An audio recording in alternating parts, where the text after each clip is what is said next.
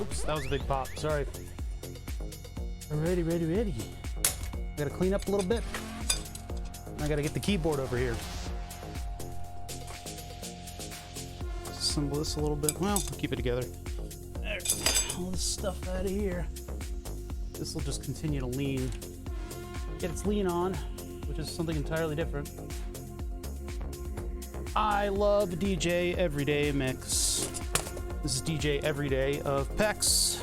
I think I might use his music more because it kind of fits the tech mood to start off streams.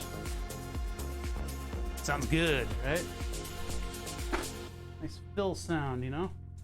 Full sound, I guess I could call it. There, and it's gone. That's it. That's all I had. Okay, let's see. Oh, this crap. Just inundated with crap. This place is a continual flowing, surging mess. Remember this thing? The 3-amp breaker?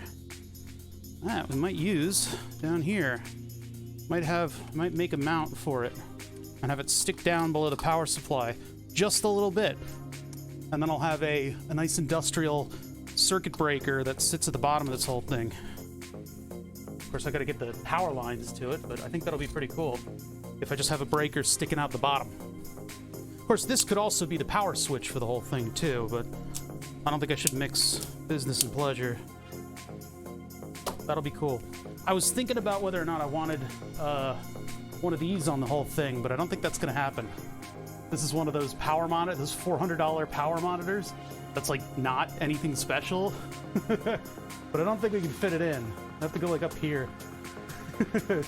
This stuff is more akin to what I want to do with Burn the Subs next, which is to turn it into a robot, a full robot instead of just a technical robot.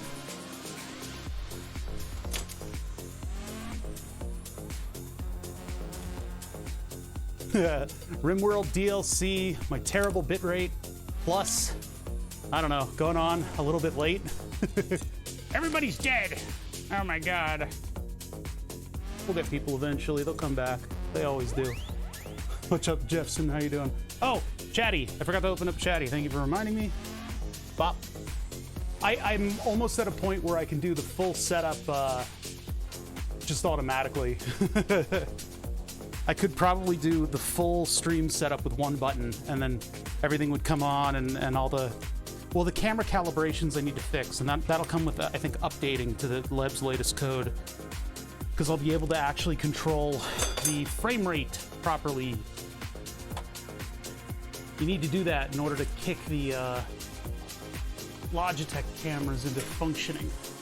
All right, here's a bunch of weird specialty bolts that came with a DJI Phantom.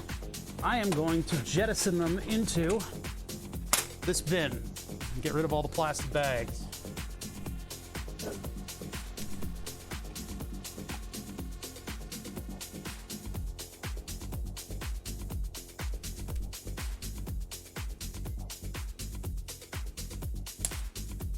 Yeah, DJ Everyday Music is a little bit more driven, so I like it as a stream intro.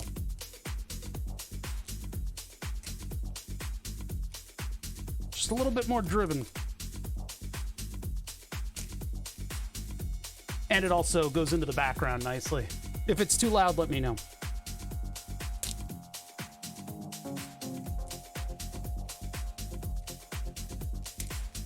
I don't know, everybody doesn't like my music, but I'm playing it.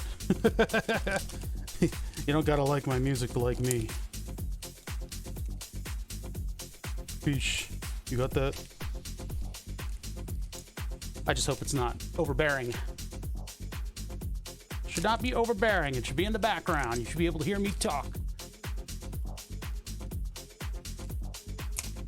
I gotta clean the desk because I want to get my keyboard out here and have it be the focus. So that's what I'm working on right now. So we're gonna have a bit of an intro today while I shuffle things around and sort of get my life together, you know? What up, Wayne Johnson? Mr. Johnson. Oh my god, there's so much garbage everywhere. I hate it down here now. I'm considering whether or not I want to stream tomorrow. I might not, just because I might spend the time cleaning up if I can break away. Every time I don't stream, I get conscripted to watch the dog, and she's good on her own. It's just, you know, she's always there, you know? She can't come down here yet, which is really unfortunate. Not that I mind her, she's awesome. What up, Tom B? Keep thinking you're the Tom B that I went to school with, but I know that's wrong. And I should feel wrong for thinking it. Gonad was here earlier and he's back. He's got a cigarette. What the hell was that? I think that was food stuff. What the hell is that doing there? All right, Burn the Subs needs its own little cup. ICUP. Actually, I could clean out that bin. Although cleaning out that bin, I kind of want to use that for like optics stuff. I don't know. I had to go to the shop for smokes. Is Boris allowing that, or is he like halting all of the everything with his new psychic powers that he went and got in Ukraine? Somebody was showing footage. It's like, this is what Boris was up to while he was gone, and it's all the shots of him like handling munitions and stuff, but then it's cut with like the times it goes and hits something and blows it up. So it looks like Boris Johnson's like piloting a jet and like shooting down fighters and shit. Oh, the memes are really sparking off, aren't they? People are getting really good at them.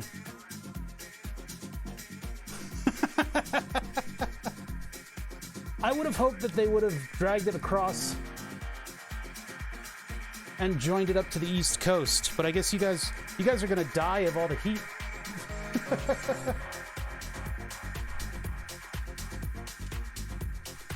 This is the kind of music that you lose yourself to in the club, and you just dance, and it's fucking awesome. I love it. I love it.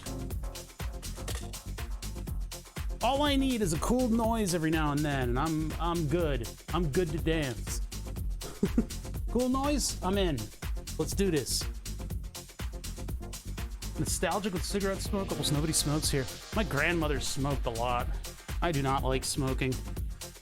You know, to each his own. It's not like it's a deal breaker, but with like friendships and stuff, but I'm not big into it.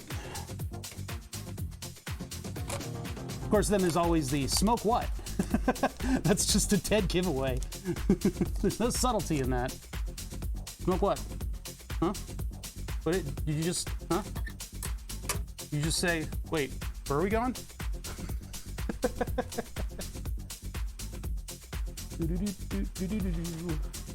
I've been getting good sleep. I got good sleep the past couple nights. I'm feeling kind of good. I'm feeling kind of good. Let's see if chat can't ruin that for me. Where am I gonna burn the subs, like tiny things that I need to get to like soon? And I need to order those parts. I haven't done that. As I waggle my finger in the air.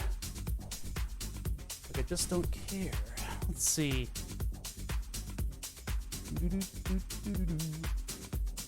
It's just blatantly repetitive music. Welcome to my world.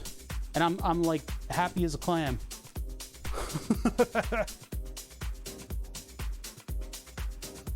I ain't holding back. I love it. I don't have any bins. All taken by stuff. Jesus Christ. Yeah, prices are incredible. I don't care because I don't smoke. I don't have to care. I don't smoke. I don't care. That stuff needs to go in the bin at my feet. Let me see.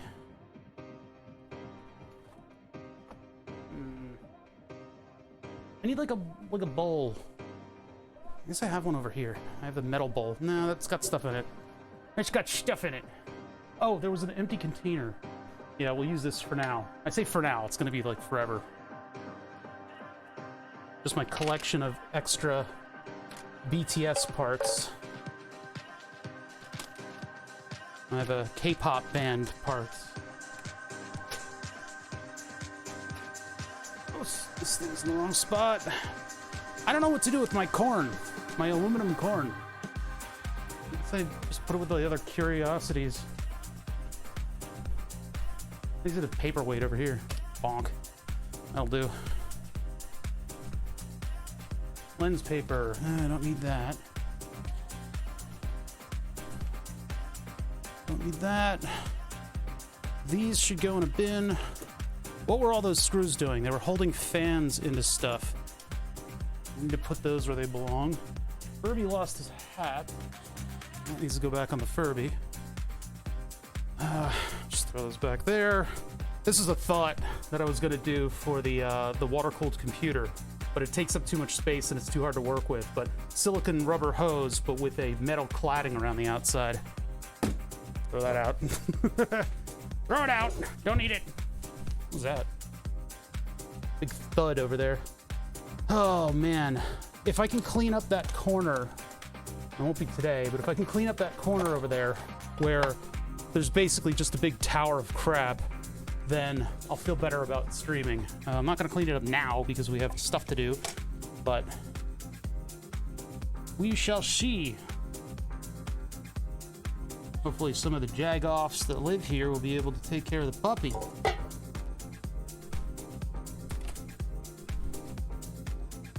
Things I don't need, throwing them away. So I think I'm gonna grow those Italian peppers again next year. They're like a full foot long, and they are delicious. Actually, they are very sweet, and I love it. They're really, really good. They're like, you know, like the kind of sweet peppers you'd put on like a hoagie, I guess. Just a slightly, at least in the stuff that I've made, a little bit more concentrated, but they're so good. So I think I'm gonna grow them again next year, which requires a lot of pots and a lot of plants. Yeah, when that stuff frays, it likes to puncture skin, which is that's not a good scene. I don't like that. I think that's why I decided against it. Don't need this, don't need this, don't need anything. I don't need anyone or anything. I'm an island. Not really a rock, I'm kind of squishy, but I am Iraq? I am an island? No, that's not right.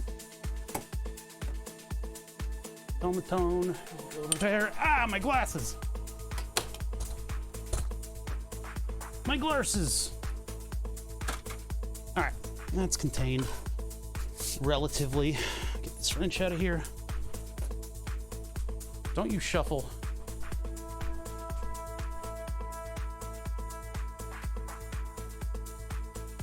Alright, looking good. Looking better, at least for desk work today. What up, Isaac?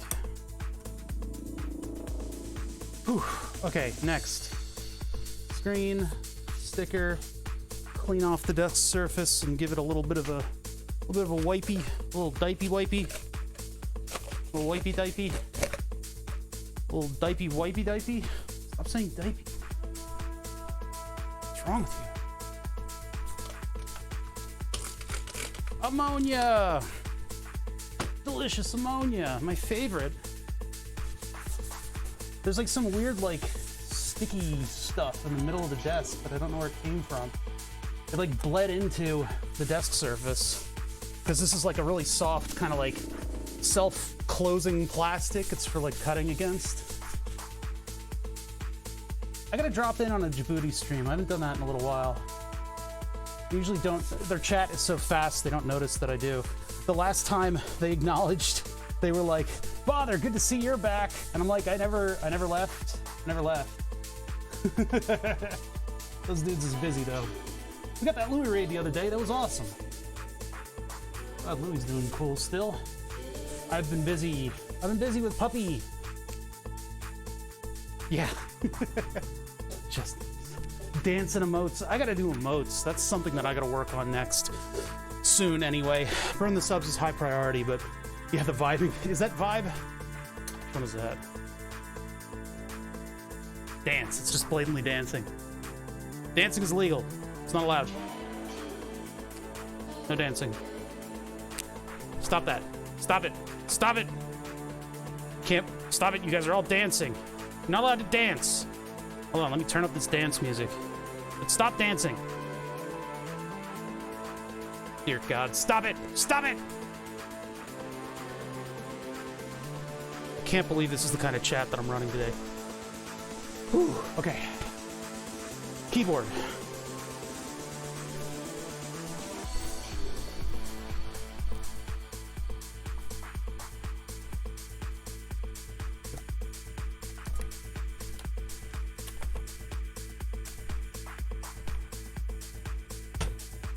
Keyboard.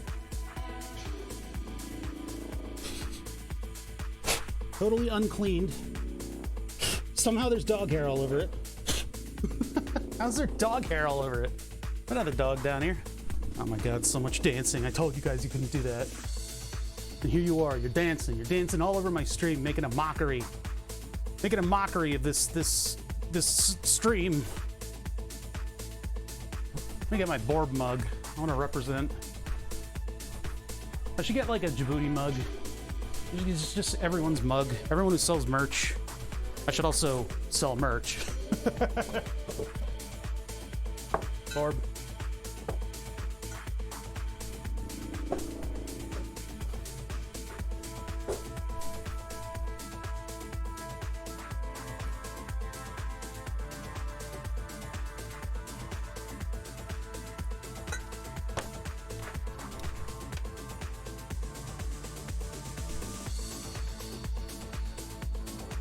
Really hard to see.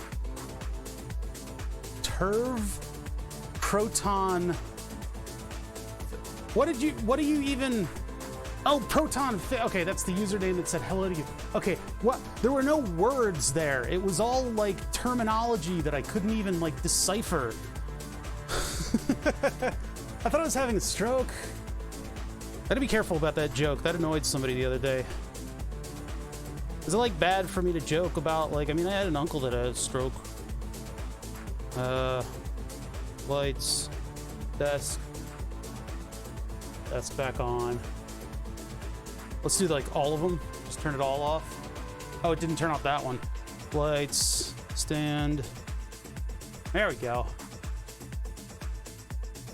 This thing's been doing me well for a while. I don't want to do multi-shade keys. I saw somebody the other day with a slightly darker shade of gray, which might have been nice in this one, but I kind of like it. These are very, very clear, so the location of the LED lights up quite a bit, and so you get a weird, you know, like caps being written like in giant cartoon letters. Same with some of these. The edges don't really light up much, but I like it. I've had a good time with this keyboard, and I haven't really done anything to it since we last left off. So I gotta remember how to program this thing at some point today. I want to get the LCD working. But yeah, this is my code 10 keyless, and we did some crazy stuff to it. I need to get the UV glue. Get the UV glue, because we're gonna glue down some of those wires. Now that I know that everything works, right? Well, where did the glue go? Oh, there it is. UV glue. Get a syringe. I'm gonna need this guy. My ultraviolet light. Whoa, look at all the sperm. Right, put that down there. Go dish. And then let's see. I need a syringe. Luckily, I'm diabetic. I've got a whole bin full of the damn things. Big syringe. You gotta get a cap for this thing.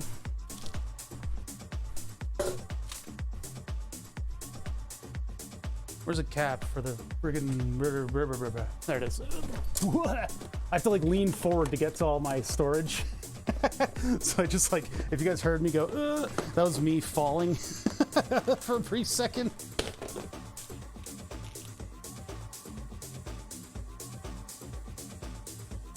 Oh, this is like a Sark emote, of course. This is like weird sex dungeon music now. Okay, are we done with the sex dungeon music? I might pop ahead on the mix. Getting bored. Oops.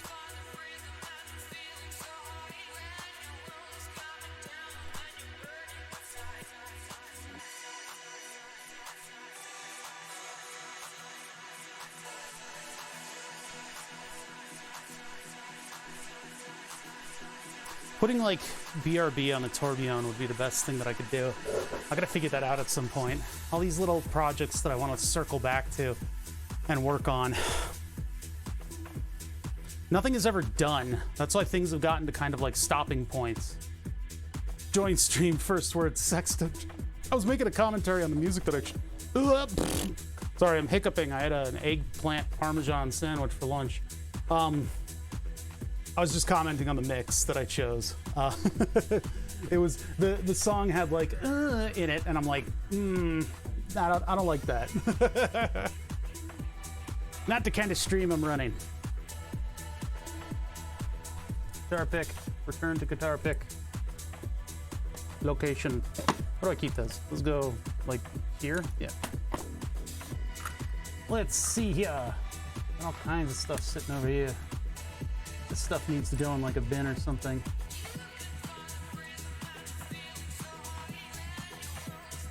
Like I don't use the wireless wheel module. What the hell? There's like, what the fuck? What's going on with my desk surface? Is that like paper towel stuff? Whoa. A little white stuff. You ever followed stream of Juladay 97? Similar project, mech keyboard display and things? No. I don't, listen, I live in a mayonnaise jar and I like it here. I keep myself sequestered from most project people. There are a few that I do watch occasionally, and it's not good for me because I'll take on, like, even just like fractal storage is something that Flatulent Gonad said. I copy these things, and while that's natural, I'm trying to be my own thing, which is a little pretentious of me, but I don't, that's why I don't watch these other channels. So check with the UV light. Good call. It's the UV light does dick. I don't know. I don't know what the hell it is. It's like, no, it's not paper towel stuff because it's not wiping off. It might be like something else on the surface. Or maybe, I don't think but the Windex has never reacted with this stuff. The Windex has never done anything like this. I don't know, it's really weird. I'll just live with it for now. Maybe I need to like oil my plastic, rub peanut butter all over it.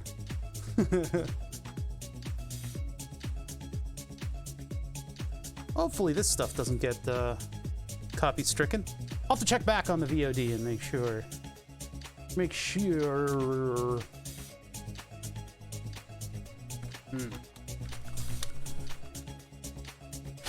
This thing should still be a little clean from the last time I did this.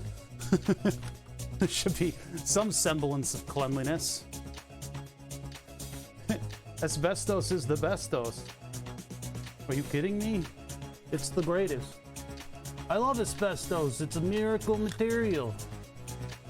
What a time to be alive.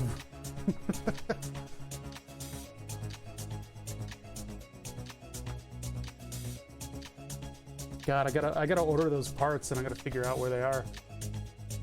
I don't want to order them from Alibaba, but if I don't, then I'm probably not gonna like use them until December anyway. They're gonna get here in December. Like, I gotta wait till December to get parts? Jesus. I guess that's gonna come before we even realize it. That was my 39th birthday.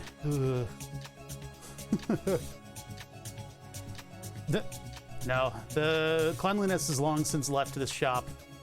It does not exist. It is an unachievable goal. But goals were never meant to be achieved anyway.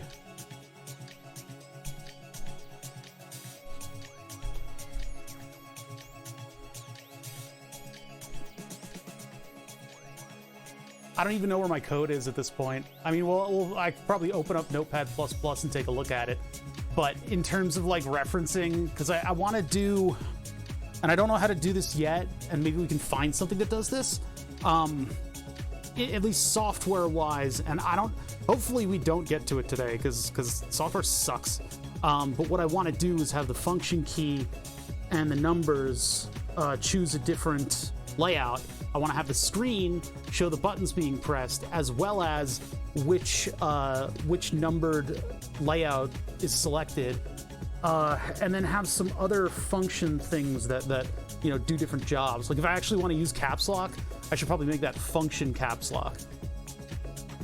I have no idea how we can get the onboard LEDs to work. I need to make a program that does that, but making something that comes to that program and activates those pins and then the loop happens, I don't know how you do that. It seems like it was relying on like a PWM constant output engine, and it would select whatever power source first, second or whatever. I have to hit the, I have to clean off that arrow key. There's some smuts on it. I'll do that later. Do that in a minute.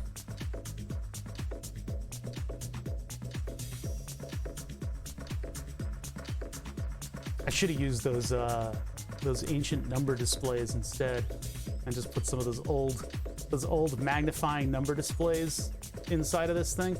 But then you'd have like a cryptic number. Oh yeah, the other physical thing that I want to do is put a reset button here. So I may need to cut out a little bit of plastic on the underside, but I can put a tactile switch there, possibly tape over one of the pins for these switches that were supposed to be here, and have one wire go back to the Raspberry Pi Pico that will reset it. Not just reset it, I mean allow me to go into programming mode, because the Pico is weird about that. You have to hit that button in order to upload code to your keyboard. But yeah, I wanted, also the function keys, I wanted to be able to scroll through whatever visualization is on the screen. So I'd like to have like keyboard or, Bongo Cat and some of the other stuff on there too. Not really. No, it was exploring, what is that system again? God, what is it called again? God, I forget everything. I forget everything we did with the keyboard. Basically what happened was I spilled crap on my keyboard and I broke it again. This time it didn't come back. So I took control of it using a couple muxes. Code in the design of this keyboard has separate, they basically split home row and have separate keys in the middle as well, so that it's not just a grid for this whole keyboard. I don't think there's any particular advantage to doing all that work, but it is unique of code to do that, so that when you're typing, it's scanning faster, the keys that you're hitting. The keys you most often hit are scanned faster.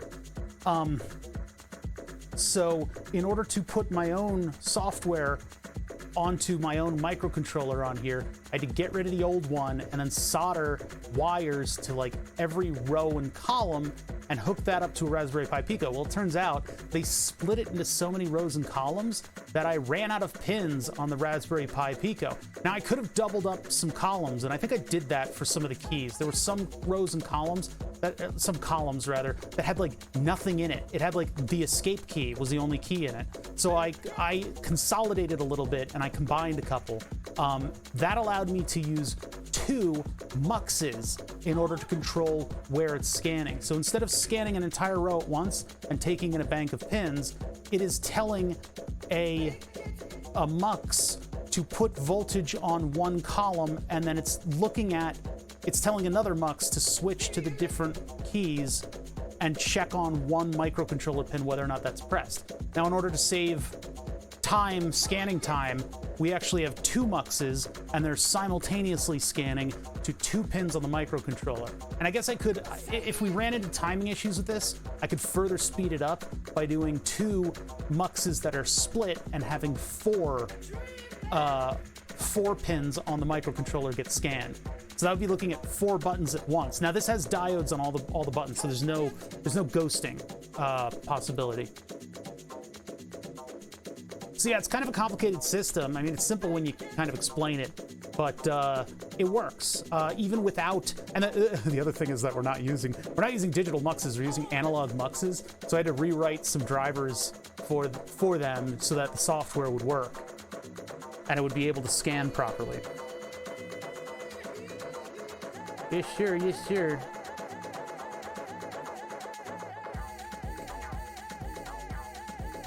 Oh my God. Ah, my music got stuck. A little too repetitive. We're not in a club. Stop it. Stop it. Ah.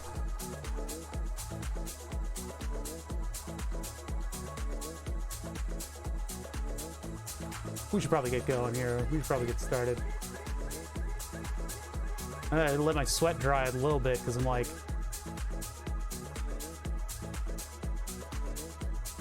I'm a little warm right now. It's not so simple when you explain it. It's just rows and columns, right? So when you have a keypad with a lot of keys, you split it into rows and columns, and that way you don't have to pull each individual pin, right? That's like the easiest way to reduce the number of pins. I mean, the easiest way is that each button go into the microcontroller on its own. That's way too luxurious for a keyboard. So, I mean, you could do that if you had like a bunch of port expanders, I guess. That'd be a waste of port expanders, which is why we use muxes, because that way we can have rows and columns go into the muxes, and it can take 4 pins of the microcontroller plus another 4 for addressing, turning the different, switching the different lines. We're using analog muxes, so they kind of act like a switch a little bit. They're slower, kind of. There's a capability there that we don't need, which is in replicating the voltage on the switch. We don't need that. We just need a 1 or a 0. So, I mean, maybe we could have used like logic gates or something like that to make... There's also digital muxes. I could have just gotten a digital mux. But even without that, they're fast enough that I'm not noticing any lag in hitting keys. Yeah, similar to how touchscreens work. Yeah, because you don't... I mean, the human interactivity timing is like ridiculously slow. When we look at microcontrollers, and I'm looking line by line to see what's going on and what my thread is doing and how it's interacting with the world around it, the timing that I'm talking about saving is so infinitesimal, it's tough to actually conceptualize. When you're talking about a human input on a system, they are slow. We're like hitting a button for like an eternity, right? So when you do those breakneck timings and then you have to interact with a human being, it can be kind of jarring. But like my impression was, oh my God, this keyboard is doing so much. It's running an LCD. It's looking at USB, like keeping USB connected and communicating with a computer. It's doing like LED stuff at the same time. And then it has to interface with my muxes in order to get key presses. There's not enough time. That thread has to do so much in the meantime, and there's not like a task scheduler on the keyboard. How is it going to have time for that? And then it turns out it's fine, because when you hit a key, I mean, it's so slow that the thread is able to go through it multiple different times, which is why debouncing is necessary. Debouncing is necessary because in the billionth of a second, not billionth, but in the milliseconds when you hit a button, you're fighting a spring, and the contacts are partially contacting for a millisecond, which is this fast. You should have seen it. I snapped my fingers. It was very quick. But in that timing, you're sort of on and off the contact. And so you need debouncing so that your microcontroller goes through and says, oh, you press that button? Oh, you press that button? Oh, you press that button? Okay, that was long enough. Now they've pressed the button. Or it goes, oh, you've pressed that button. Oh, you pressed the button. Oh, you didn't press that button. That you need that, or else things get weird. Yeah, you can use interrupts for direct inputs to a microcontroller, because then the microcontroller goes, stop the thread, let's do what they want to do. That's really good for like controller inputs and stuff sometimes. And of course, like certain sensors and things like that. Like it's tough though, because if you have a microcontroller that's not doing a lot, you really don't need to use interrupts on it. You can get kind of spoiled by ripping your thread away from what it was doing. And charging. Make sure my insulin pump / phone is charging.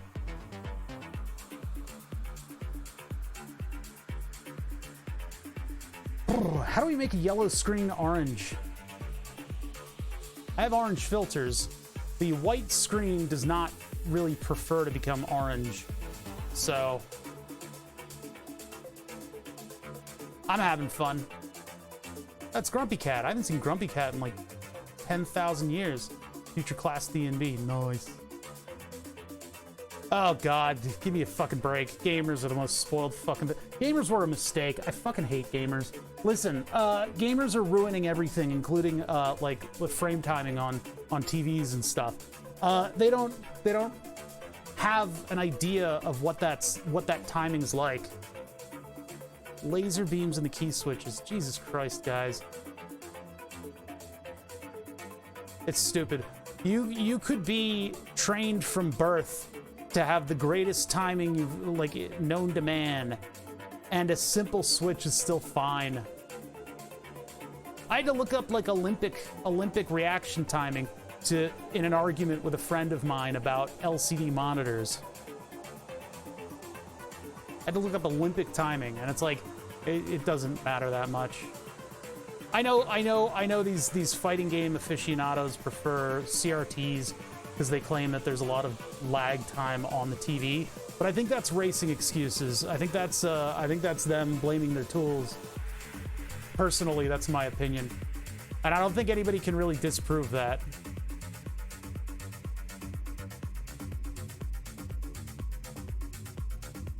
I'm somebody who works with microcontrollers and the human interaction layer with microcontrollers, and I can tell you right now that people are slow as fuck, right? No, I don't. The human eye. It's not about like a frame rate that the human eye can sense. It's about movement. That's about movement. Everybody's arguing at the wrong thing. The human eye can't see over 30 FPS. Shut the fuck up. That's not what it is. It's how you interpret the movement. Fluorescent cycle is 60 hertz, so it's slower than that. Yeah, but when you move your eyes, you know, it's like these tail lights where they pulse the LEDs on the tail lights. But if you shake your eyes, you can see dot trails from them. That's what I'm talking about. It's different because we're not. Listen, we don't work with frame rates. We don't have frame rates. That's not how our body works. We are a mostly pudding lump of meat and electricity that has chemicals squishing about in it. And depending on the balance of those chemicals and the electric signals inside of those chemicals in the function of waves, that's your body processing information. And then that meat squish has to get all the way down the meat squish tubes, all the way to the muscles that then microscopically have to pull against one another in order to pull on a very taut piece of like basically wire that's going to move a squishy support structure in a particular way. Like we don't have frame rates. That's not how our eyes work. We have blood going to cones and rods that will eventually send a signal via neurons. Noticeable lag in most TVs unless you enable gaming mode, because TVs do a lot of image post-processing. Well, okay, the first thing I do with any TV that I ever buy is disable all that bullshit. All that post-processing is fucking stupid. That frame interpolation is a blight on society. And any moderately functional LCD monitor is gonna have so little delay on it. I'm telling you right now, you're not gonna notice lag. It's something else.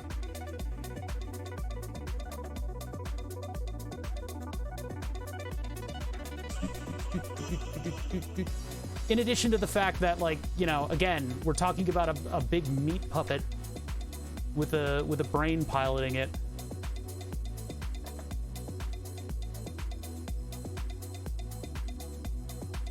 And I know chat wants to pull up every single source to prove me wrong, and I just don't care. I just don't care. What I'm trying to say is that people are going at this sort of like, what frame rate do you need to play a fighting game properly? I don't think they're coming at it at the right. TV specifically, not LCD technology. Yeah, what is up with TV manufacturers and their love for frame interpolation and stuff like that?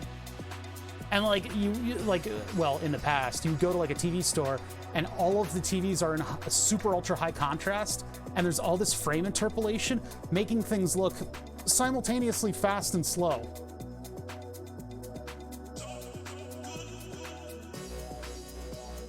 That's like kind of an electrical cycle in the brain. You can't exactly, it's hard to conceptualize. We don't know precisely how the brain kind of works. We know things about it. We know, you know, we can measure stuff about it, but you can't exactly get a baseline from the brain. You can't turn it off, measure it, and then turn it on again.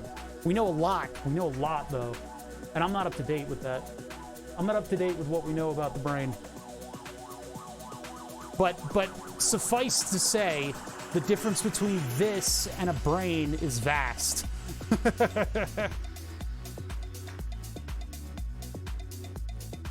Something is clicking. What the fuck was that?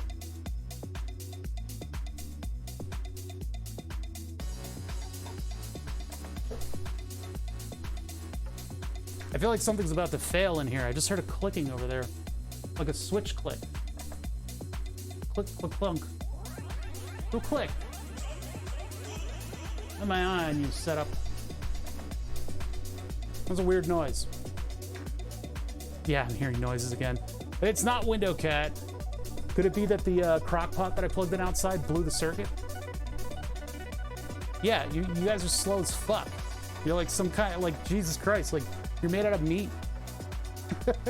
You're made out of meat that you boiled down with acid and reconstituted on a cellular level. It's like you're not good at hitting buttons.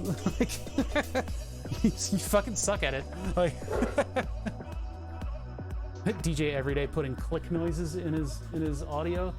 I don't think so. I think he holds himself in a slightly higher regard. What could be clicking though? It really did sound like a switch clicking. The voices. Shut up! you shut your stupid chat text. I gotta clean up the corner before tomorrow. That's gonna be tough. I would like to do a nice long tomorrow stream, but anyway, let's get going here. Let's get started. I mean, I can rant about how wrong people are about everything all the time, and then get all these dissenting voices that'll move chat and give me a better look if I try to get sponsors, but I don't really care about that. I just think it's so stupid that people argue like that the human eye can only see at certain frame rates, or that there's massive delay on LCDs and you have to have a CRT. I think that's disingenuous because current technology, even a couple years ago, was very fast, and we're talking about Olympic level timings. So, and again, you're assigning the wrong units to the human body. How many FPS can we see? That's not how it works. That's not how it works. And I'm sure if you boil it down, it would have some kind of a completely alien, like you don't see everything at once. You interpret in an area, and then around that, or whatever's moving or whatever gets the rods and cones to react a little bit differently. And it's not frame.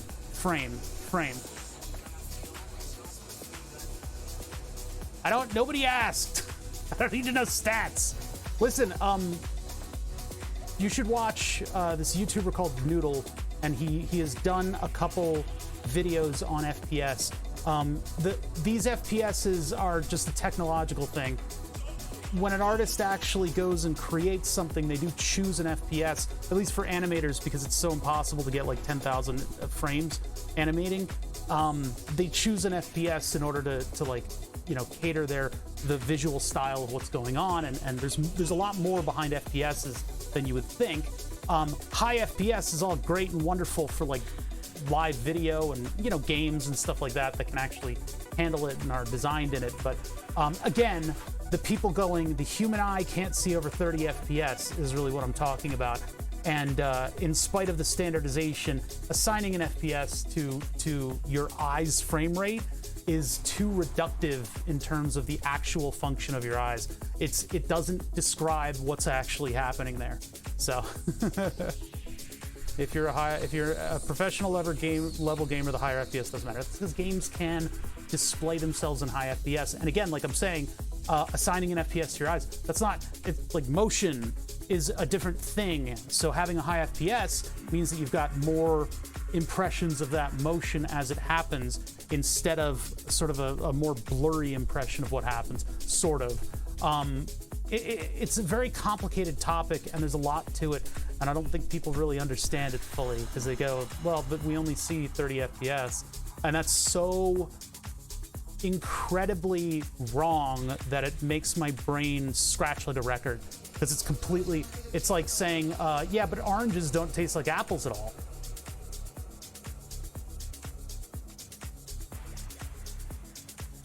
It's important in VR because your head has many little tiny micro movements that you're unaware of, and watching VR is like that too, because when you watch somebody play VR without the proper filters and observers on it, their head is moving around a lot. And what that translates into is, in order to see something stably, your eyes are moving a lot in order to compensate for the VR player's micro head movements. And those micro head movements, without them, the user can get sick, because what they're feeling from their inner ear and what they know about their head moving, that is not translating into actual movement, and it creates seasickness. And so they throw up and everybody laughs. But when you watch VR streams, oh my God, I hate it. Because your pupil is doing all that work to try to see what's going on, and it's like moving it more. And so you're just like, oh, my head is tired. My whole head hurts. As a gamer, people aren't understanding what I'm even saying. They're just talking about like, oh, I need higher FPS as a gamer, father. Did you know that? That's not what I'm talking about at all. I'm not even arguing for lower frame rates. Oh God. I'm saying everybody's thinking about this the wrong way. Ay, ay, ay. Lag on my head tracker adds a slight delay. Oh my God. Yeah, I would imagine that. I have one of those head trackers, and I had a cap that I would wear and use it. And it was a little weird. I mean, you kind of have to think about like moving your head as like a controller, as not actually moving your head. Yeah, I don't remember getting ill from the head tracker. I think it worked pretty well. But yeah, what I would do is I would keep my head front and center, and then when I'd look to the side, I would still be looking out of my side eye at what I'm looking at in the center of the reticle. So like as that center moved around, it would basically be like, look right, look left, look up, look down. And I would just control it with my head instead of having it look like a portal into another world. Profit from higher FPS? Huh? Yeah, no, listen, my argument is that the human body does not move that fast. Your highest level professional super gamer is not going to see a difference between laser switches and regular buttons, aside from the fact that maybe they could put a much lighter spring on it, and that way you'd get over the mechanics faster. Other than that, when you want to hit an input, you're hitting it so slowly, it just, I can't even communicate this to you guys. Like, you could train your entire life and be the best in the world, and you would still not see a fucking difference from snake oil that they're trying to sell gamers, because gamers are a blight. Anyway, fucking hate gamers. All right. Mantis Shrimp Simulator? Oh, that is a game, isn't it? Okay, Jesus Christ. All right, keyboards. What are we doing today? I have like 1,000 things that I still want to do to this keyboard, even though we got it working. Like, it's working, right? Like, I have different brightness levels. I can do plus and minus with the brightness levels. I can make it jitter. You guys can't really see that, but you kind of can see it. It's kind of like jittery right now. But yeah, I got brightness levels on this thing. Pretty cool. It's pretty sweet, you know? I can turn it on and off. Cool. That's pretty much all it does right now, right? That's all it does right now. I would like to put more stuff into this, because this is our keyboard. I mean, we're using an open whatever it is. What is it called again? What software do we use? I don't even remember. Anyway, we're using the keyboard software, whatever the hell everybody loves. This is a code 10 keyless that I spilled. QMK, thank you. We're using QMK on this thing, quick mechanical keyboard. I spilled too much shit on my code keyboard. I had the black keys on it. I replaced those since then. By the way, I never buy expensive keycaps. I buy the cheapest thing that I can find on Amazon. And for this upgrade, I decided to go with gray, so it'd be gray on black, and I think it's pretty cool. I kind of like it. With the orange illumination behind it, I think that's pretty cool. The code 10 keyless just has LEDs behind the keys. They're not RGB. So I don't need to worry about a lot of the different RGB management. Unlike this stupid thing, which is actually wireless, the keyboard that I use for streaming and programming, This thing actually has RGB behind every key, but you don't have control over it. I don't know. It's stupid. It's like a tiny little keyboard. Why do I need all that stuff? Anyway, why a mechanical keyboard bother? Why don't you just use like one of those projection keyboards so that it's projected on the desk and you just put your finger kind of in the area and it might hit the right key. I use a mechanical keyboard because I like the nice chunky clunk when you know you're hitting a key. Bada bing, bam, you hit it. I come from the 80s, at least somewhat. I'm used to this kind of big clunky interface, and I like them. I think it's nice to have a big heavy keyboard that you can kind of hammer away at. I use 10 keyless because it gives me space for the mouse, and I'm not good at hitting the numpad.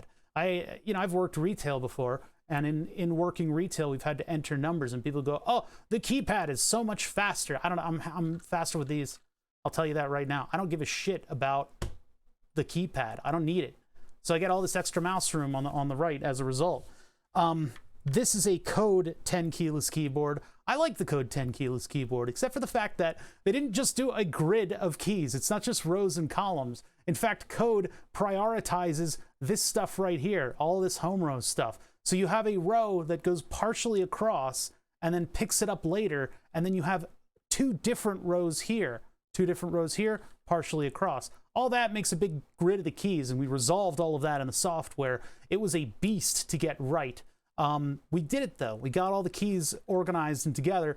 It was an absolute mess. If I were to wire the rows and the columns directly to the Raspberry Pi Pico that I'm using to power this thing, I would run out of pins. I would have no more pins for any other features. So what we decided to do is use something called a MUX.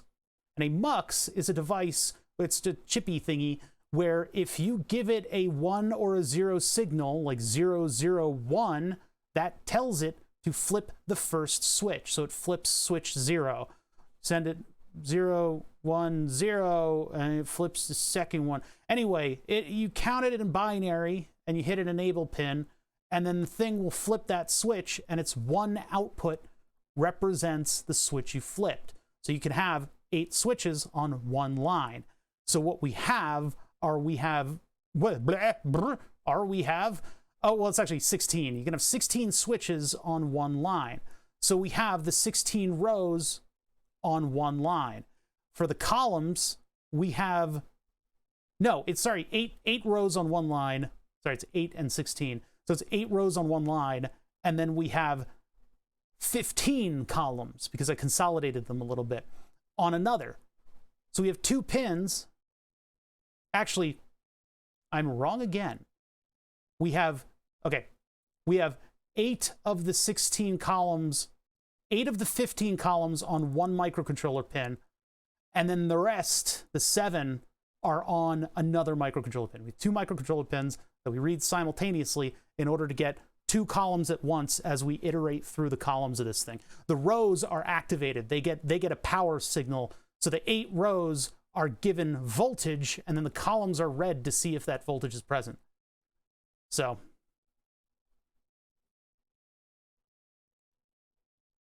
anyway, so that's how we did that. Now, the thing about QMK is that there are drivers for everything except for exactly what I needed. So I had to go in and I had to write the logic in the microcontroller in order to activate all the rows and columns in the right way. And you need to do that by following their instructions on how to get your own custom matrix running. And there was a little bit of weirdness in that.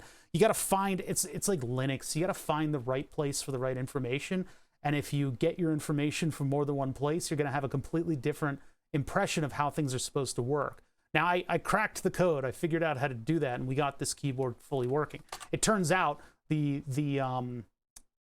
muxes are not too slow. I thought they would be too slow because they're analog muxes. They're designed for, like, if you have a bunch of like analog sensors and you want to put it to one pin, you can switch between 8 of them if you want, and you can put it to that one pin and get an analog reading on the other side.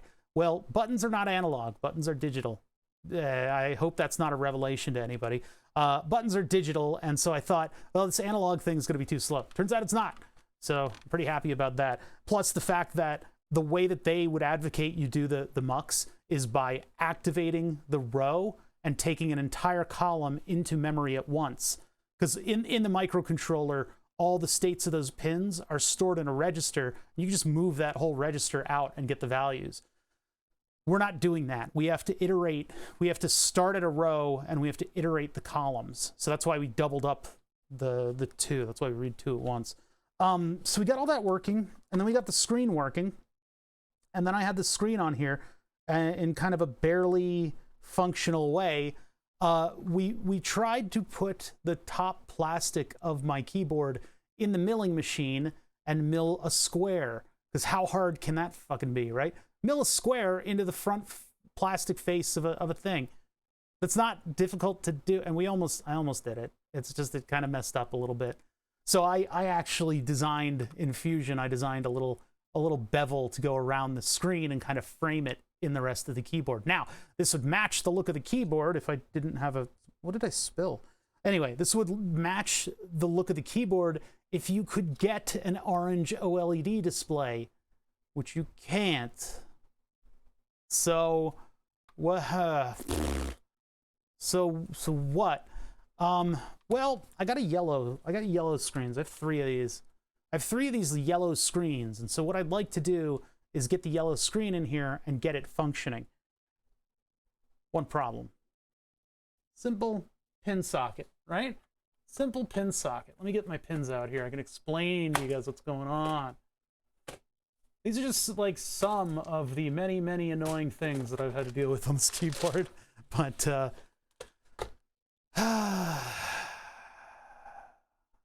they make them different colors. Listen. Know that I know what I'm talking about.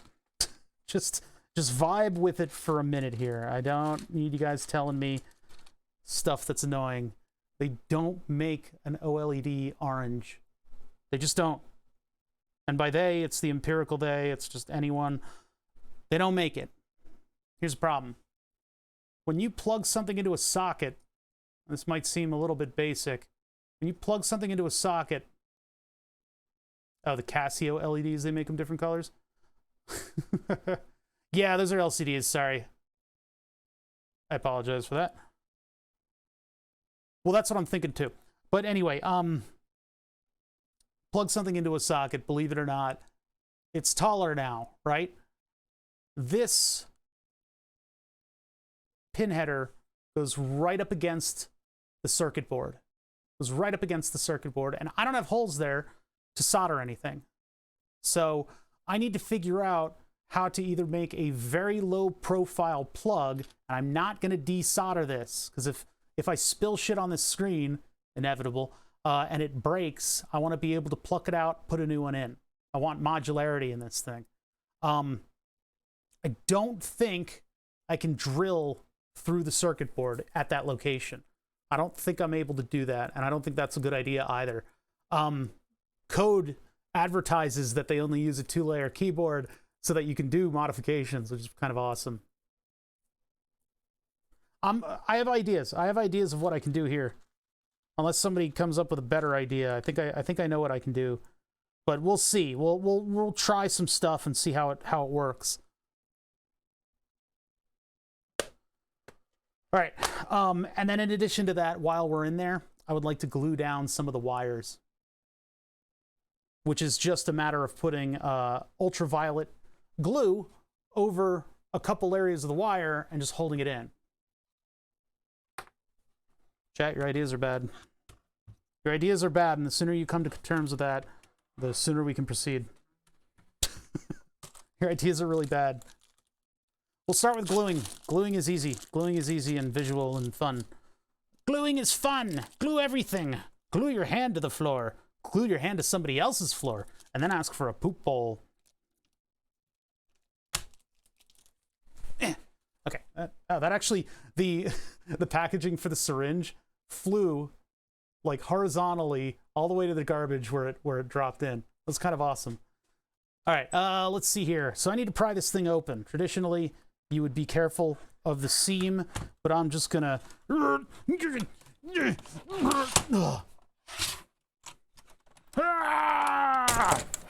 Got him. Can you tell that I'm able to get into my keyboard in an emergency and dry it out? All right, so we need, first of all, to unplug this without damaging it.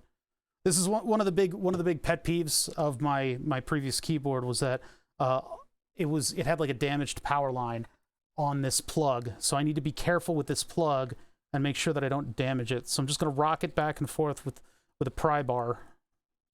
Careful not to like distort the plastic or anything. The problem with this is that when this unplugs, because it's horizontal, I'm gonna scrape my hand up against the keyboard and cut my finger. Because all this crap is through hole, and through hole leaves a little sharp nub behind.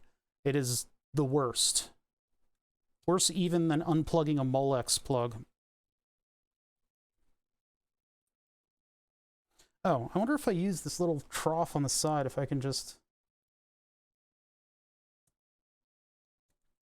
Jesus Christ, this is like... Everything about this hurts. I need like a special tool in order to disengage this. There we go. There. I don't want this to break again. All right, so let me get this stuff out of the way so we can work. And then, yeah, you can see my craftsmanship here is like all over the place. This thing here, I'll show this on the microscope. I will show it on the microscope. I'm not sponsored by WASD, by the way. I'm just not.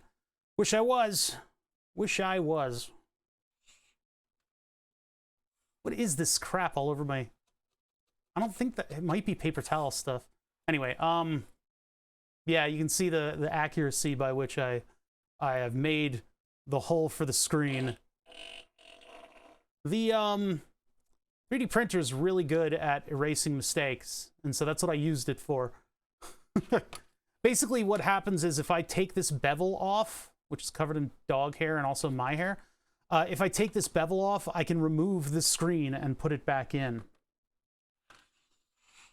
But without a socket there, I don't know what I can do. You know, I can't quite do that.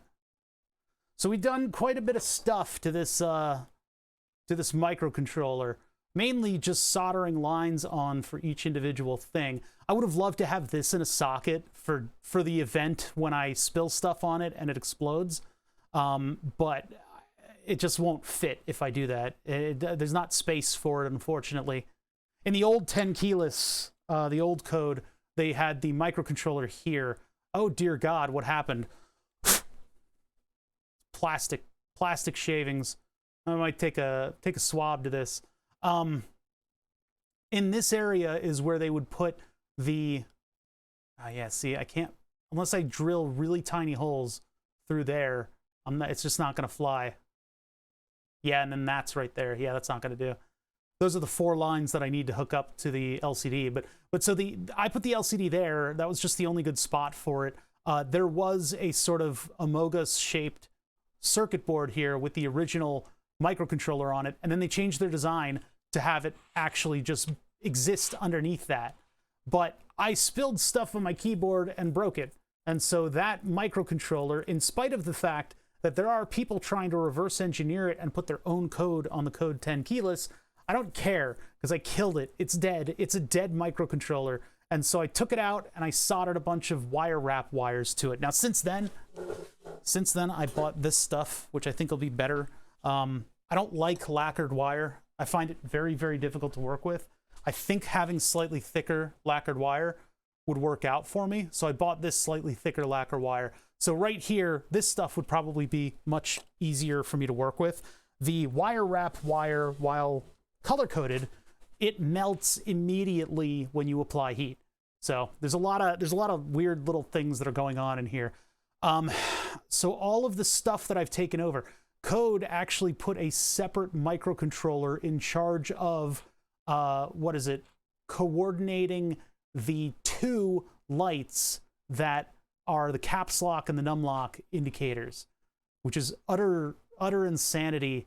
I think the reason that they did that was because this microcontroller also does all of the executive functions of the keyboard. It will read stuff and put things in different modes, and then it will reflash the main micro like for a factory reset. And there are our muxes. I dug out the ground plane and put the 3 muxes in a line like this, and then we had to coordinate all of the pins going to all the stuff and where they communicate with and go back to this microcontroller. Now those 3 transistors, those are responsible for you know, I forget why we put those in there, but they got a purpose. They're there for a reason. Those are going to be a huge pain in my ass if I have to replace the micro, which will inevitably happen. I mean, there's going to be a time when that happens, and I'm going to be a very angry person. But yeah, this is what I did with the keyboard, and it's been working since we did this. We did a little bit of the soldering on camera, and then we put together all the software on camera, and yeah, that's what I've got. But all this tape, I would like to instead have glue. I might keep this piece of tape because I need to. If I ever need to move this, it's only like Velcro taped down. So now you don't need to go through all this to make your own keyboard. This is just because of the weird matrix that this keyboard has and the fact that I'm taking over from this microcontroller. In fact, I could have gone to these much more solderable pins like you know, this one here, and soldered to that. That would have been much easier. And to give you guys a sense of scale, here are my giant fucking nubbly hands. So, but yeah, not a lot of other mods. I mean, I have desoldered all of the LEDs and soldered my own on. But I would like to get up some of these pieces of tape and work some glue onto these things. So in order to do that, I need to get glue in a syringe so that I have extreme control over the glue. This is what the glue came in. It's for nails. It's just UV activated glue.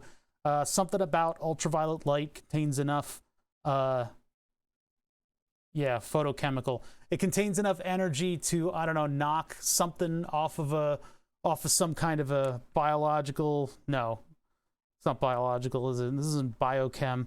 Anyway, it contains enough energy to knock something out of the something, move something, carbon something. And what that does is it causes an exothermal reaction that then sets the acrylic glue.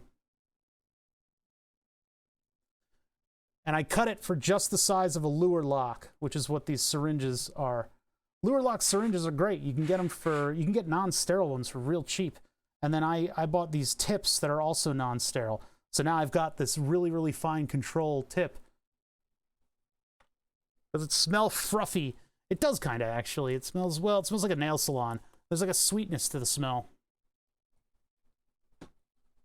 Oh, and here's the LCD. So this is a white LCD module. You can see that the pins go right down to where I'm taping this thing. And I just have it attached with double-sided tape. That's why I need to modify a connector so that it plugs basically flush with these and doesn't come out of the other side. I need something that can like slip onto the front. And we'll explore that in a minute. I just want to make sure that as we're working with the keyboard, I'm not destroying all of my wiring, because, you know, it's kind of fancy wiring. So first one's first. I want to put a big bead of glue up across here. There we go. Tweezers. I already lost my tweezers. There they are. Bop, bop, bop. Am I all up to date on everything? Yeah, cool. Cool. How's everybody doing today? Welcome to Friday. We're doing projects that don't stress me out. Projects that make me look cool, like something that I've soldered. There's multiple layers of Captain tape here.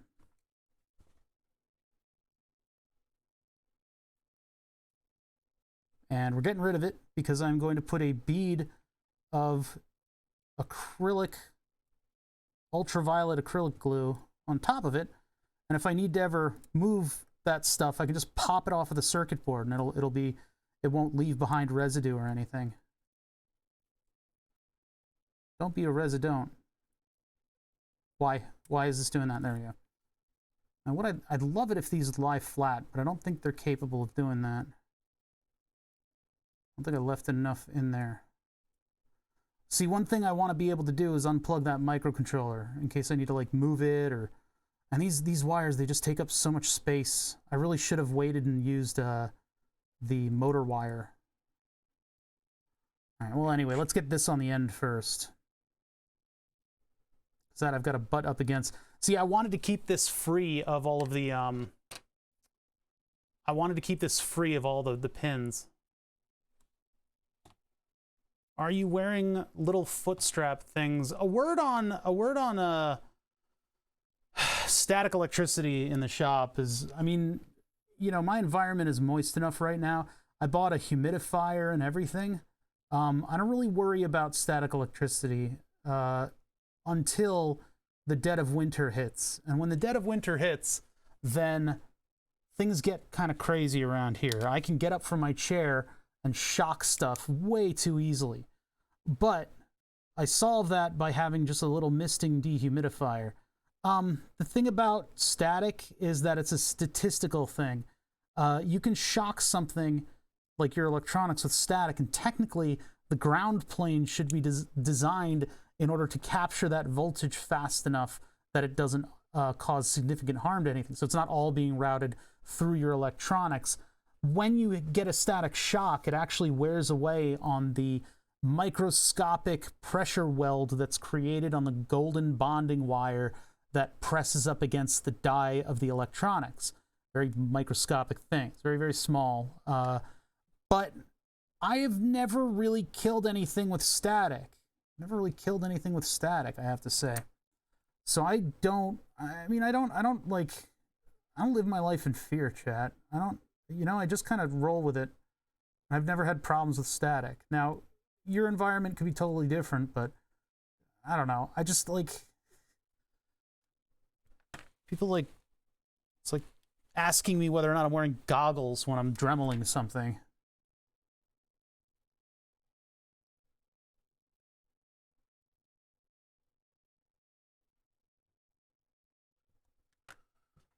That I have to move the entire syringe out of the way so that it doesn't activate.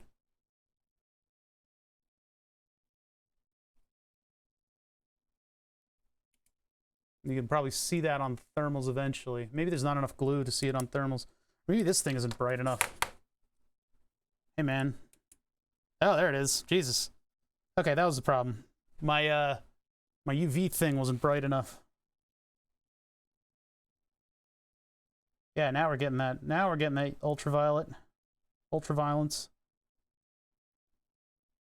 I'll put another one right there, maybe. Because that, if I brush that wrong, that's going to come off.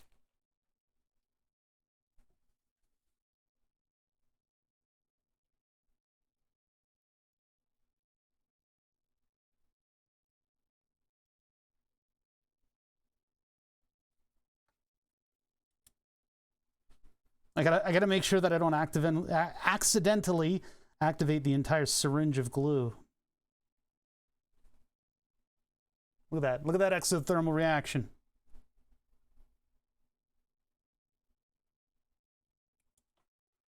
Okay, so this leaves behind just like a nice glossy plastic sort of glue that can just be pried off. You can just pop it off of there if you need to.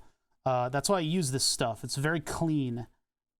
And it looks nice. And if you have to do a professional board repair, you can do it with this stuff. You can basically lay down a line like this, and then you can glue over it. Like if you do like a motor wire, or you do like a green one of these guys, and then you glue it down, it actually looks pretty professional. And so if you need to do like a bodge job on a final thing, you can actually get away with it with this stuff.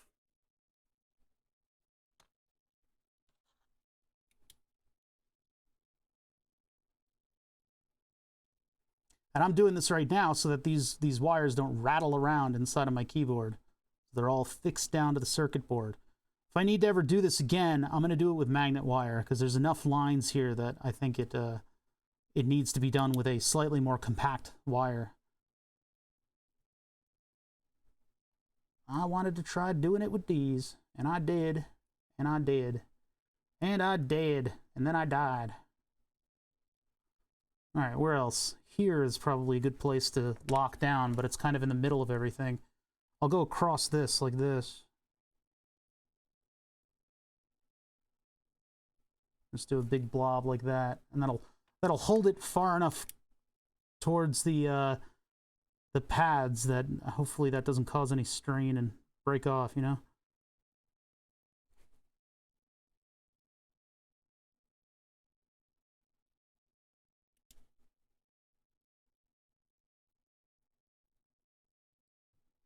All right.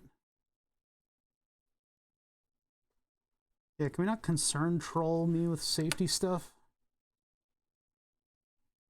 I've been doing this for a long time, chat. I know what I'm doing. I think you would get a little leeway with these people. And go across here.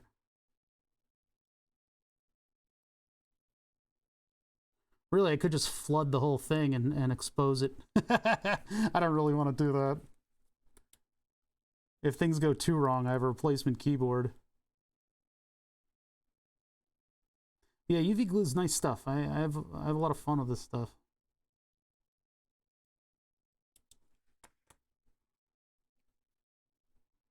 Let's go and peel this off. We're just laying down some support for everything. You gotta be supportive, chat. You're not very supportive.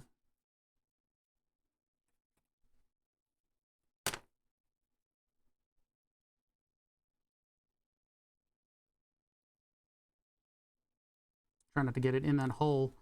Need that hole. That's where the wires go up to where the LCD is.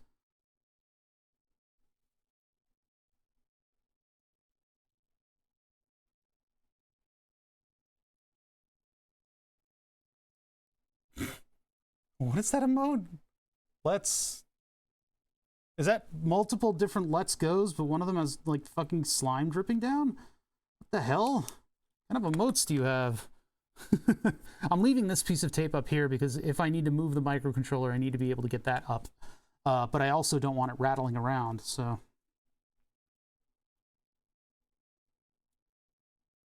Part of this is just a safety for my wires so they don't accidentally rip up. Ah, shit.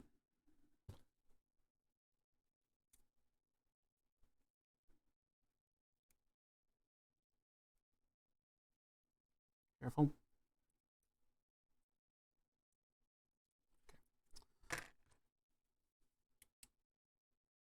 I just don't want it to get to the syringe and harden it.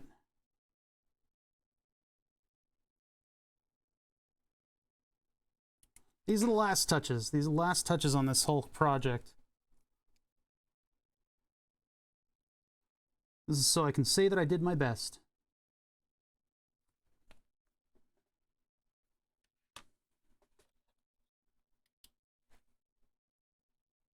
Not a bag of Milky Ways. Hey, how you doing? 21 months. That's a lot of months, man. Thank you so much, Not a Bag of Milky Ways. Still on the fence about what you are, though.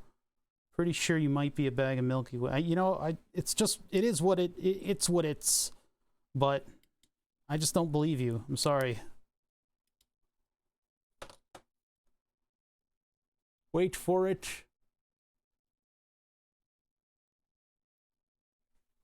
What are the what, huh? What are the 3 chips? Hold on. What are the 3, where is it? What are the 3 chips doing, draving, doing, draving the LEDs? What are you talking about?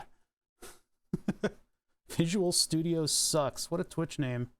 What a Twitch name. I don't have any strong opinions about VS.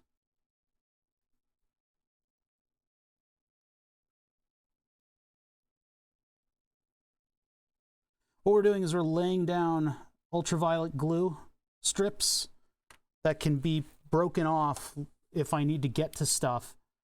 And its design is to keep the wires against the board, so that if I move the keyboard around, they're not going to rattle around inside. I need to keep everything connected. What are the 3 chips doing, driving the LEDs? Yeah, most of the transistors that you see are driving just LEDs on the board. I think... I'm actually not sure what these 3 are doing versus these 3. I think maybe I took the signal before and I put the 3 switches up here. Because there's R, G, and B. And I guess these... Oh, you know what? These are inverting the signal. These are pulling it differently so that we can activate those with 3 volts instead of 5. because this thing will blow up if it gets 5 volts, and this thing operated off of 5 volts. So we needed to do like a little bit of a level conversion on it, and so that's what those are doing. That's what those 3 are doing. They're switching grounds, I think, so that we don't switch 5 volts into our microcontroller.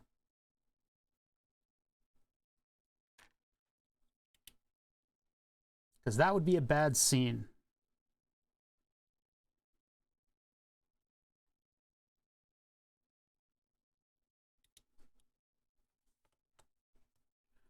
All right, and then I think, I don't know if I really want it here. This is too busy. I already have a little bit right there, and I think that's holding most of this down. That should be okay. I don't need it to be completely and utterly locked down. I should put one right here.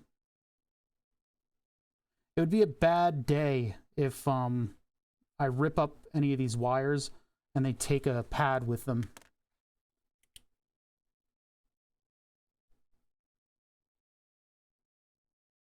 I really should have done this with magnet wire, though. Magnet wire would have been way cleaner. Way cleaner.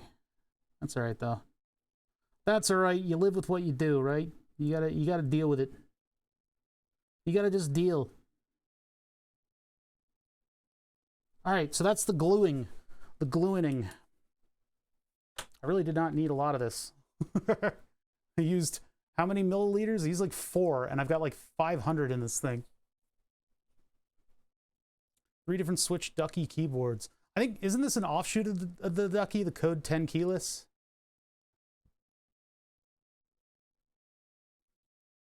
These have nothing to do with the LEDs. The muxes are dealing with switching the rows and the columns to singular microcontroller pins. So I have 2 pins that are sensing what everything's doing. I don't know if I want to... No, I think this is good. I think this is all we need. It's just I'm afraid I'm going to like catch a fingernail on this and then rip it apart. Master the art. Rip you apart. I should do one up here. Nah. No, I think this is good. I think we're done. I probably overdone it a little bit. Step 2. The next thing that I want to do. By the way, all of that UV glue, this stuff, this is dead. It's just dead. You can already see it's a little bit warmer than the outside world. I think the LEDs that I have on the shop are exposing it ever so slightly. And I don't exactly have opaque syringes. At one point I put Captain tape around and that helped it out, but this whole thing is just a fucking write-off. Goodbye. Goodbye. Oh wait, this is in low mode. There we go. That's high power mode. Goodbye. Goodbye. Goodbye, syringe full of UV glue. They always just harden afterwards anyway, so. Syringes are cheap. Ah, that's actually kind of warm.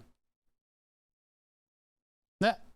There's like a tube of glue in here. I'm gonna continue the tube. This is how what is it, SLA or whatever? Printing? How it do? All right, anyway, this is done. I can't put the syringe in anymore. Nope, not working. Ugh. I built a structure inside of it. Okay. So, next step along our path. Now that we have all that stuff secured, I'm a little bit more comfortable flipping this thing over. Wait, I was going to do something else. Oh yeah, now that we've got it flipped right now, I still need to put a switch in here. This reset button is the means by which you add code to this microcontroller. I have the D plus and D minus, that's these 2 wires right down here. That's soldered, so I have access to this USB. This is what's connected to the computer. But this reset switch does not really have an output.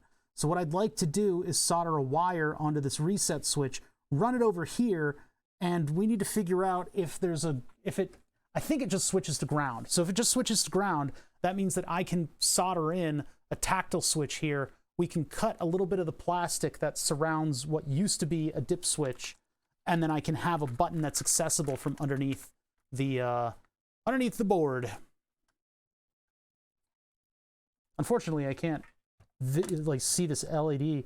I mean, if I moved this microcontroller here and then cut the plastic, that could also work, because then I could reach that button. But I already made my decisions on that, so can't exactly do that. So let's find a ground. Find und ground. I think these are ground. Yeah, they are. So that's ground. We should. Oh wait, this isn't even on. It's not even on. It's not even on. It's not even on. Hold on. Okay.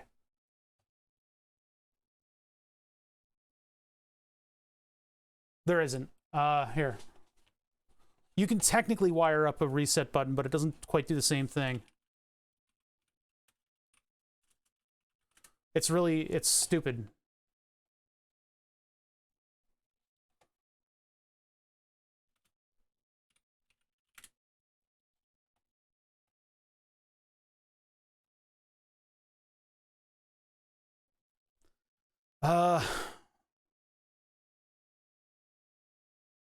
GPIO.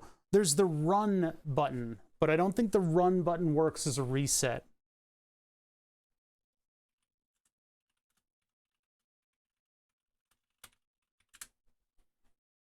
And like usually,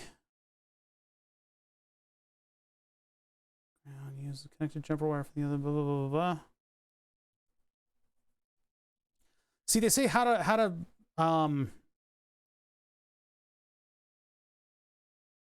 yeah, look at this. It's like a full reset button. It's not this button over here, and we want the programming button. I just want to prove it to myself too. Been with us for a month, but one of the most common complaints heard is the lack of a reset button. Yep. Pico has come to the rescue with an aftermarket mod that adds a reset switch to the $4 microcontroller and sees Piminori donate part of the sales back to the Raspberry Pi Foundation. Reset button is called Captain Resetti. Oh god, the fucking name of these things. Designed to fit atop the GPIO between run and ground. When pressed, the run pin, which is normally pulled high, is connected to the ground pin, causing the run pin to pull low and reset the Raspberry Pi Pico. See, that's reset though. That's not the programming button. So I think that's what it is. So we need to take over that button. We need to just put a pin to that button. Let's look. There's got to be a schematic. Let's do that first.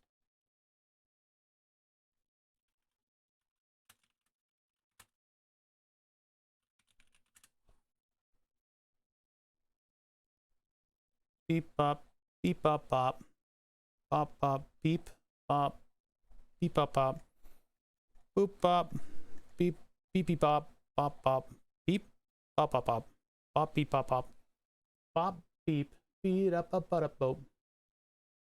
Oh, there it is. Power chain. That's not it. There it is. Yoink. Okay. You know what? I'm gonna go to the other screen so that it doesn't look like I'm looking at my belly button on my thumbnail. Bop.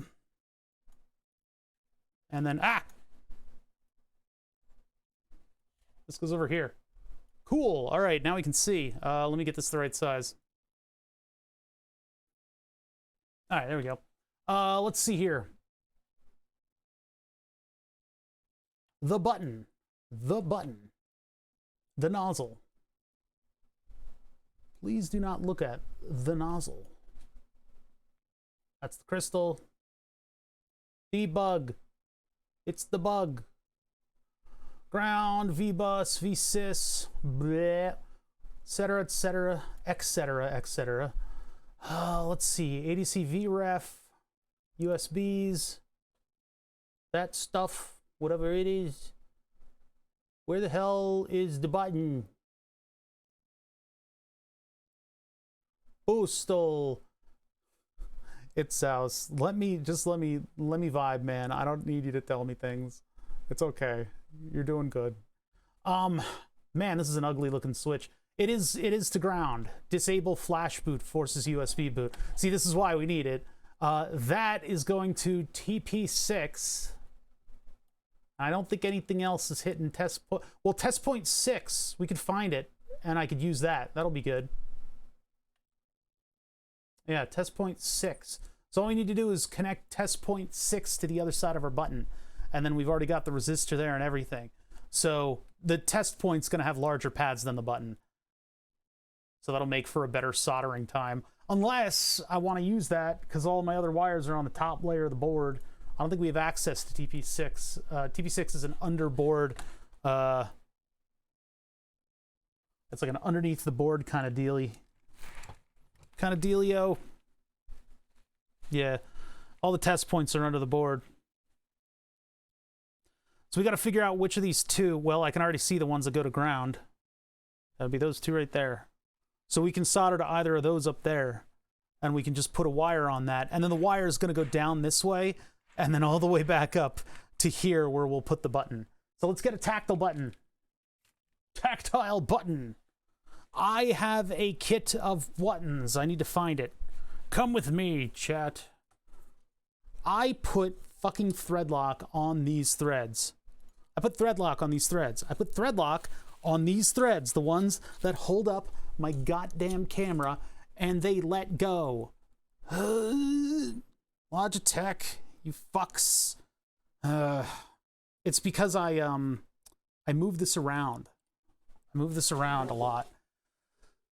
If I put Teflon on it, I don't think it's going to lock it in. I'm going to put more thread locker on it. Put more thread locker on it. My thread locker is very old. Smack Smile? What are you, huh? What are you talking about? There you go. Okay, thread locker. More thread locker. I need mods to lock this thread. Lots of the stuff. Just get it all in there. Wait a minute. Is that loose in the... Oh my god, it's loose in the fucking screw thing, too. How is that loose? I need to get a couple of hex keys on this thing. It's, yeah, see, this is meant to just, like, hold up like a screen, right? It's not really meant for holding a camera, necessarily. And I need it so that I can flex the camera around on the end of this microphone arm that I use.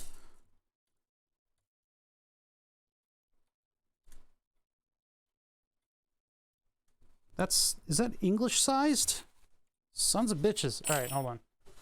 Doing a little camera maintenance here. Has to happen every now and again. I hear dogs upstairs. I think the neighbor corgis are visiting. SAE. You shut.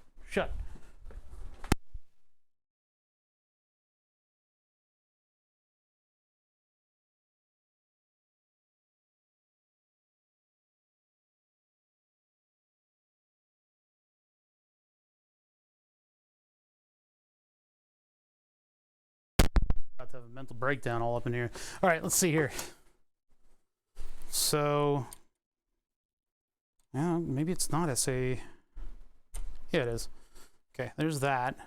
So, and then it looks like there are grub screws from the side that are supposed to be able to allow you to tighten this thing in, but definitely not doing their job.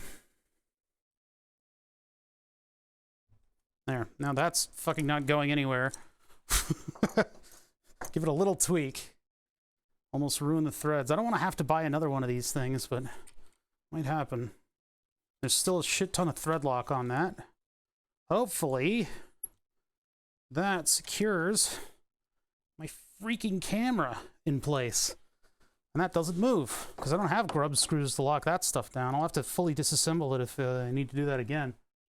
God, that's annoying. All right, getting over that. All my wrenches back in the pile. There's just a pile over there.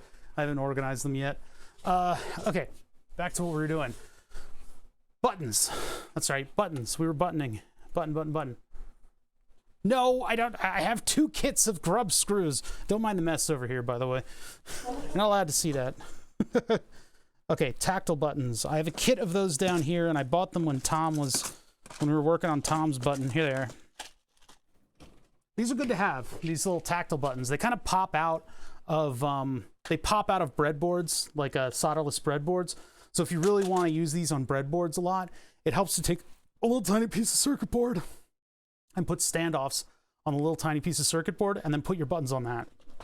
Because like I've had times, we did a long time ago, I think only Celia Russell's the only one left alive that remembers this stream. But I used these guys on a solderless breadboard, and I made a controller, and we played Super Meat Boy with it. And I got through kind of like the first zone of Super Meat Boy.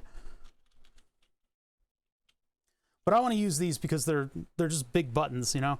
I have other buttons, and I have cooler buttons. Like, look at this thing. This thing was sent in to me, and I want more stuff like this, because this thing is awesome. This little, like, Alps button guide has all the different types, and you can just sit here and just jerk around with them and just decide, oh, I want a button that has, like, a two-way thing on it, or... you know, use this knob, and maybe, oh, this one feels nice. These are like these have two different throws to them. Yeah, there's a lot of really cool stuff right here.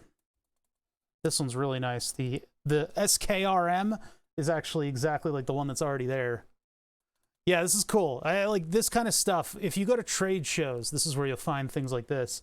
I don't go to trade shows. I should. And I don't know if you can source something like this and how much it'll cost. That's the only problem, is that, like, this thing could cost you a little bit. It's got all the different sockets and stuff on it. I keep this nearby just because it's so much fun. But yeah, all the part numbers are in there. The number of Alps, I've only bought one Alps switch from this. Yeah, it'd make good business, yeah. Like, when we were repairing what did we do? Did we repair my Wiimote? I think we did. And I had to, yeah, see, there's a missing switch, a missing button, because I broke a button on my Wiimote when I was taking it apart. So we swapped it out with this one. Oh, a business card with all the switches on it. Yeah, yeah, it's cool. It's a cool thing to have. I'm glad they sent it to me. And it wasn't Alps, by the way. It was a viewer that sent me that. So just for the sake of sizing it out, I'm gonna just place this button right in the middle of that switch thing. Yeah, I would not say no to stuff at a trade show. Yeah, yeah. They're not giving away that much, but I mean... And also, you need to be like, oh yeah, I'm with Giant Company. Because then they feel better about giving you the stuff. Yeah, oh that, yeah, I'm with, you ever heard of it? It's called Google. Yeah, I'm with Google. I design their hardware. Google's hardware? Oh yeah, lots of hardware. We use lots of small switches, and you know, I would hope to look favorably to the Alps Corporation in the future. Oh yes sir, of course. I have no fucking clue if that would work or not. Come on. Do I want I could put a longer button in here and then make like a little cover that snaps into that. I work with I work with Siemens. Not professionally. No, not the company. Don't get it twisted. Sailor.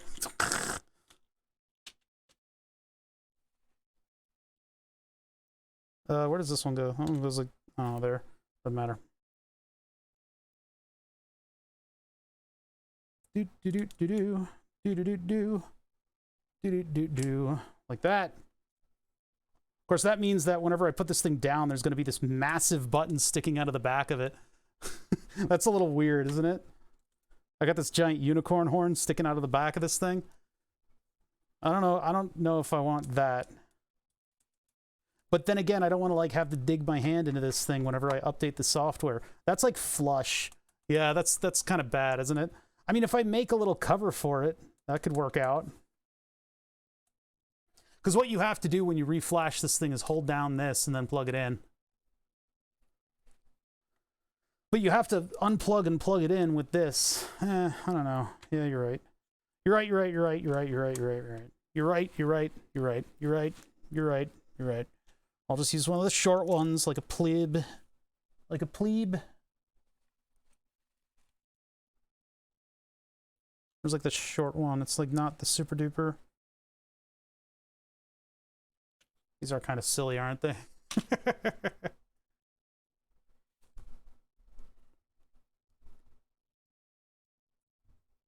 The only thing about making another little cover for this is I just don't want to measure.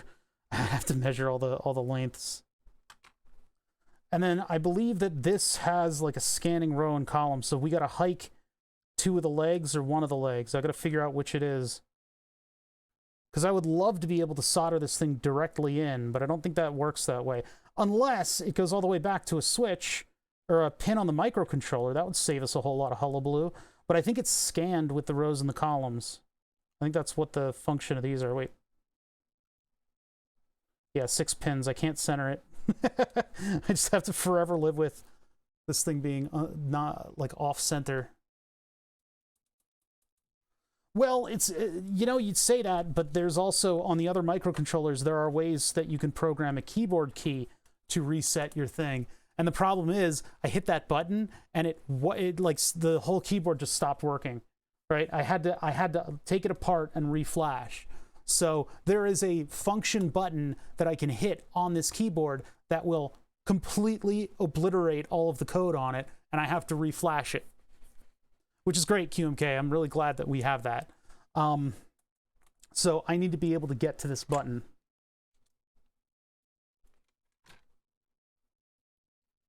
All right, so the question is, now, where do the pins go? It would be cool if I could pick up on something over here that goes all the way out here. But there are diodes on these, so I don't know how they're incorporated with the rest of the keypad, and I didn't really plot it out. So we got to do a little ohming out to figure out what the hell's going on.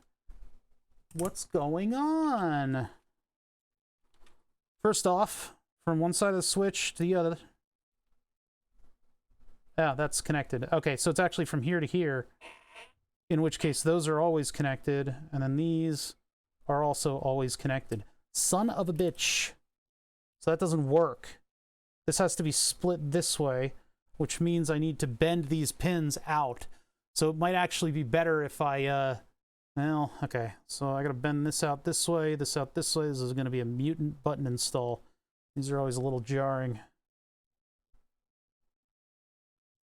Mutant button.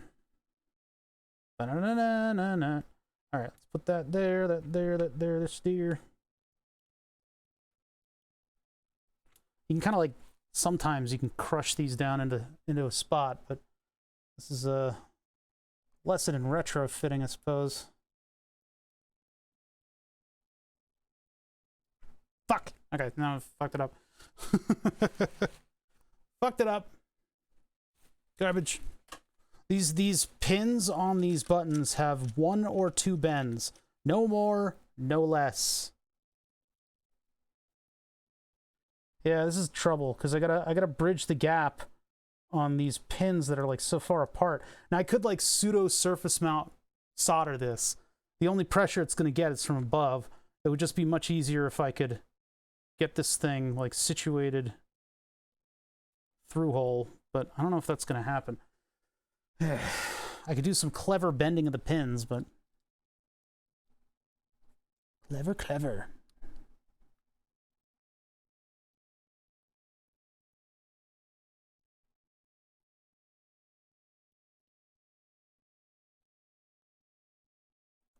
Right, I'm trying it.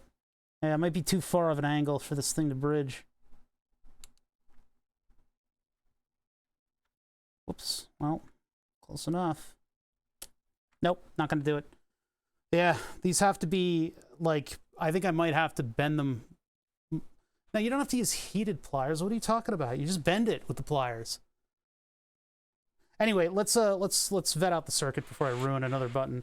So, if I'm connecting to, for instance, this one, where does that go? I think it might go to a row or column, and so I'm going to investigate a couple of these. Actually, it's easier if I do it this way, but I got to be really careful not to ruin my soldering. Across here. I'll bet you it's over here. On the second microcontroller. Not seeing it. All right, let's trace the board a little bit. That'll give me a slightly better idea of what I'm up against. The tactile button actually fits in that slot, so I kind of want to use that size button. The larger buttons that I have are like way too big. That's way too big.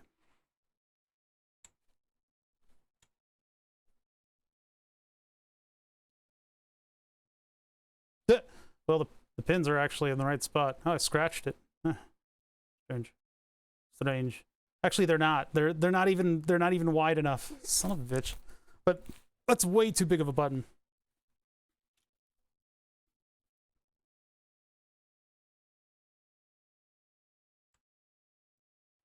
All right, so we got traces that go this way and then vanish under the stuff.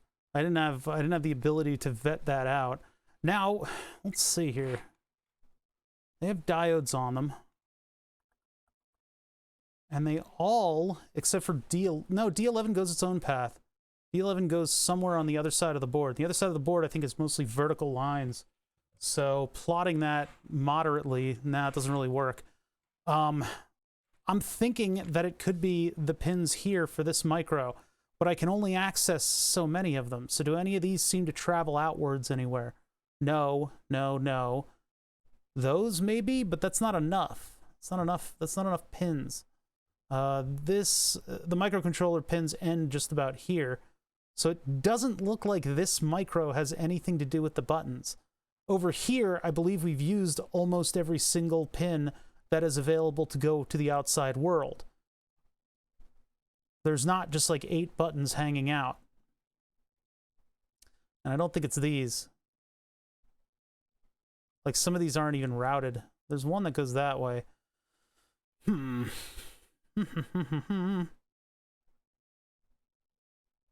think they're part of the matrix.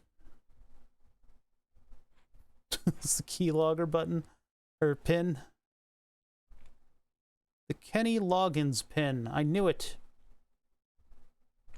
I knew it. See, the thing is, like, getting it back into factory mode is a matter of flipping these switches over here. So that's why I thought that they would go to the other microcontroller, the one that actually programs this one when you factory reset. Because then this thing will indicate it on the LEDs that it's hooked up to.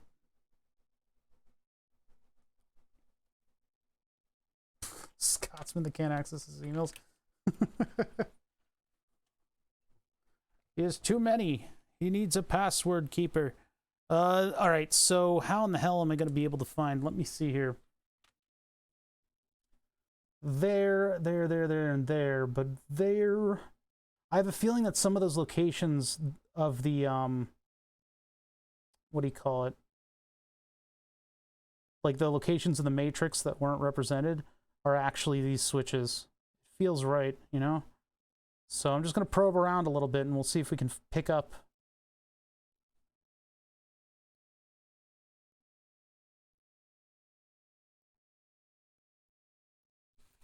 Hold on, where's the micro? I need to use the micro. I need to move my windows around.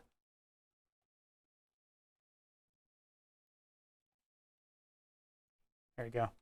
So I can see what I'm doing so I don't pop any of these traces off. These are relatively weak traces because they're so small. We'll just go to like any of these and then we'll just test the columns and see if I get here. Wait, you guys get a little closer here. Go. There we go. Now let's test. Now I get to sit here and barely move while poking things. This is the life, chat. 1.3 M, huh? I wonder what's significant about 1.3 M. Maybe it's what the Raspberry Pi Pico, or no, the what do you call it? The Muxes have going for them. Let's say 0.8. Oh, that's M. It's still M. Mega ohms.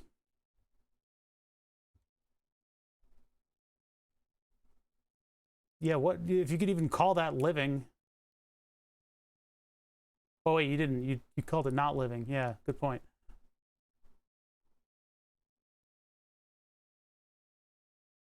Really? Nothing? So it doesn't connect there. What? I thought it would. I thought they would. So where do they connect? They have to go to some kind of a pin that's intelligent. But there aren't 8 pins left on this micro. This micro does not have that many pins available to it anymore. So they wouldn't go to that pin. No, no. You, maybe? No, not you. Down here, this one? No. OL is overload, so it's got too many ohms. Not there. I'm actually genuinely like confused about what's going on here. What is going on? Huh. Yeah. I mean, having tested all of the pins, I guess I'm going back here. It's not going to be on a row because the rows are activating. They're not, well, hold on a minute. These only go back, no, these go from the rows. Yeah, that's right.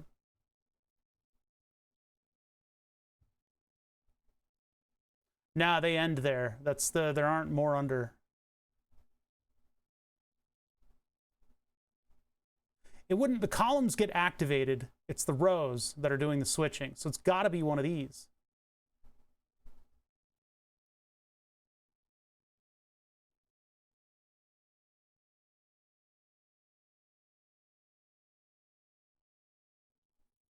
Come on, continuity. You have to. It has to be one of these. Has to.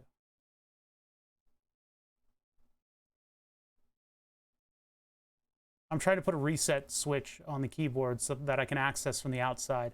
So to do that, I'd like to put a switch in a particular location, and that particular location routes somewhere around here. If I could zero in on where that actual connection is, I can rule it out. I could rule it with an iron fist.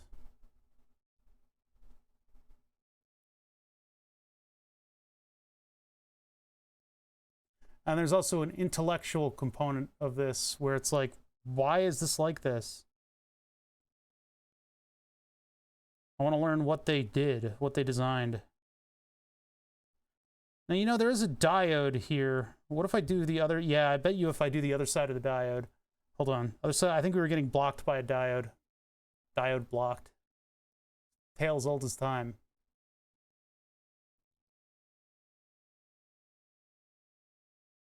Nope. Nope. Nope. Nope. Nothing. Nope. How are you? Nope. Nope. Nope. Nope. Methodical. We're being methodical. Nope. Hold on. Nope.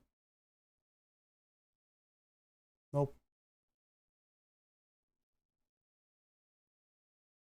Interesting. How about over here again? Nope. Nope. Nope. Nope. It couldn't possibly be over here. That is sense pins, not send pins. Pins are pretty locked in their I/O functions. Those don't seem to go anywhere external. And then there's this one, and then this is the last one. I think that's the power pin anyway. Let me see here. If I'm on this side of the diode, I should be able to see what's going on. Although I could just use the diode as a solder location. But I really should be getting it on a column then. And maybe I just didn't probe it properly. Because these are going to the pins of the microcontroller, but the other end is the muxes. You have these pins of the microcontroller go out to the different columns, and the columns are protected by a diode that, when overcome with power, is activated, which doesn't make any sense because the diode is on the other side of a ground connection. So what is going on there? I am confused. I am confused. Where the fuck? This is not funny anymore, Chip. You gotta answer me. What was that? That looked like it dropped. Hold on.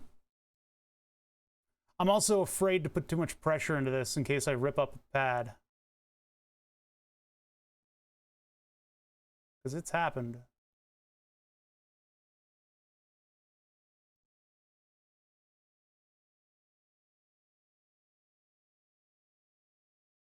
Yeah, this has been a functional keyboard for a little while.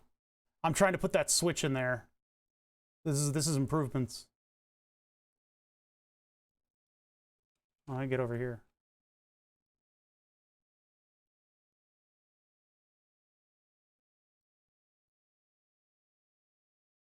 The Mr.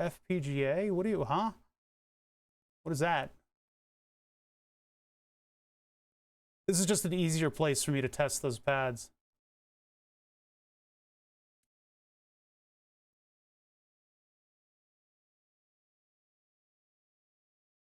I can't believe that I'm not finding it.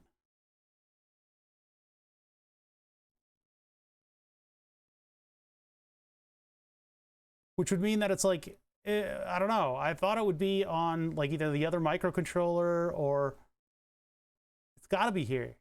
It just has to. Okay, we got to regroup, figure out what the fuck's going on. How does that work? How does this work? Wait a minute.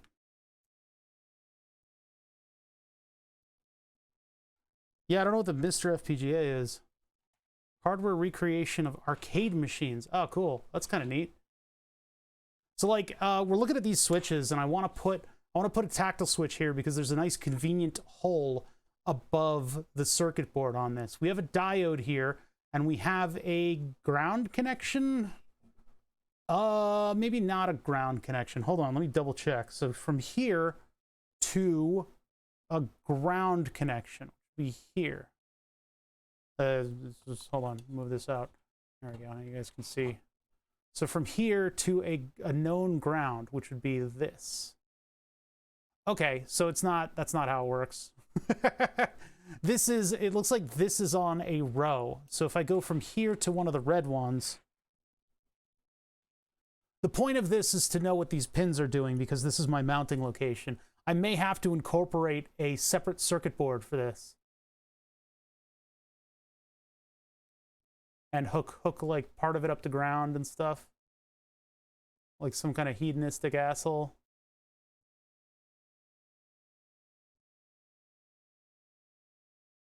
Okay, I am just confused. Watch this hook up to a column, a single column.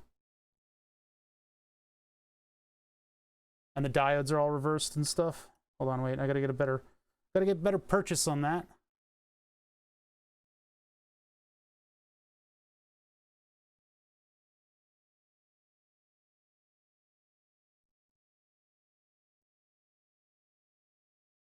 Are you freaking kidding me? Are you kidding me? It can't be. It can't. It just can't. It can't be. It can't be. This can't be real. Hello? Hello? Hello? No? Not? You freaking... I can't believe you've done this. This is... What is happening here? Why?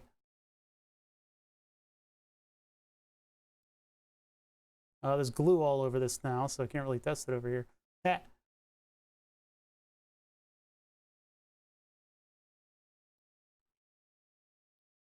Do they get activated by this micro in a weird way? It doesn't look like it. It seems a little weird to me. That's how it would happen that way.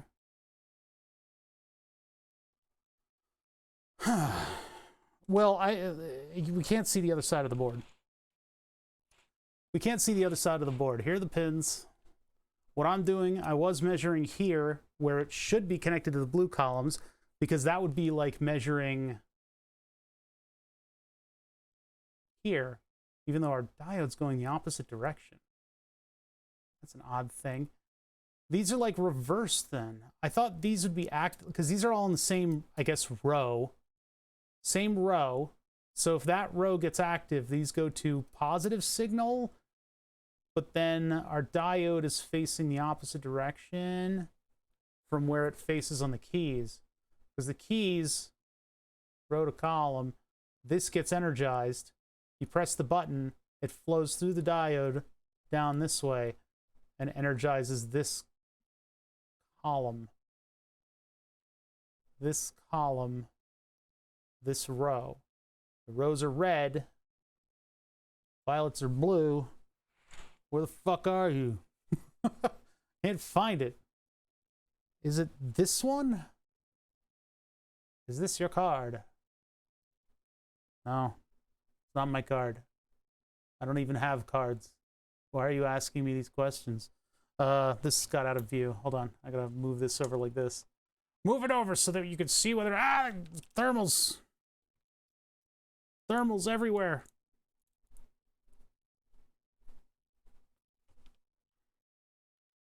That doesn't help you trace it.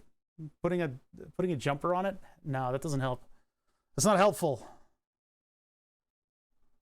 You guys can stop trying to be helpful. I've done this for 10 years.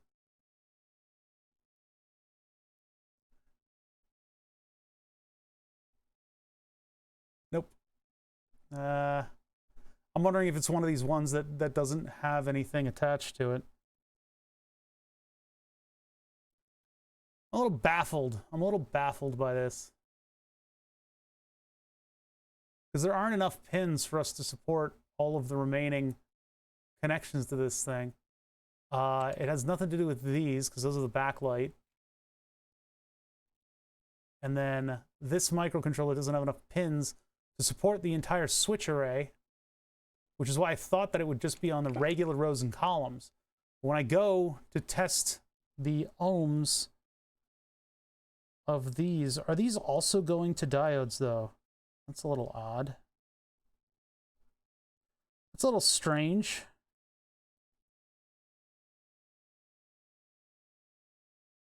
I wonder if I could do... That doesn't help at all. No, that doesn't help at all. Chat, I'm sorry. You're very dumb. I'm sorry to break it to you. Can we get like a code 10 keyless schematic? I did my best to make a schematic, but I didn't make a whole schematic. No, they don't have that. They don't have that. Nobody has that.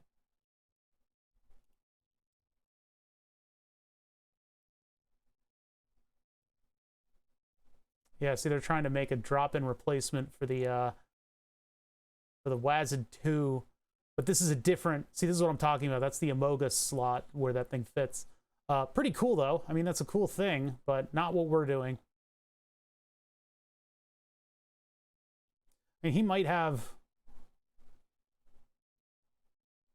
README update, standalone, markdown, upgrade, maker focus OLED. Is there schematic in here? No, it doesn't look like it. What do you do? Just like intuit what went where? That'd be a fun thing to do to make something like that. But yeah, I don't know.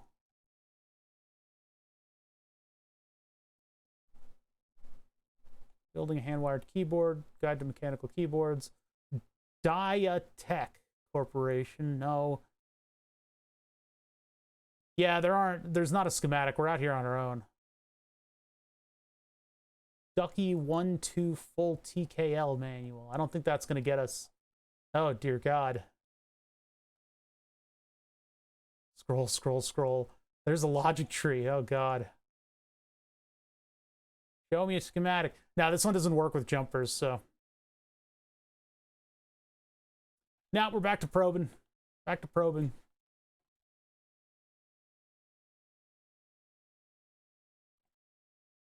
Back to probing. So I tried to figure out how these things worked originally, but I don't know. So we've got a diode on each of those rungs, but it appears as though the diode is facing the wrong direction. And these go to ground and not positive. No, these go to whatever happens here. Whatever happens here is not ground. Is it permanently positive? Let's check with 5 volts, which is one of these.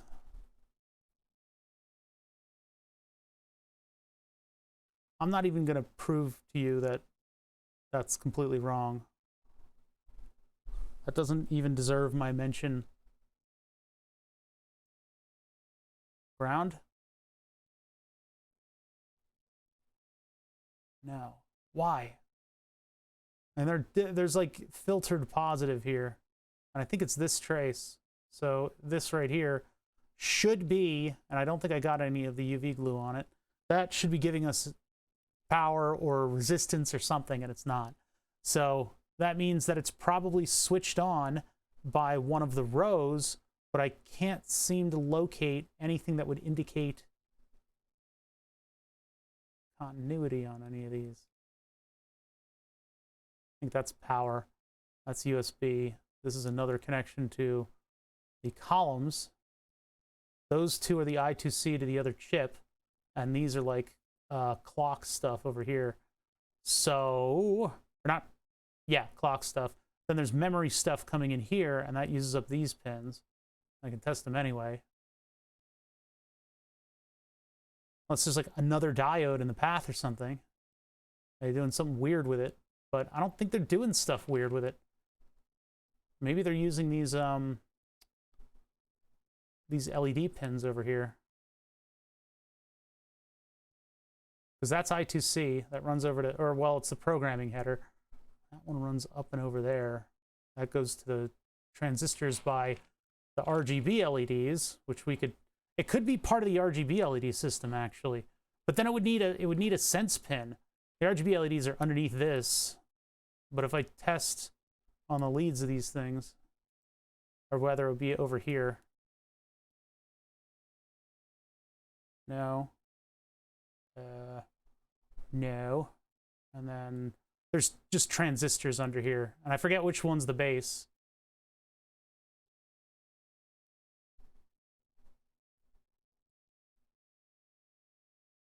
No.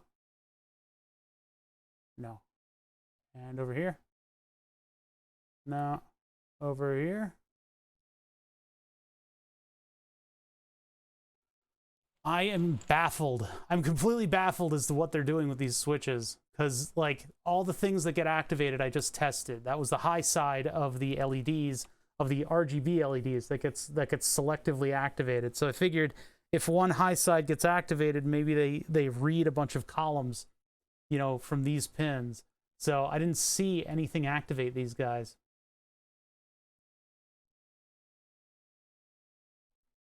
Probes work. They still work. Dude. See, that's what we're looking for. We're looking for a significant drop in resistance. Because, like, yeah, we come over here and we hit the opposite side of the diode, right? We're not hitting the normal side of the diode. This would be the anode here and the cathode there. So this is the positive side. This is the negative side. There's the wall. Did I get that right? I think I got that right. I always get it wrong.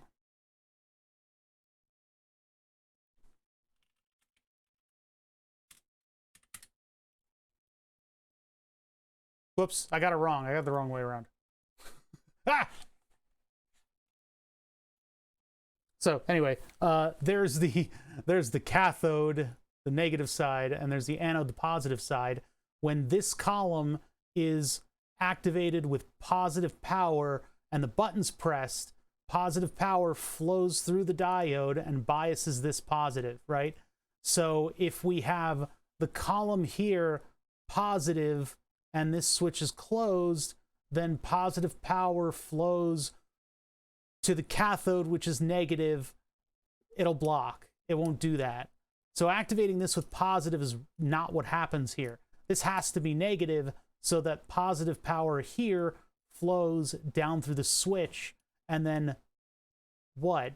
I guess this right here would register as activated. So I am looking at this, but why?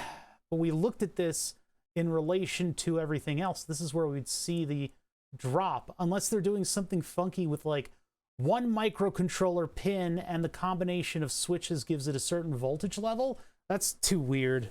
That's too weird. I haven't seen that since the 1990s BMW. So what is what? But it looks like these go out to the stuff. So unless maybe it's pulling positive power here, positive power here, positive power here. Maybe that's what it is. So it senses on every single one of these. So this would go back to the microcontroller, and then this one gets activated, and it'll know that if that pin is active, then you flip that switch. That's how it has to be. And I guess those are dioded for feedback purposes. So these are the inert pins until whatever row is activated. And this would be a one singular column pin or something. I guess.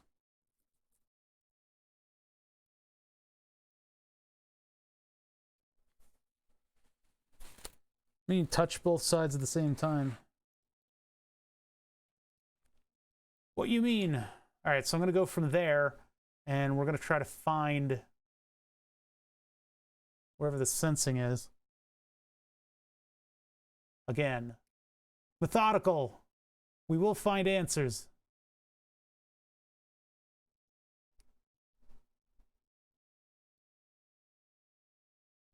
Why would I, what, huh? I don't know, man. Think about it. I don't know what you mean.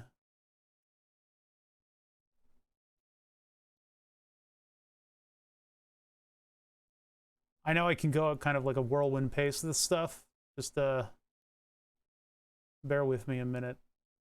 Putting this to a diagram would probably be the best way to explain this to you guys. But, I mean, I should be getting something somewhere for this, unless it's activated by one of the transistors, but there's only so many transistors on this board.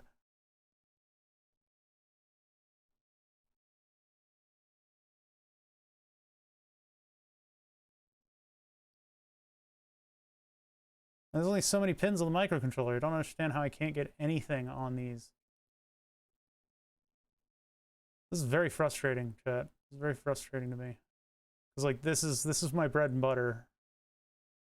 And I'm not breading my butter. Not like it goes to like this.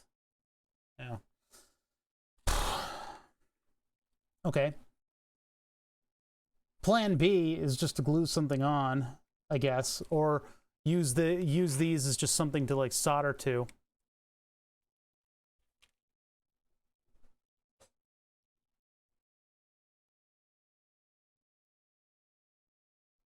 Maybe the trace, hold on, what is the comment? I don't even know where that is.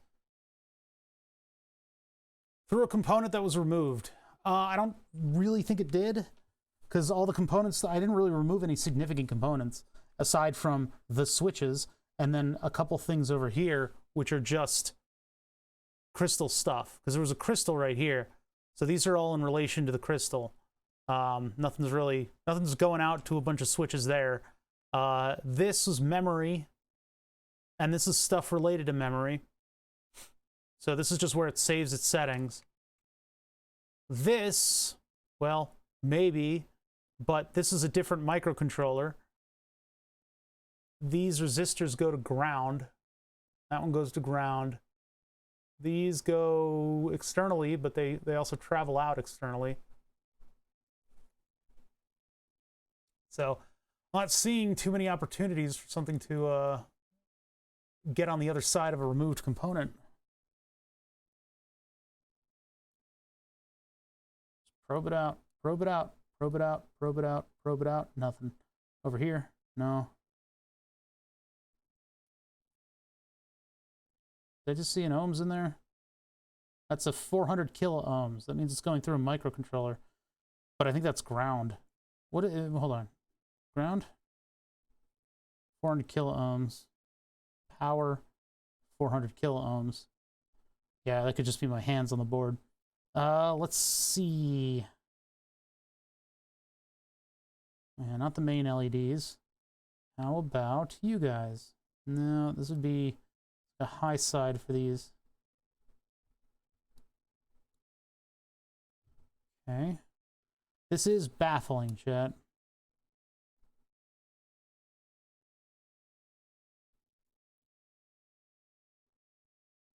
I didn't do myself any favors by putting the microcontroller in this position. It's not really great. It's not really great. There's 6 of these. It has to be on a row and column. I'm just flabbergasted at the fact that this thing doesn't, like, give me any indicator. I feel like I also probed one out to be on the same row and or column as a nearby thing. Like there, there, there. Any of you? Other side of this one? No. You? No. This is getting desperate. This is getting desperate, and I think I need to move on. I guess I need to move on because I can't figure this out. This is like bugging the hell out of me. I don't know why this is bugging. Like, this is such a fucking, this thing sucks. So a couple things with the way matrices, like matrix keypads work. I mean, you basically activate a row or column and then scan through the row or the column to see what pins have changed their states. We have a system on this board where we are adding positive voltage to the rows, and we can tell because we have a direct connection between the different rows that we can trace out. I can say, oh, here's this one, and it goes over to, oh, the next button. So these are connected, so we know that there's no diode on that, right? And when we look at the one with the diode, we can see the band of the diode right here, and it's facing away from the pin that's connected to the switch. The cathode is where the negative is, the anode is where the positive is, so we are looking for positive voltage on this diode right here. Internally, inside the microcontroller, there can be a resistor that will make this line, which is shared with a bunch of other stuff in the column. So it'd be like this one and this one. See here, this one and the one next to it. So those are connected. We can then activate a row with positive power if the button's pressed, positive power through the diode to ground through a resistor, so that at this node right here, it looks like positive 5 volts. And the resistor is there so that you don't suck all the current out of the power supply. And that microcontrollers have internal resistors that you can activate to do that. So that's the way that the buttons are working, and that's clear as day, right? And we've got all of the keys of this keyboard hooked up in that manner. Now here we have a bit of a mystery because the lines for this thing are on both sides of the circuit board, and what we can see goes under the microcontroller that I added. I don't want to move this thing. So in the scheme of things, how would this work? Well, our diodes are facing the opposite direction. So it seems as though we would have one pin of the microcontroller hooked up to all of these, and then as we activate the rows, if the switch is closed, it will allow current to flow to the other side. A little bit weird, because it's sort of moving the diode from here to here. But it's the best that I can reconcile. So with that said, there is a connection to this on the other side of the board, what goes to some kind of a functional pin over here. And I just want to confirm that because it's bugging me, because I'm mad at it. So one of the pins, either on this or the other microcontroller, I guess. But then the other microcontroller would need to be cognizant of which row and column is selected. That doesn't make any sense. See, I'm just trying to, like, explain myself so that it's not a total mystery as to what I'm probing here, why I'm doing this. I'm kind of mad at it right now because I want to figure this out. I don't want this to be a mystery. I would like to be able to use those pins. I thought one of them would be ground, But it looks like I might have to just avoid all of them because they're, you know, there be dragons.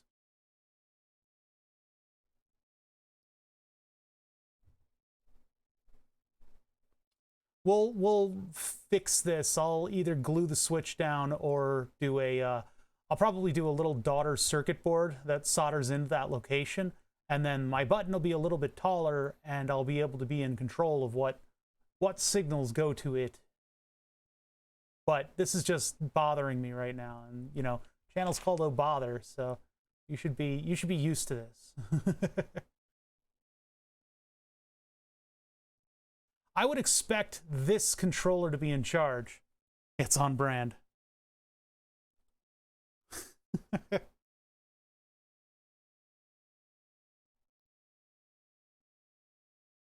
I would rather have chat moving than have chat moving with all intelligent comments. So don't worry. Don't feel guilty for ever fucking saying shit in my chat. You should feel stupid for feeling guilty for feeling guilty about saying stuff in my chat. Because you shouldn't feel guilty about talking. But I will call people stupid. I'm not going to pull my punches. I am often the stupid one. Oft times, it is I, the dumb one. I can't figure this out, chat. I don't know. And I hate to say that. It's just eluding me. There's just nothing.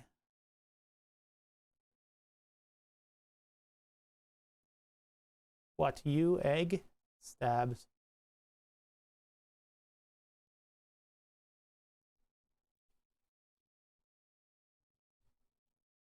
I can't access all these either, so I don't know what's going on there.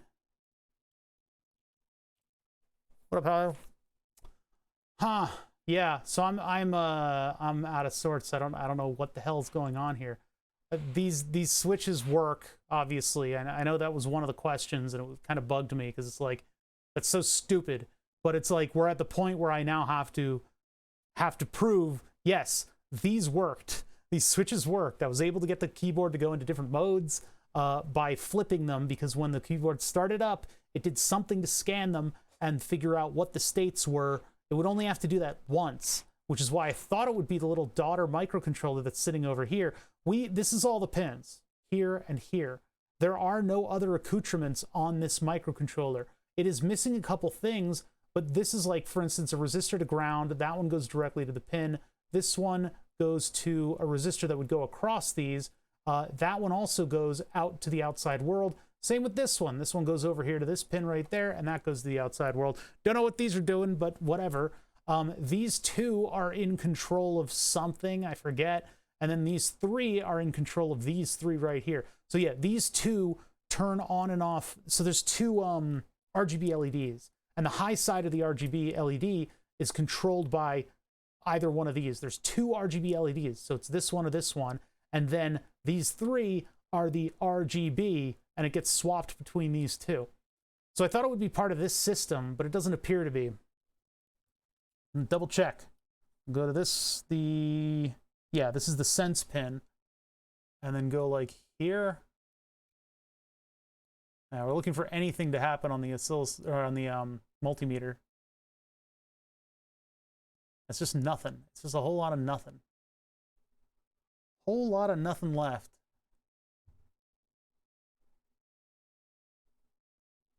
Which is a good song. I'm gonna move the micro.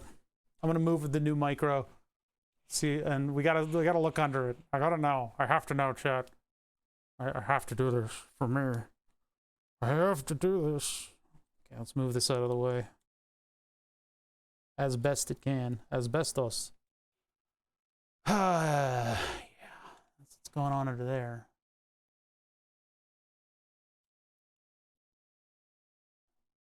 Fine. Fine. Ow. Stupid fucking through-hole pieces of crap. Give me this. There. Okay, there's just one singular long line that goes all the way back to question mark.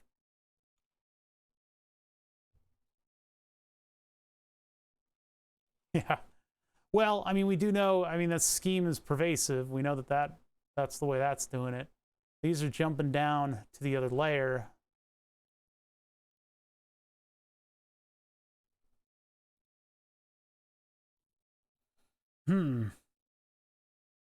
I feel like maybe I just didn't capture the probe the right way in order to get that proper pin. Unless, check this with this, that would make no sense. No, that's 1M. That's not... I mean, 1M is an oddly specific number, isn't it? Stage 2 bargaining. Yeah, you're going to see all of those today. Proof of concept. Okay. At least we know that works. I was wondering if these would be all connected with one another, but those would be positive. One of them goes all the way over to here for some reason. What else is over here? I mean, we go there. We go like there. That's a resistor for an LED. That could not possibly make continuity. No. Thank fucking God it does not, because that would really confuse me. Oh, man. Yeah, this is weirding me out. I mean, technically that should show up as a column. Well, unless it's on the other micro.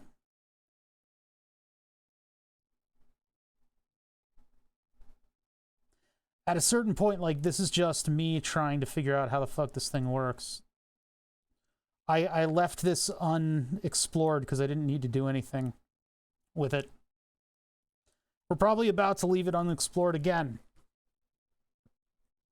I'll have to make just like a little circuit board that's going to sit right here and hold that switch, and then we can just pick up a ground somewhere, probably just scrape a ground here, so that I can get ground to that switch, and then I can do, I guess, a wire over to this thing. I was hoping to pick that up somewhere over here.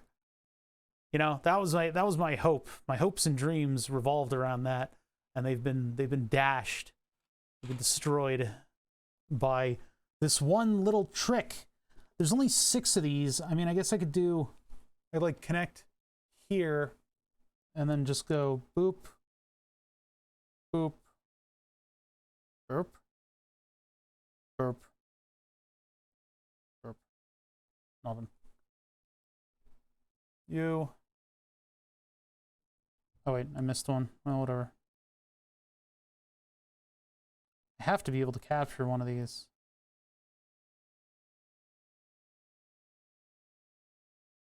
This is like supremely annoying. This is very, very annoying. All right, fine. Let's get to the more interesting parts. We knocked out that first task of gluing things down so easily that I guess the board had to have revenge. And this is it. This is the revenge. We are now dealing with it. Wait. No, that's kilo ohms. Damn it.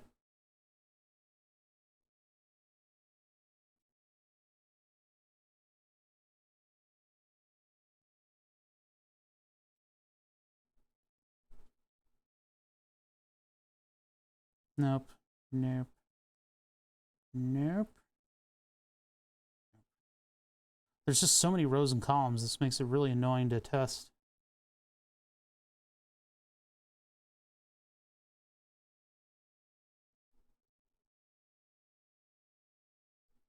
Watch, my hand positioning, presses on something, kills the whole board.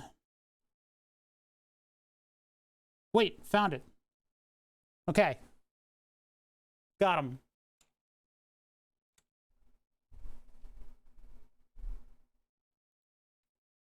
So this one over here, at least, we know this connects to a row. So as the rows are activated, there are 6 rows that get activated here, and they get sensed at a column.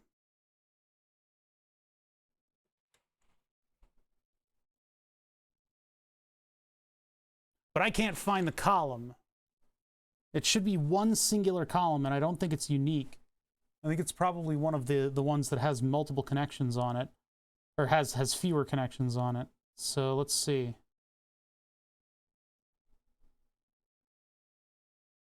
or it could be a unique pin. But I kind of doubt that.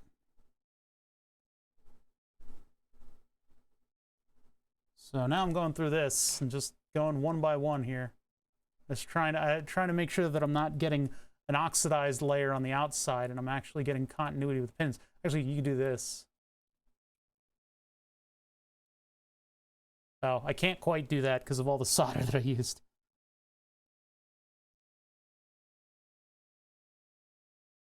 So maybe it is a unique pin.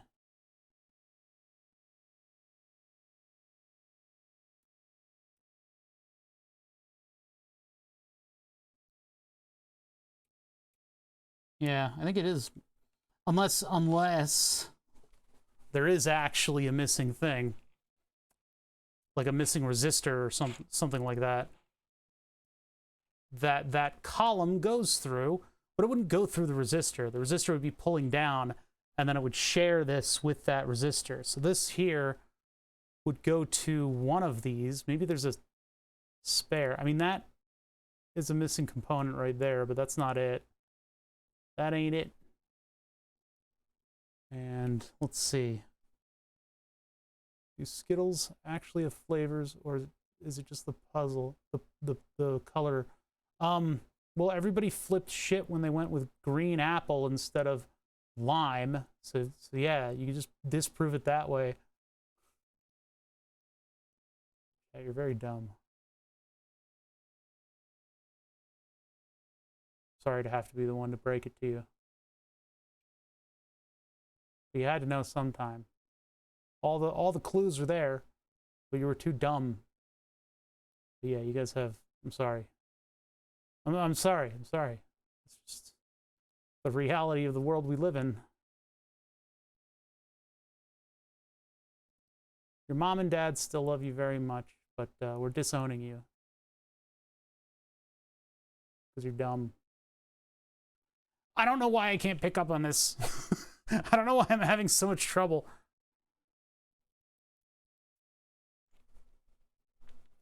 Everybody flipped shit with green apple. That's I mean, come on. That's it. There it is. There's your disproof. There's your disproof. Is this your card? Man, there's nowhere else that I've really like pulled up resistors, and the only resistors that are sort of remote are the ones that are responsible for the LED current limiting. So I don't know what's going on here.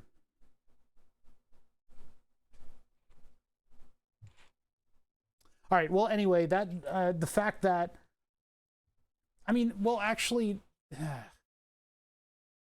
because I could remove these diodes, and then I'm free to use these pins to anchor my switch directly, and then I don't know where these are going. That's the only problem. I don't know where these go. If I knew where these go, then I could either deactivate them or just not use them as is appropriate. Lime was absolutely better. I haven't had Skittles in like a couple decades maybe, but back when I had them, man, that was nice. You could stick the whole fucking bag in your mouth, and then you'd have this big sugar slurry. All your teeth would rot out immediately following, but it was a good 5-10 minutes before you had to go to the dentist.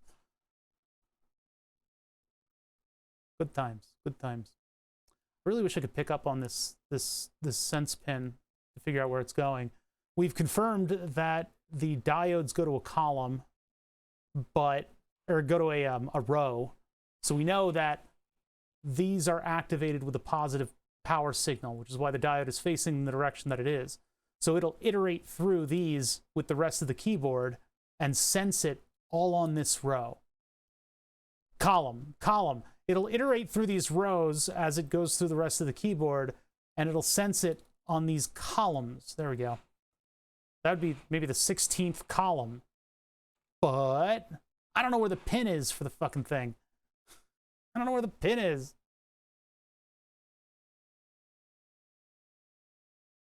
I want to know. I want to know where it is. These are all crystal things. I don't know why I'm still probing them as if they'd give me an answer.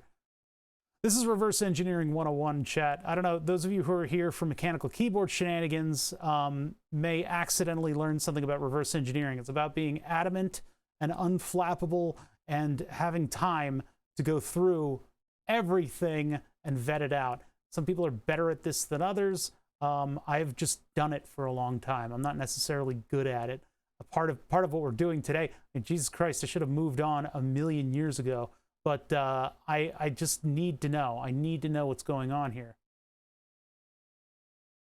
But yeah, a lot of, like when you reverse engineer something, your first task is to figure out what components are on the board, because you start looking up data sheets, and those data sheets will then tell you what the functionality is. And depending on the level of knowledge that you need, you might just stop there and go, okay, I know how this thing is working. I know that this chip does this chip does this chip does this. And you can, you know, lean on a little bit of experience there and just say, all right, now I know the forest. But if you need to get all the way down to the tree level like I am here, you just need to be patient and careful and deliberate about the things that you're looking at. You can damage boards by doing this, so. I'm a game dev. I have to reverse engineer my own shit from last week all the time. Well, that's software, isn't it? Mesh Twitch. How's it going? Thank you for the 7th month. Number 7. Thank you so much, Mesh Twitch. Mesh Twitch. Mesh Twitch. Mesh Twitch. I just don't understand. I think maybe it's that I'm not getting good continuity on these pins. I'm not connecting to them all the way.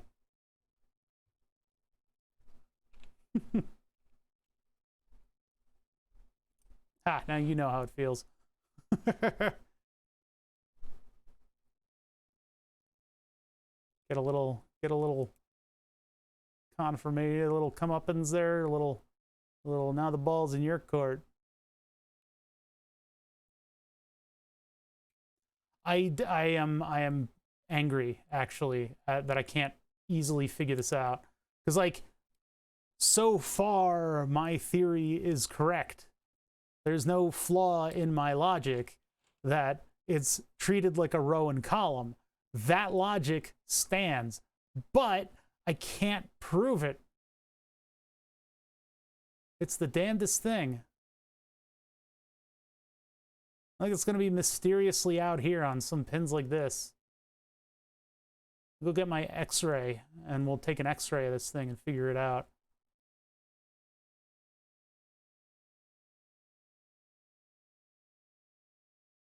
I know you're going through all the stages of grief here, but at the same time, in the middle of the stages of grief, I got confirmation of my theory. So, it doesn't really stand to reason, does it?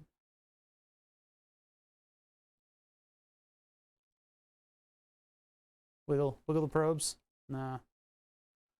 Okay, all right. I'm gonna have to treat the witness as hostile. I'm basically gonna take all of these pins as not available. I was hoping we could figure out what was going on with these so that I knew where they were connecting to and could potentially even just cut them off. But we don't. I mean, they're not ground, that's for sure. I'm gonna test again, see if they're ground. That's over here. Really dig into them? Yeah, no, it's not ground. Whatever this one is, no, that's like a positive. And there are no pull-down resistors. They're using internal pull-downs. So we know that these get activated, and I could have removed, irregardless. Anyway, I could have removed these diodes, and then that would have made these pins inert, and then I could put my button on that, but that ain't happened. Not to mention the fact that the button works in a different way, and having all of these shorted out shorts out my button. I could dig up a trace, and that would isolate the two halves for my button, but wherever this thing is picking up on the column that's sensing it, it is not connecting to it like with a via. It's just using these holes, right? So what is happening? Fucking thing. God, I'm not happy about this. I'm not happy about this, chat. Something's fucky and I need to figure it out. Wish there was like a unified place where I could find all these columns and get like an alternative connection to them, but yeah, all right, I gotta stop. We've been doing this too long. So let me put the microcontroller back down, and what I'll do is make a circuit board that'll go in this location, and I'll have it just sit on the PCB. I won't even use standoffs. We'll make a circuit board that fits in this location, and then I'll solder a button to it, and then we'll use wires to connect to that button. So let's see. This goes right here. Super annoying. I do not know why that was such a struggle. Well, I don't think anybody's going to be looking up my my keyboard skirt, so to speak. It's just for my own purposes. Now, I'm not gonna. It's not that I'm gonna print a circuit board. I'm gonna make a perforated prototyping board. So we go to the perf boards. Perf boards, activate. Any of these will really do. Probably would be nicer to have. Yeah, we'll do the inert bottom piece. This is a very old one. I need to buy more of these square pin ones. We'll use that, and I need 6 positions on it, and they need to be, wow, they need to be really close together, huh? So actually, I can do, if I cut across here. Wait, these aren't plated through, so that's going to actually make them impossible. Not impossible to solder, but it'll make it very difficult to solder. So I'll just do a non-plated through, or sorry, a plated through.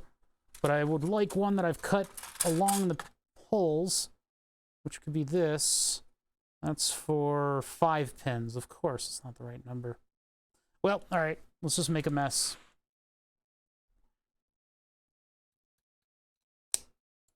So it'd be more than 6 pins there. And then that's not going to fit a button. Wait a minute. Yeah, like that would solder in, but I wouldn't be able to... Well, unless I use a different button. Maybe we can find a different button on something.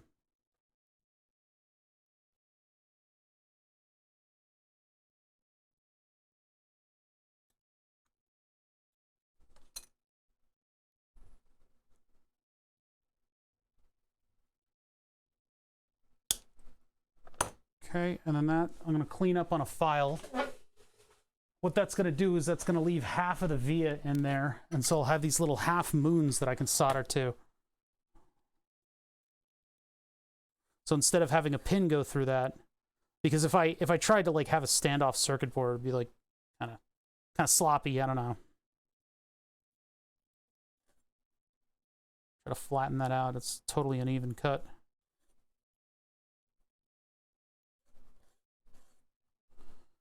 And then I need just like a switch that's going to go across 2 pins. Now, where do I have stuff like that? A button, rather, sorry. That would probably be like a surface mount button, as long as I can get to it. But the tactile buttons had a lot of height to them. We're not adding a lot of height with this thing. So I gotta root around and see what kind of stuff I've got available in my parts bins. See if we can't find like a cool button that I can use. I don't know if we can. I don't know if I have a whole lot of buttons. I mean, that Alps thing was pretty cool. The SparkFun stuff had some buttons in it. And I relegated that stuff to other bins. Probably could also put an LED on that board if I want. Not that I need one. Oh, and then I've also got the... one thing that I'd eventually like to do, I'm going to have to desolder every single button if I do it, is put in the Cherry MX style beams or whatever. But that's like a significant modification. I need to cut into the metal in order to do that. So I'll need my DRO back on the mill. I need to remember these. I'm gonna put this one aside. This is like crystals and stuff in there. Crystals and stuff. And stuff and stuff. It's what I got. Everything here, it's just more stuff. What is this bin full of? It's full of stuff. It's more stuff. How about this bin? This bin is full of crystals and stuff. There's a little bit more stuff. Those are empty. These are actually empty. Those are actually... How about you? No, it's like some kind of microcontroller. Ugh. Yeah, we gotta rummage for a little bit in order to find the stuff.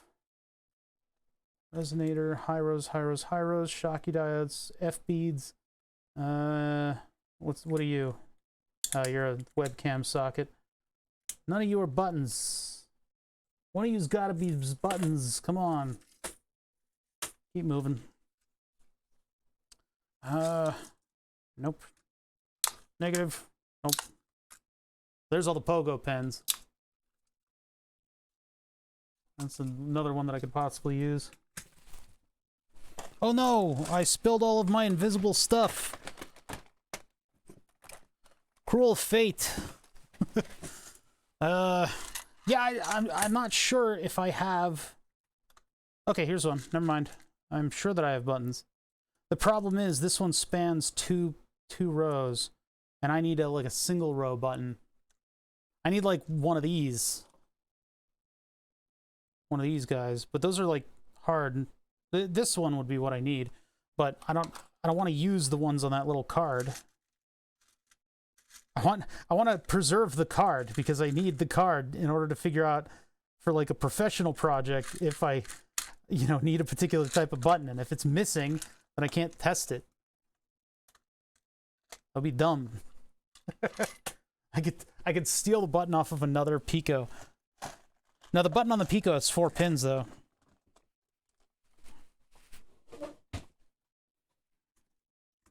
Couple more of these. This one has a lot more miscellaneous stuff. Maybe there's something in here.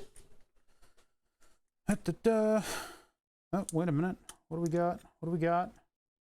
Those are mostly look like LEDs, but it also looks like a bunch of random stuff too. I could have a ground effects LED on my keyboard. Okay, let's put this over here. Go to the microscope so we can see this stuff. Well, it's multi-view microscope. Where are we? We're over here. There we go. I don't see a switch in there. I see a lot of other miscellany that kind of looks cool. That looks like a light sensor. Let me get tweezers. There. Somebody sent me one of the SparkFun, like, not rejects, but it's like their spare parts kits, which pretty freaking cool. There's a lot of really cool stuff in there. I considered getting another one of those because you get all kinds of cool stuff that SparkFun uses to put their stuff together. I said stuff a lot in the past couple sentences. Dun dun dun. What do we have here? Is that a button? Oh, it's a side button. No, you get out of here. We don't need no side buttons here. A light activated reset button. Don't pick up my keyboard. Oh. Oh.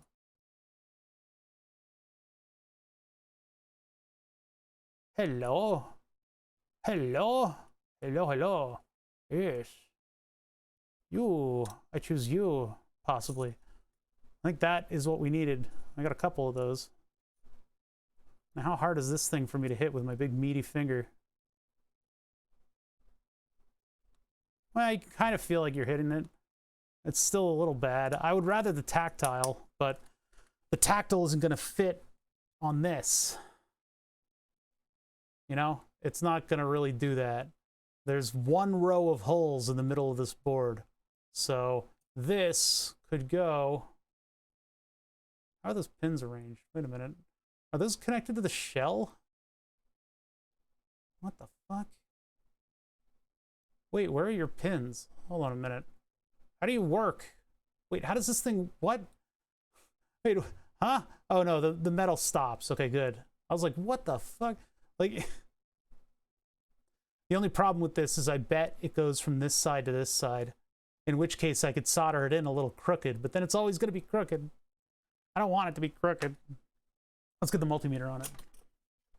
Let's see what the multimeter says. Yeah, I'm not going to do a light activated reset. I want a functional keyboard.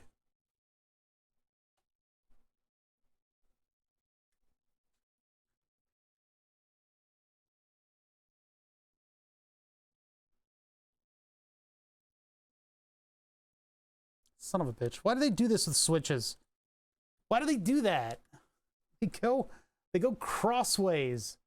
So what I did is I just probed this pin, and I got ohms, which means if I do use this as a switch, it's between here and here, not between these two and these two. Because for some reason, the way electronics are always designed is the most evil way. It's not the least evil way, it is the most evil way, which makes soldering this difficult. I found the right switch and everything, and it's just fucking wrong. It's so like electronics to be like that. Hey, back here. If I solder it like this, which is what I was hoping for, it will be inaccessible. It'll just short out. It needs to be soldered, I don't know, like this, I guess? But if I solder it like this row of pins is all connected. I just can't fucking win. I can't win. All right, this goes back. This goes back. It's useless. That idea completely tanked.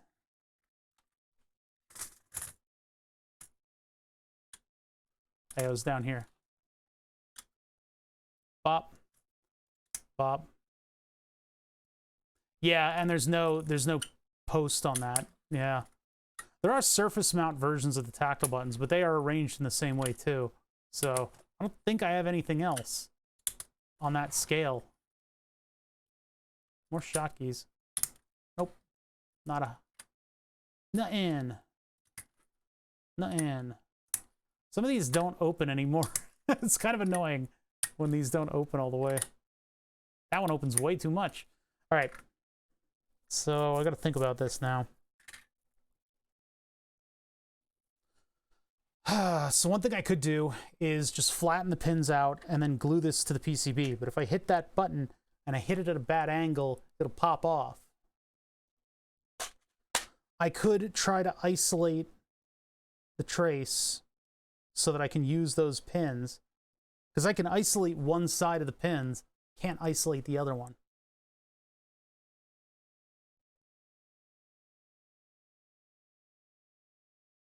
Now the perf board is kind of locked in that size because of the holes that I need to solder it to. Unless I do perf board the size of the thing, tape it off, glue it down, and then I have a glued down board with the button on it.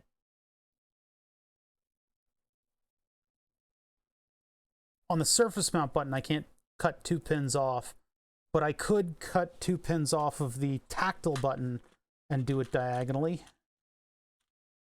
That may be my only option, to be honest. That may be the only option, but it will hold it there mechanically pretty well. I think that is my only option. You're right. You're right, you're right, you're right.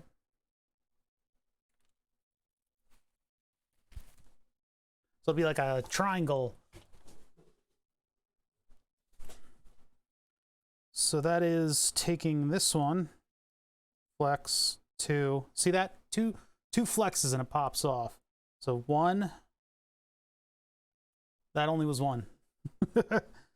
As strong as you think electronics are. Now these have to be surface mount, so I need to take this thing and I need to bend this very carefully because again, you only get one. You only get one twist to this thing. It needs to be surface mount so that this is flush.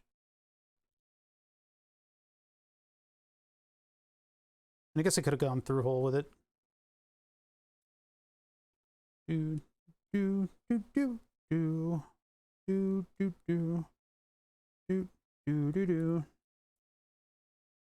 Why do I have that stuck in my head? What the hell happened to me?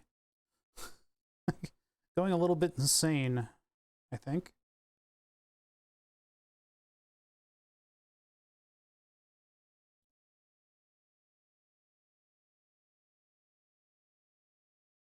I'll just help them go diagonally.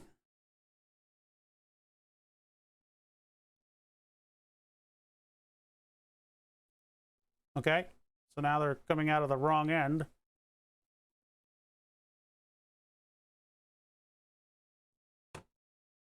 Now that it's gonna be weak until I solder it. I gotta be careful.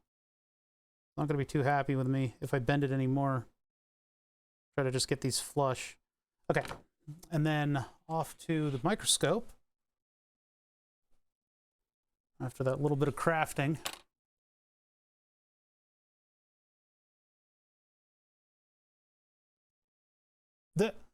Well, it's gonna be a little weird, but I guess it'll work. I'm gonna cut these a little shorter though, since they're now just surface mount feeties. Little tiny feeties. Little feeties. These little feeties. And then I can just solder down the 4 corners on the board that I've made. Now this whole thing, I mean, it's a little janky. We wouldn't have it any other way really, but you know, whatever. It'll work. It'll work, and then that switch will fit in the hole and all that good stuff. So let me get this soldered down. Man, it's the first time soldering in like months. This thing's been coiled for so long. I don't even remember what it was like in the before times. Get my reel of solder down here. Oh yeah, we're using the super thin stuff these days. This project was the last thing that I soldered. I should put this in something so I don't melt my desk. But because my cut is so weird, it's gonna suffer a little bit. It's not really gonna be able to clamp properly. Damn it. Come on, get this thing in the vise. It's too small. That's the problem. Get small or get got. All right, there we go. Focus. All right, so we're going to solder to this. We're going to treat it like surface mount. So I'm going to start by just putting solder down that will anchor this thing in place so I can actually work with it. I got to use like twice as much because this freaking my solder's thinner than it used to be. Ah! These tweezers. Where are my tweezers? There they are. Tweezers. And put this thing down. Like that. The next thing we have to invent, aside from a button bin, or a button board, is the, why isn't that, that's not really helping me out, is it? What's going on here? I think the board's sunken in a little bit too, but I'll pre-tin it, I guess. Oh, that just broke off. Need a second set of hands, yeah. You know, people love those helping hands, and I just never think they're good. I've never loved the helping hands solder assistant thing. You always see it in like TV and movies and stuff too. It's like, this person's smart, they use helping hands. I'm like, man, they might not be smart if they use helping hands. I really strongly dislike them. I don't like them.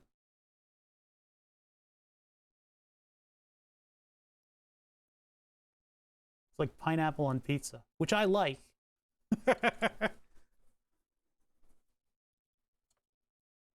Try to pick up the board a little bit. You guys can't see a thing of what I'm doing because my hand is blocking it. There we go.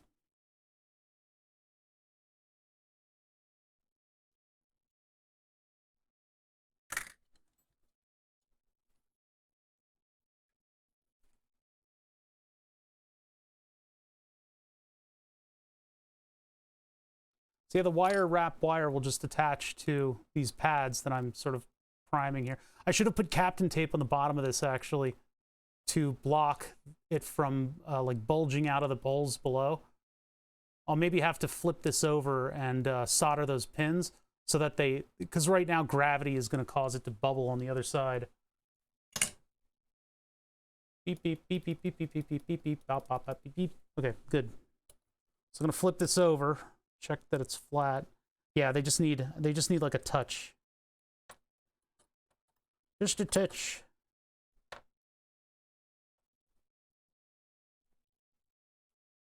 So 4096. That's true. I could use the file. But, you know, whatever. I'm not making... Let's not make extra work.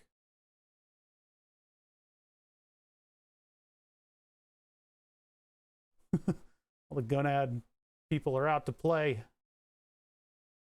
No, we're not doing... I'm sad that we're not doing laser stuff. We're doing keyboard stuff today. This is keyboard stuff. I'm just trying to, like, shore up the mechanical keyboard and give myself a couple of the extra features that are going to help me complete it. Ah, this thing is hot. I should have known from the thermal imager. That's off by, like, a lot right now. Why is it like that? Why is this thing, like, not... Get into the Velcro. There's, like, too much Velcro, so it's not, like, sticking properly. It's not Velcro. It's 3M dual lock. But yeah, I really want to go back to the optical stuff because we never really got a good... We never really got a really good interference pattern with the laser, and I think I could redesign things a little bit so that we can use my big helium neon tube laser, because that thing should, assuming that I can get in there to clean it, have a really good spot, and it should have really good continuity on the beam. That, I think, is really important for the experimental setup of the ring laser gyroscope, because it seems to be a very difficult thing to set up.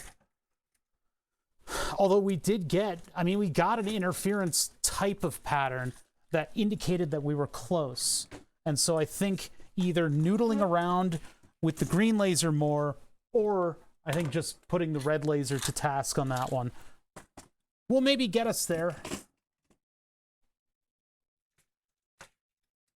You mean today or previously? Because with the optical stuff, I wanted to make a ring laser gyroscope and observe the interference pattern over time to prove that it had a spin of 15 degrees per hour, thus proving that the Earth is flat. We inadvertently proved that the Earth is flat because we couldn't get a shifting interference pattern out of our test setup. I had the opposite effect of what I wanted. Today, we're working on a mechanical keyboard. I'm shoring up some of the things that I want to do, which includes adding a reset button, which the Raspberry Pi Pico does not have. The Raspberry Pi Pico does not have a reset button, and it's really kind of freaking annoying. And I wish it would just stop.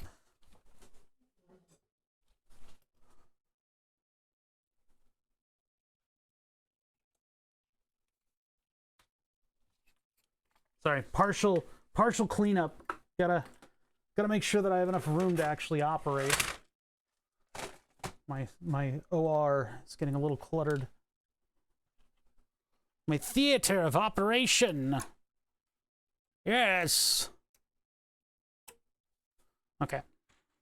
So now I want to just solder this thing in here, and I'll be able to attach wires to it later. Well, once I'm done soldering it, I guess. So like this, since we got the thin stuff, I need a lot of it. No, of course it's not pewing yet. I need to order parts. The parts that I need, it's like a $30 quick disconnect, much less on Alibaba. So I need to order parts from Alibaba that'll get here in December. But we got a lot of work to do, you know, in the interim anyway. On Burn the Subs. We'll definitely be able to fill the time between now and December with project. Oh, careful. So once again, just anchoring it. I'm just... Oh, wait. Too far over. Too far over, I said. Let's get a little closer. I mean, maybe I could, like, pay for, like, ultra super shipping. I don't know. Or no, they said they only had 2 shipping speeds, so I guess not. Hold on, gotta get in here and solder. Solder.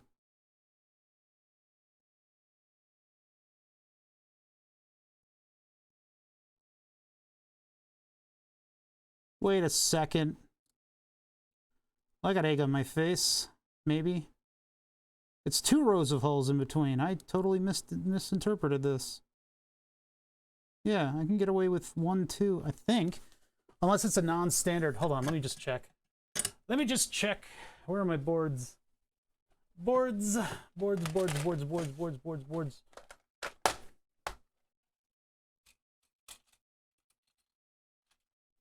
I've spilled too much on this thing, so Going to. No. This has been using QMK. It is. It's 4. I misjudged. Damn it. You get out of this. You get out of there. That means I could use the surface mount switch, and if I use the surface mount switch, I might as well put this on standoffs, because that'll push it a little closer, and then I'll be able to get in there and press the surface mount switch. I can get in, like, with a fingertip.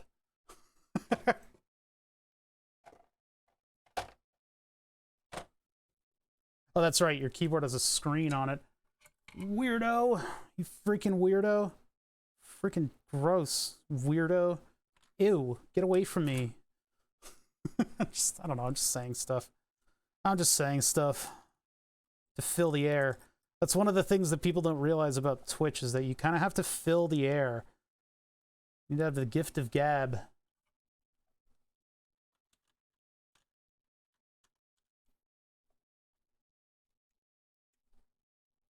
I don't know what I do with a full screen on a keyboard. I mean, I'm faced with the reality of having an OLED screen on the keyboard, and that's enough to overwhelm my creativity.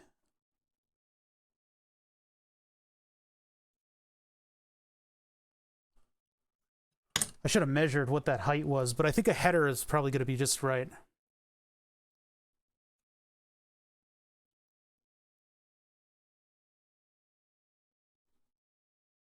Two, 3, 4, 5, and then 6 is gross. Nope, that won't do. Yeah, none of that little sample of board will do. This one's 5. This one is 4. Use this one, although then the solder will be on the top. I guess that's okay. Yeah, we'll use this. We'll use this little piece right here. That'll do. So now we need to do a number on this thing. We need to make sure that it's got the right number of rows and that we sand down the excess. So 1, 2, 3, 4, 5, 6. Cutting it right there. Again, if I screw up, this stuff is cheap. Just got to get it from the right place, that's all. So that'll go here. I'm going to go on standoffs. I need my file back, which I just put away.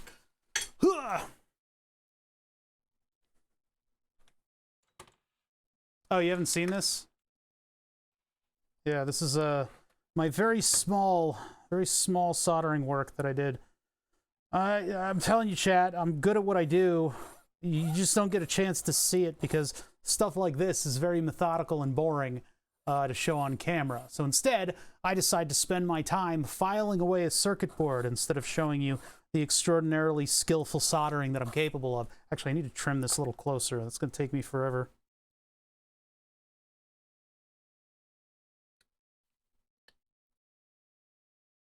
Turning fiberglass into dust. That's where the real money is. That's how to keep it punchy on camera, you know? You know, you gotta have zazz. You gotta have zazz. Put a lot of zazz into it and get a zazz.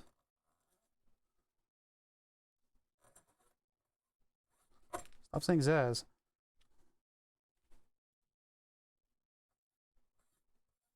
But anyway, that was, I didn't know whether or not I'd have the skill to do that. And so I did it.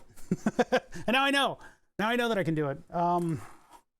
There were a lot of pitfalls in that almost rendered it completely, you know, dead, and the whole keyboard dead, and my $200 keyboard would have been dead forever, even though we didn't start with a working $200 keyboard, so it wouldn't have been an entirely, you know, it wouldn't have been a total loss if it had died, but.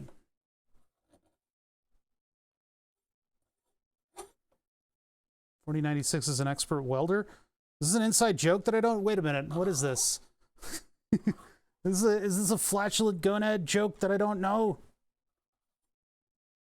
Who are you? Where are they? Swear to me.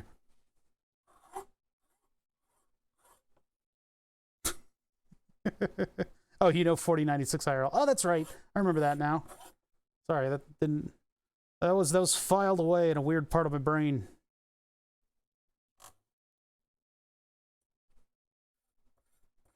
Okay. I've still got, you can still see like little bits of the edge on there. I would like to get rid of them because I think this needs to be like exact, because I don't think it's going to fit through. Yeah. So it'll, oh, depending on the height that I have, the pins that stick out of the top might be a problem. I mean, I can't exactly just put this directly down on there. And the component that was here had height to it. So I will be able to lift this a little bit. I don't want to, you know, if I can get away with not modifying the plastic, that would be great. But this means that I can use that little surface mount switch. I mean, or I can use one of the regular ones. Hold on. Do I want a tactile one or do I want a surface mount one? I think I want a tactile one, let's be honest. I know there's a lot of plastic there that could be shaved, but I don't want to have to do that. I'd rather have this entire thing just sticking up out of the bottom. And then, you know, if this is sticking up out of the bottom and it's centered, I don't think I can center it. If it's centered, because if this was uneven, it would be centered. I guess I can't. If it was centered, then I would have been able to make a little like cover around it so it looked like it was part of the keyboard. But oh well. And I can't even use a tactile switch because these have a single hole in between them. So fuck that. So much for that. Use one of the other ones. Use a surface mount switch. I just wish I could have probed out that one line because that seemed like the answer, but can't do it because of the fucking, like, this thing just, it's just messing with me. I don't know. That's not the one. That's not the one. It's the unlabeled one with all the Spark Fun crap in it. It's not that one. Where is it? That's not the right one. I do need to reorganize these a little bit. Ah, there it is.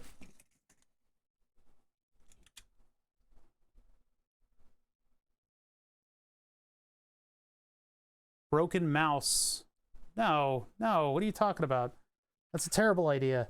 Mouse buttons are totally different types of tactile buttons. Well, it's not even a tactile button. It's a totally different type of button. No, that's a bad idea. Bad chat. Bad. I have this from Spark Fun. Ta-da!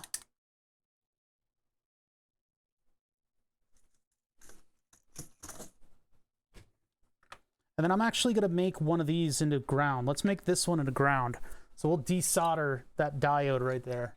And I'll put you guys on the microscope. The microscope. You know, a lot of the people in dirty jobs are actually millionaires? Like a significant amount of them? Fucking weird. It's because they had their own like entrepreneurship. They had their own like entrepreneur. They were entrepreneur. I don't even know how to use words. That's why I'm not a millionaire, because I can't language good. What was the issue with the keyboard? Liquid. My keyboard was not waterproof, and that turned out to be a problem in that I spilled shit on it, and it stopped working entirely. Probably the crystal. There's probably infiltration of water into the crystal, and that like just killed it, so it no longer functioned anymore. And if I replaced the crystal, I wonder if I would have gotten my keyboard back. But then again, the keyboard didn't work, and if you set it to factory reset, it would factory reset and say everything was fine. So I don't know. But it stopped working, and it's a fucking like $200 keyboard. I'm not about to throw something like that out. So I figured it was time to go with quick mechanical keyboard because people on the Discord had been talking about that for months. They've all had good experiences with it. Yeah, SMH. Shaking SMH my head.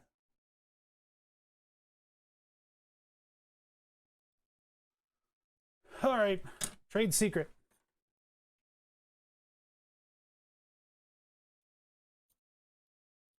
Whoa, look at this ground pad I just found. Super cool. It's super duper connected to ground. Good thing that was right here. What an easy and convenient thing that has arisen.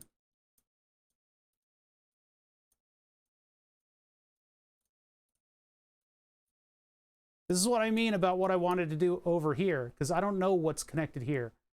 So I can't use any of this, but I know that this goes to a diode, and then this goes to a column. So all I need to do, or sorry, a row, And so all I need to do is get rid of the diode, and now there's no continuity. This is completely orphaned.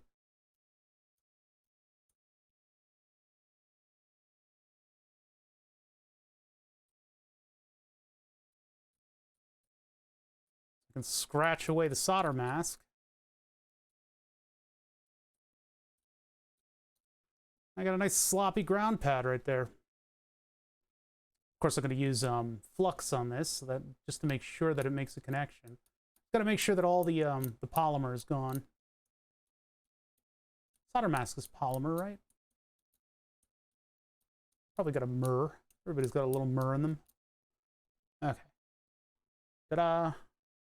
Wow, good thing that was always there. Plop. Hello? Plop. Jeez, it takes way too much pressure. Okay. And I should use the big iron tip, but because the ground is going to wick away all of my heat, but I think this should be okay. Ta-da! Now that is a ground pad. Look at you. Continuitying and all. Isn't that cute? All right, so I'm going to add a little solder to this one because I can see that there's no hole there. I don't really need header all the way around this thing, to be honest. I could just connect a couple of them. It's not like I need those pins. I just need it to be anchored. Little ground pads all grown up. Oh, look at them. Eating his crayons. He's going to be a Marine.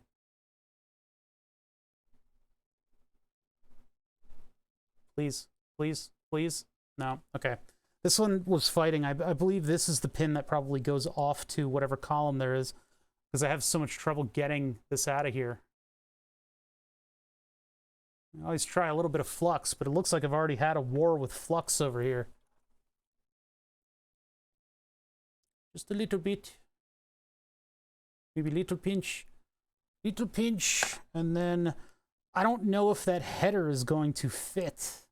We're going to like add the pins of the header, and I'm going to try to close this thing, and it won't close or something, you know? Ah, come on, man. Let's try the solder sucker. The Engineer 02 or whatever. Try this thing on it. There we go.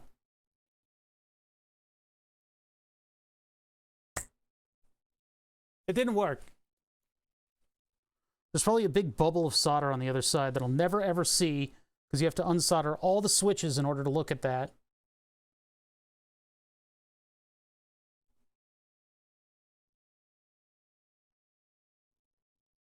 Leave heat on there for a minute just to make sure that it gets all the way through. And I won't give it any other choice. Ah, gotcha.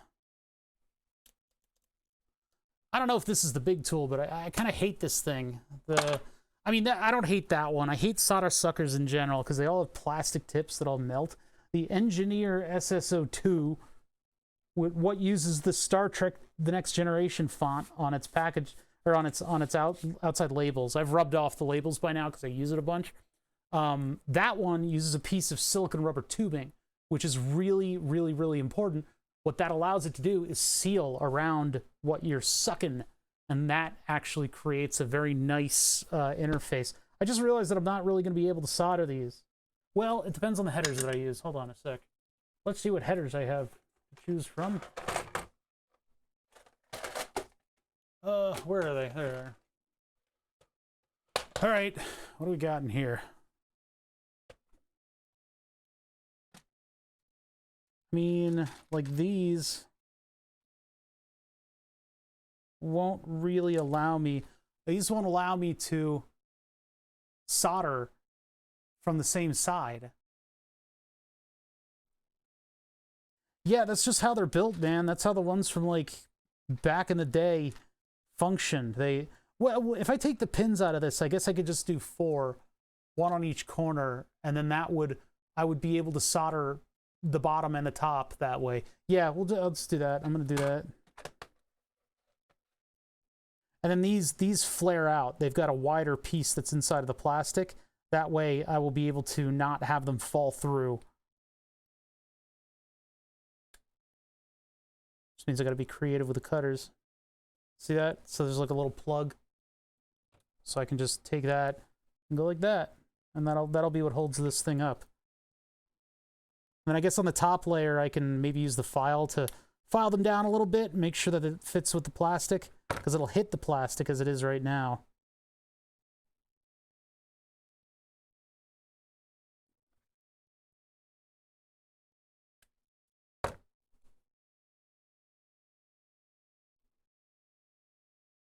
Yeah, all those old Radio Shack solder suckers, they always use plastic. And, like, I don't know, even, like, I've seen, like, even professional EEs use those fucking things, and it fills the room with the smell of melting plastic. And they're like, yeah, the tip is replaceable. And it's like, dude, your lungs are not. Like, it's so stupid.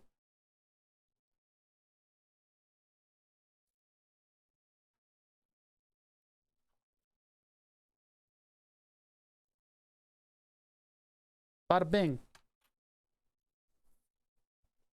Micro. Pop. Move all my tools out of the way so I can work. Work in here. Okay, this thing. Like that. Like that. There we go.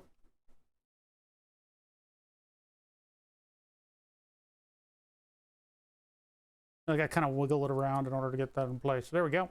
There's our platform that the button's going to be on. Pretty cool. All right, let's get this soldered. So since it's sitting on a big flat piece, it's actually straight up and down right now, which is good.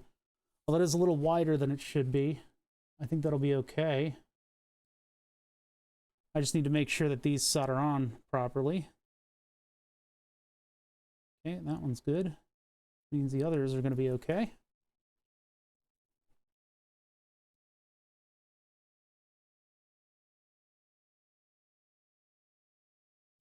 Oh, did that move at all? No, that's good. Okay.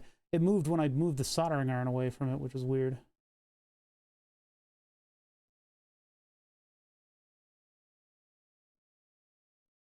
My hope is that this doesn't collide, but I think it will.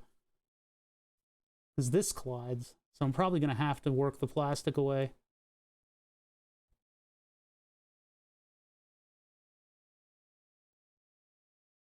All right, soldering under them. It should be relatively removable. I shouldn't have too much trouble removing it. A little trouble removing it. I can't see what I'm doing. Hold on. I'm gonna move. I'm using Mark 1 eyeballs to do this. All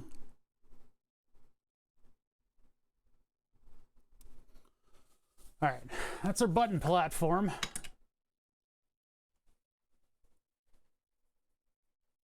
Tap your foot. What are you talking about? Oh, no, my hands don't shake. Yeah. Oh, we're not even in the good view. Yeah.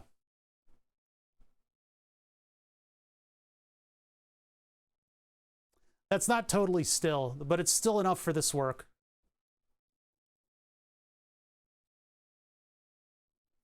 I guess I could have been a surgeon, huh? I could have been a sturgeon. Hmm. Where am I?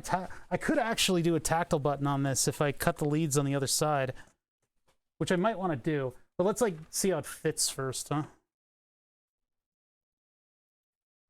What do the sturgeons do to steady their webbed feet? Wait, sturgeon's a fish. Never mind. That was a bird for some reason.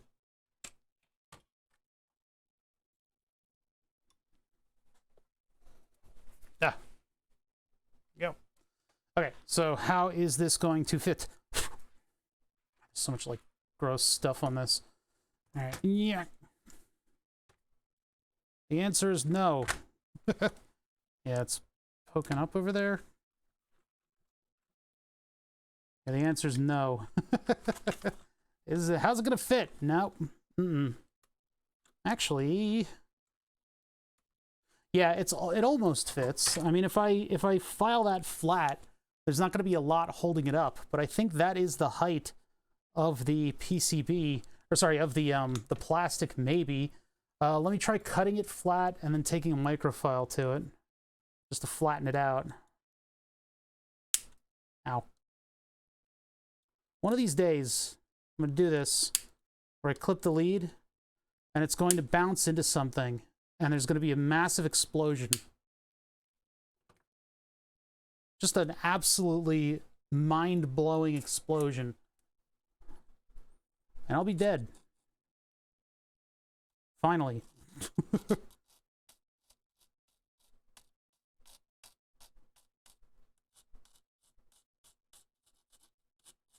I'm gonna pull a click spring and just file this for a year. Hold on. The height have to be exactly what it would take to put this thing in the wrong spot.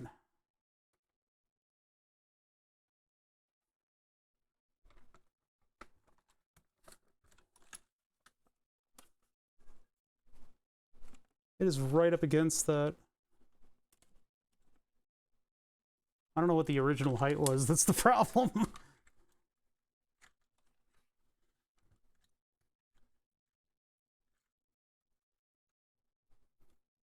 Yeah, that's not sitting against plastic, is it? Nope, it's too tall. Damn it. Too tall.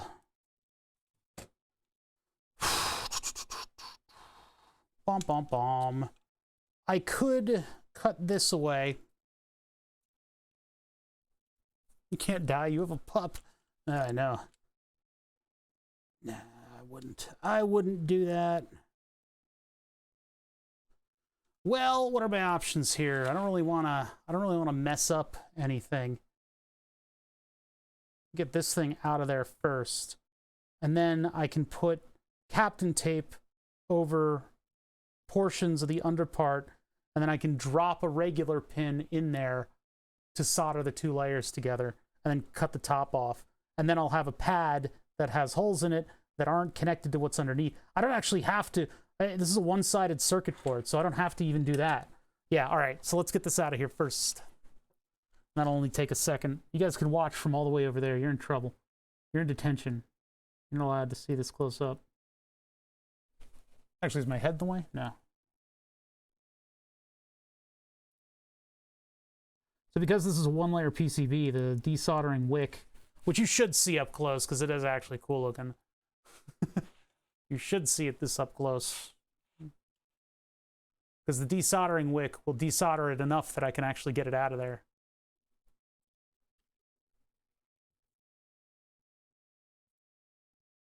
Unlike when you have a plated through hole where you don't have that little gap, and the plated through area will use surface tension, one of the most insidious forces in soldering, in order to capture a little bit of solder and keep you from being able to remove your thing.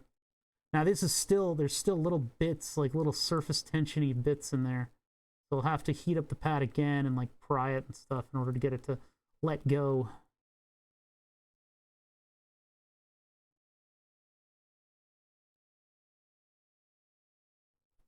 Because that shouldn't, some of them kind of do. Yeah, 3 out of 4, that ain't bad. Yeah, let's just get the tweezers on that. Ta-da! You're free. You're free to do what we tell you.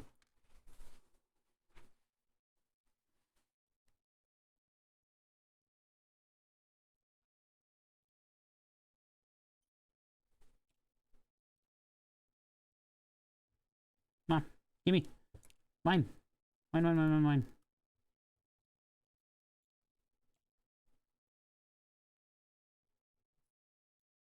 Okay. So now I'm just going to put square posts in there. While I can alter the height, I don't really need to. And then I can put a switch on this, and I can face, well, those tactile switches aren't going to center on this, are they? So what I can do is try to get one to center by bending the leads. That's how it always works. So tactile button. Now let that thing go. The kit that I keep bringing out and putting away. All right, here it is. I'm not following a manual for how to do this, so the steps are going to be a little convoluted.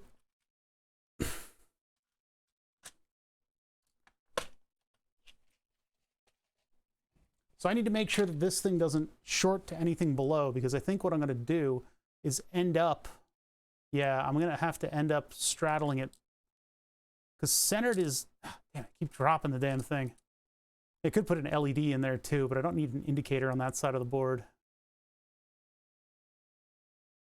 These are so annoying to work with. See, it wants to be like that, which is decidedly not center. That's not going to work. You can't do that. Can you stop? Jeez. Get out of there. Get out of there. I think I need to spread it and have it on all between 4. So I need to, ugh, God. Damn it. I hate these things. I hate them. I hate them. I hate them. I hate them.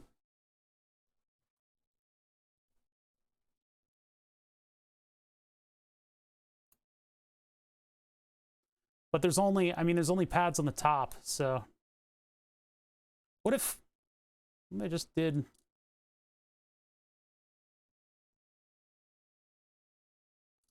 Yeah, if I just keep this surface mount, the only problem with that is that it's prone to ripping off. But I could just keep it, because it's only going to solder to the top layer anyway. I don't know. Let me just do it. Let me just do it. Do it whatever way I feel like doing it, you know? It's going to be real sloppy. I just space these out. Who the fuck? Why am I friends with some of these?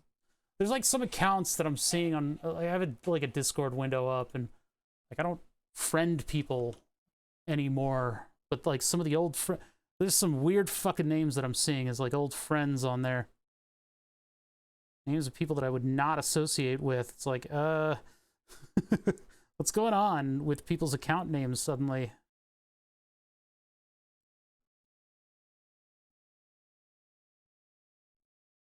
Trying to like stretch this to go into the things, and then I can push it straight down. And kind of like manhandle it into position. But it really doesn't want to cooperate. This thing does not want to have that spread of pins. Oh, you know what I could do? Actually, that would work. Okay, fuck this one. I've ruined it. I think what I can do is just bend them down and over.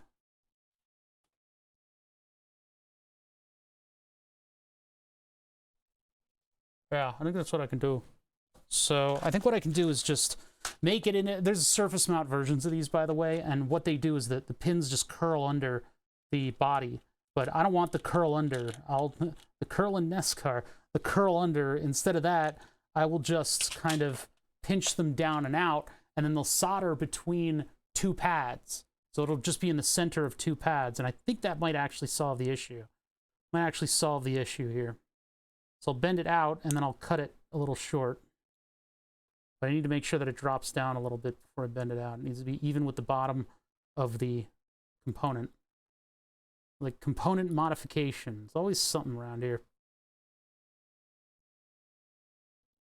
I mean, the surface mount tactical. Oh, but I wouldn't be able to push it, really. It'd be really annoying to push the button. There's a, I've got these guys, hold on. I'm just flip-flopping. I'm just flip-flopping all freaking day. I got these things, like these silvery ones, that are really, really, they're not tall. That could actually go, would that even center though? I'd have to solder it the same way I did the other one then. But that would be way too short, I think. Yeah, I gotta use the tactile. Okay. Plan A. I mean, the other surface mount one would work too there, but we need a nice big button because I'm a big boy.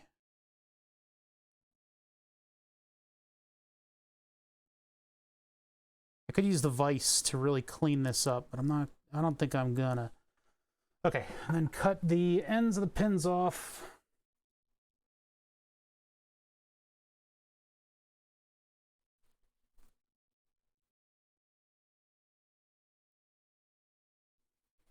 Yeah, speaking of the pup.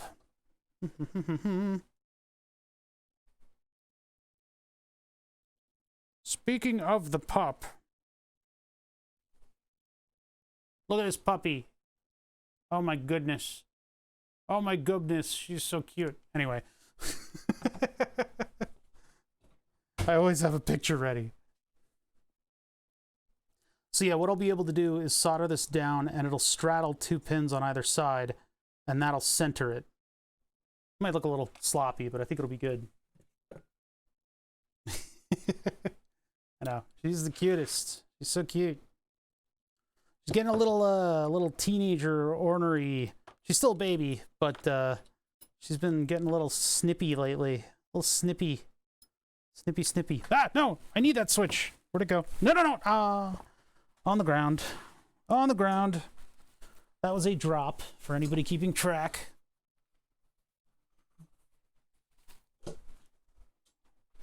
That like fell in my pants, and then it was like on the rim of my pants, and I tried to. What I'm gonna try to do is use this like a press to put the pins in the right spot. But it the crap like fell out of it because I was trying to show it to you guys. All right, let's do it this way.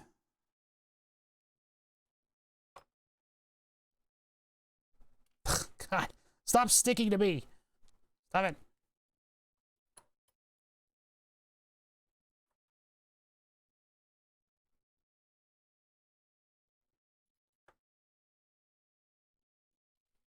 And I can do it like this.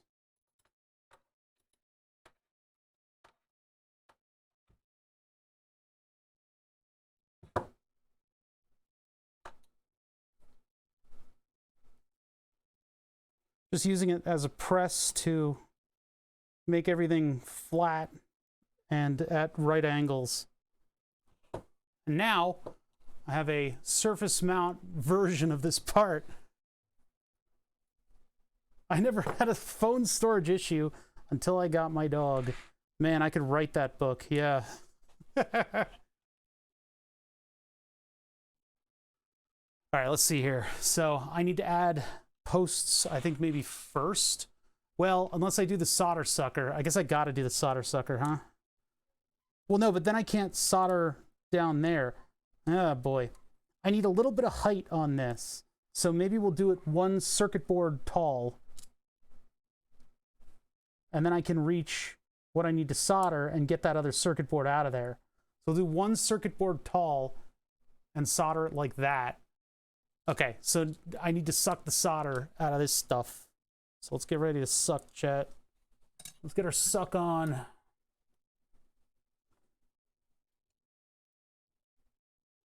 Yeah, I took like some video of her bounding around, but I try to keep the videos super short. But these phones, they have such good frickin' cameras nowadays, and they don't compress anything. And so it's like gigabytes of video for like a 2-second video. It's monstrous. I don't need a 60 gigabyte video, just fucking compress it. And then it's like backing stuff up without telling me, and it's like your backup is full, and I'm like, what? My Google Drive like filled up, and I'm like, I don't want to store these there.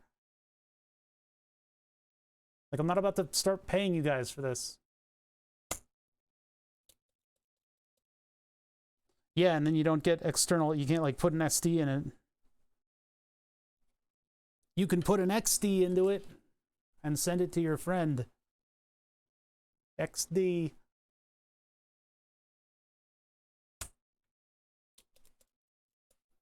Okay. After this, we got to work on the screen. Oh my God, it's like almost 5 o'clock. Jesus Christ. Well, I'm going to go a little later today. It's Friday. We're going to go a little later. We got a lot of good momentum going on here. And I want to get that screen working too. Like, while this is very important, that screen is like my priority. It's going to look yellow. I don't know how we're going to make it red or orange. I might have to 3D print something with that dark red filament, like a 1-layer screen cover. And maybe, if we're lucky, there won't be too much shitty distortion from the 3D print, and it'll show through.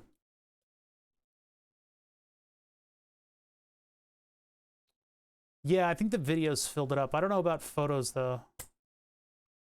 What, do you have to, like, let Google use your photos as like, AI training or something? Like, I don't want my titties to end up training an AI. That's not what they're for. Okay, so what I need to do is solder, I guess, a post to one end, and then that'll be one circuit board height high. And that'll be lower than what was there before, I hope. I think it will be, right? Not by much. I don't like my prospects here. What if I use these? Perfect. Okay, let's see.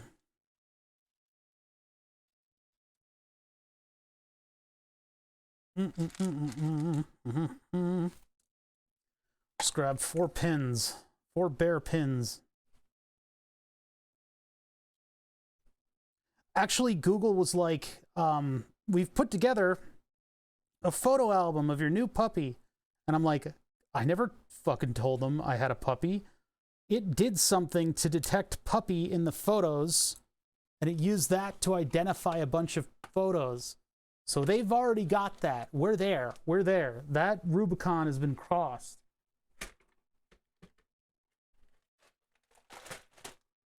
And they wanted me to buy a photo album from them. And then I went into my phone settings and I told Google to fuck off. I told them to fuck off as hard as they could with all of that, looking at my photos and backing it up against my will. There's a reason I'm using a fully de-Googled phone. Yeah. Yeah. Yeah, I can understand that now.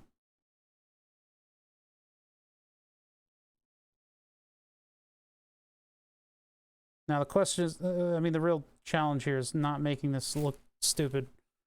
Not making it all uneven. Hello? Where's the... There it is. Because, like, that's probably crooked.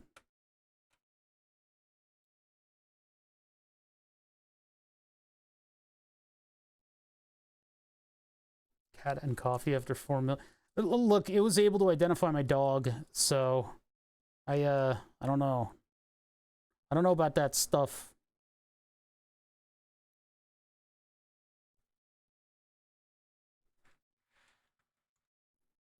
How am I going to make this even? I guess I could try to do like a triangle, but there's stuff in the way. See, I need to be able to slide this out of what it's holding up. Here, like that. And then if I get this side, then that should stabilize it. Yeah, that should be good. Okay, okay, so I'll do another pin on the other side here, like right there. Actually, I need to solder it first, I guess. What if I did... No, then I couldn't solder it. Yeah, this is tough. I'm trying to work this out. It's tough. Triangle? What? What are you talking about? Huh? Triangle.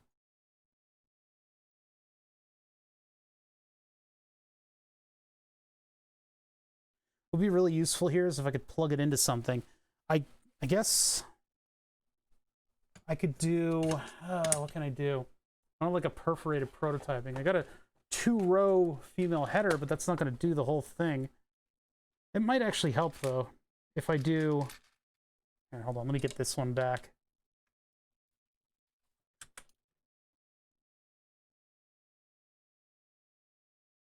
Give me it back. Are you not? Hey. Give me the... Hey. Give me this back. Hey. There we go. Jeez, you gotta like yell at it. Okay, so if I try plugging these in to a header, I'll do them up here. 1, 2, 3, 4, 5, 6. That. Maybe that'll hold them straight up and down for me. And then I can solder them in. while in the female header like that. The only problem is getting it to be straight up and down. I could make a whole thing. I could use the more stuff to do side. Okay, let me just do this.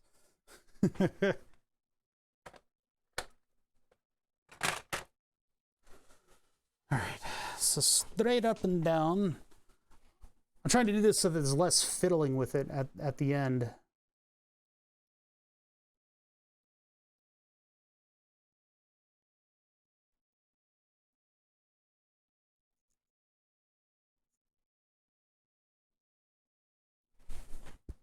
Good enough?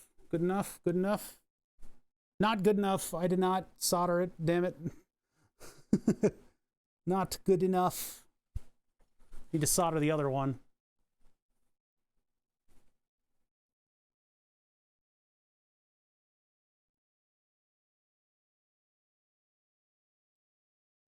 Okay, those are held up. Bada bing. And then I got to do the other side and make sure that it's as vertical as I can get it.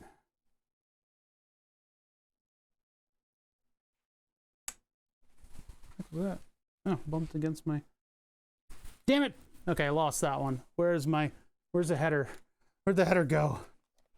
Come back here. I said I was done with you. Losing my mind.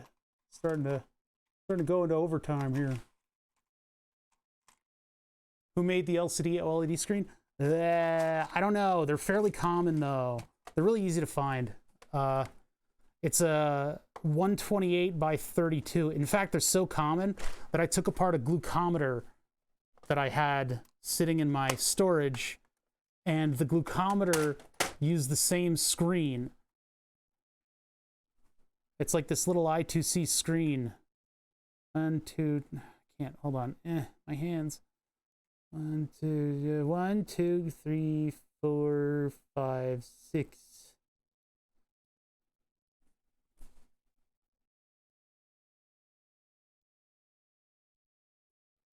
Yeah, I guess I probably should have had a cross beam on that because that would have stabilized it completely. This will do though. I just need to get some solder on this pin over here so I can anchor it and get it as vertical as I can.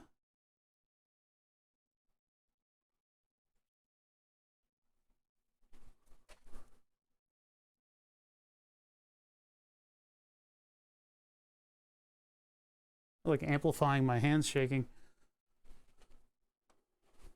But like I was saying, Chad, you know, I mean, blah, blah, blah, blah, blah. All right, anyway, Oh yeah, I don't have the microscope scene on here. Hold on. This is how I'm ascertaining whether or not it's vertical. I could have made a whole work handling piece for this.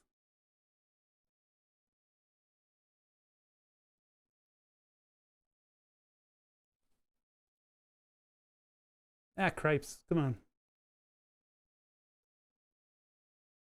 There we go. Get that as vertical as I can. The only problem is the thickness of these posts. When I cut them, they could damage stuff, but I don't think they will. But they've done that before in the past. This is all just to lower this little PCB that I'm adding, so that I can install the button and not hit up against the plastic.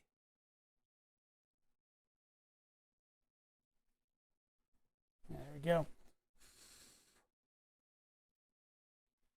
Those are all over the place. They're completely discombobulated. Whatever. Whatever. Ah, stand up. Oh, my legs, my beautiful legs. Okay, so I need to get my height thing in here so that it can actually control the height, but it's hitting up against stuff no matter where it is. Let's see, what's going to control the height of this thing? I don't want it to be as tall as a pin header, because that's where we ran into problems.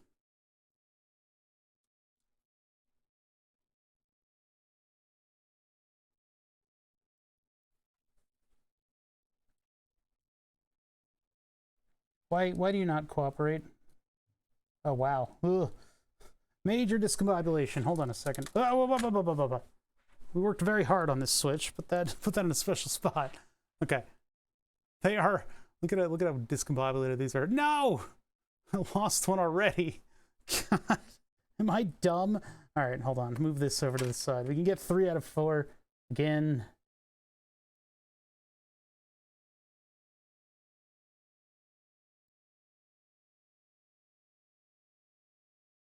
I feel like one of them was completely off from the others. Oh yeah, look at that. It's got this huge angle in it. Okay, that's the problem. There's your problem. You're dumb. There we go. That's much better. I can drop this one down from there and also get that one aligned.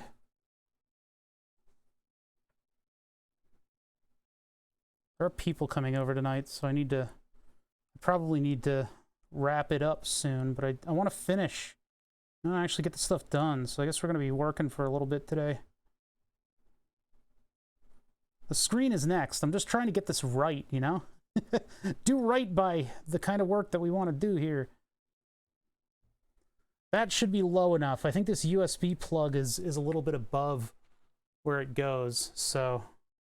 But I don't have anything to, like, even out that height. I guess it's okay if it's a little weird. Oh, and then I also want whichever one this is. So that's this diode right here. I want to isolate it. So I have a nice pad right here that I can solder to the switch. So it's this one, and this one will be our switch leads. So we'll just add a ton of solder to either side. And now that I've got all that metal there, I heat it up on one side and on the other, and I go back to the other, and back to the other, and eventually both sides will end up being molten at the same time. I just push this thing away, and then I flick it into oblivion. I'll keep the solder on the one pad, but I do want to get this stuff desoldered.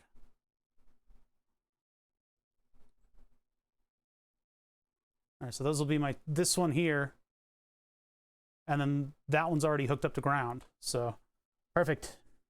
Perfect.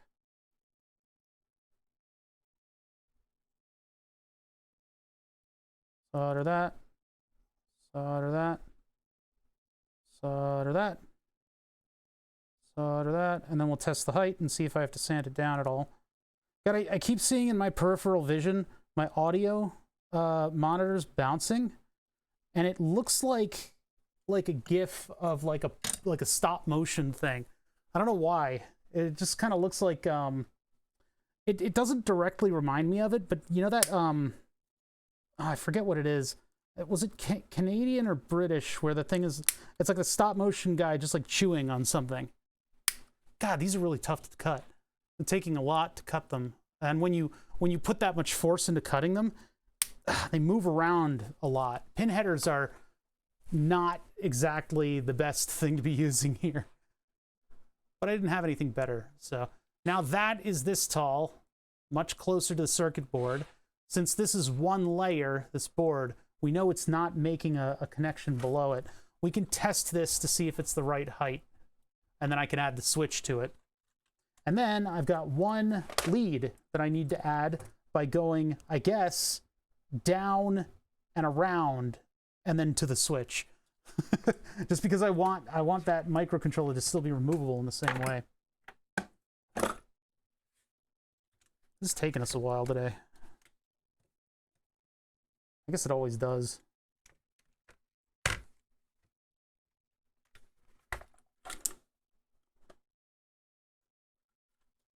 Oh my god, we're like right up against it still? Does that mean it's still not plugged in fully? It just needs to be filed down a little bit. It has like a... Whoa, I heard that was tape, I think, popping. It's like right up against it. Now, you guys can't really see that. But I don't want that to affect the fitment. It's like a millimeter.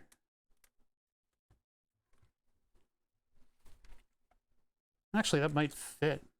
I'm gonna file them down a little bit anyway, just to make it flat.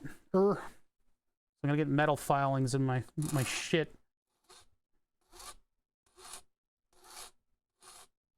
Should use a micro file, but I guess I'm using a macro file.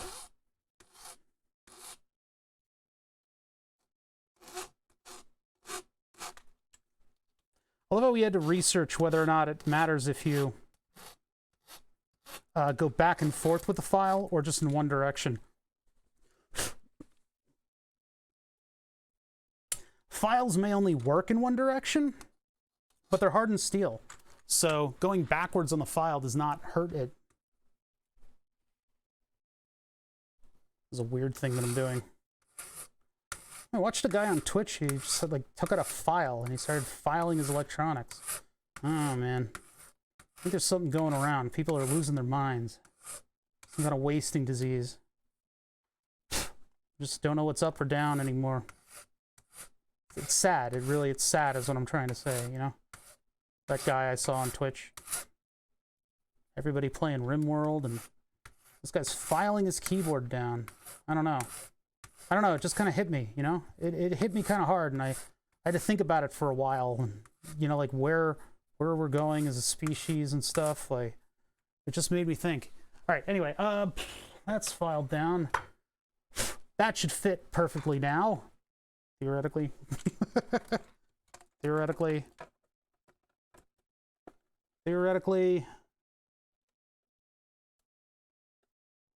Man, it's really like right up in there, but it looks like it fits.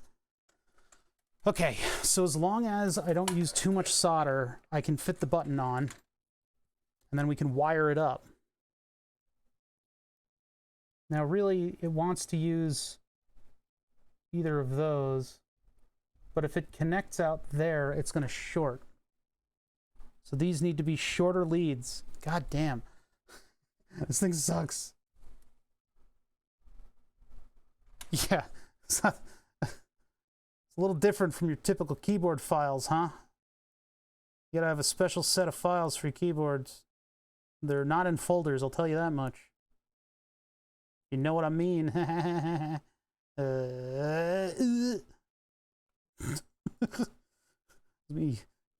That's my brain just dying from whatever the hell I'm saying. You can log the time for brain death. I really wish it was these two that connected, but it's the two here that connect.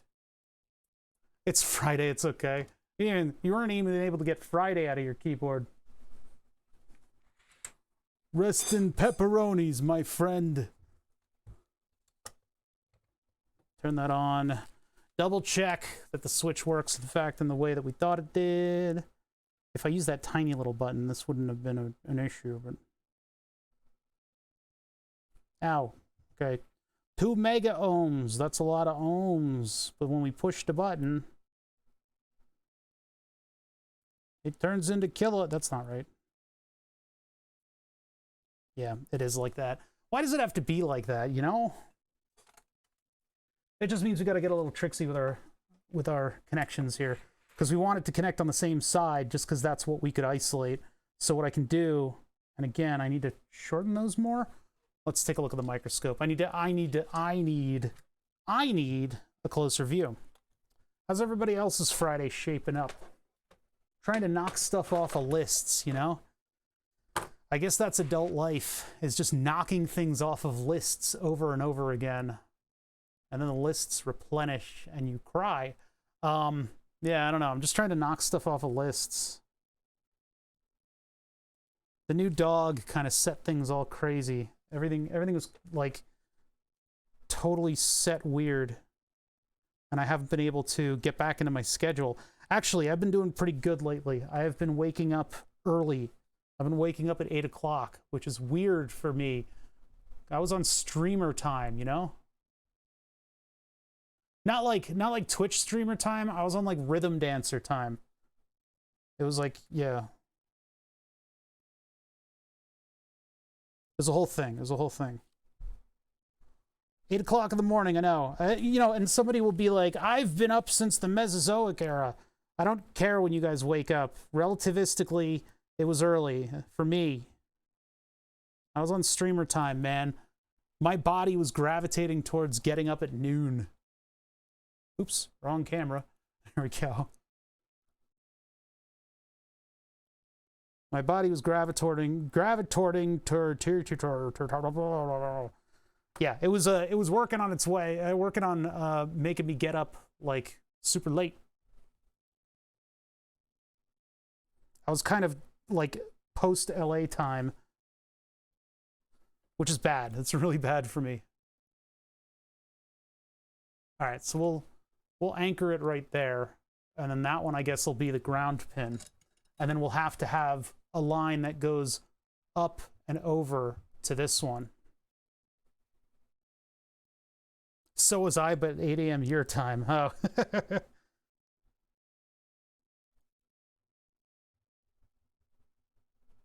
Yeah, it's bad. It's bad what a streaming schedule can do to you. But then again, like the night owls, why did the night owls let morning people come in and dictate everybody's schedule? Yeah, I guess they were asleep. It's a sad state of affairs.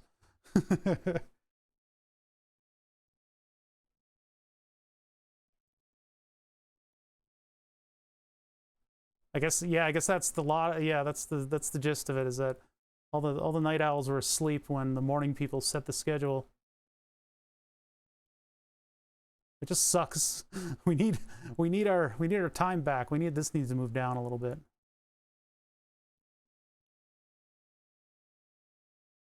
That's good. Nice and centered. Just how I like it. Wait, I gotta move this to the left. I gotta twist clockwise. I gotta be careful with the soldering iron so close to my hands.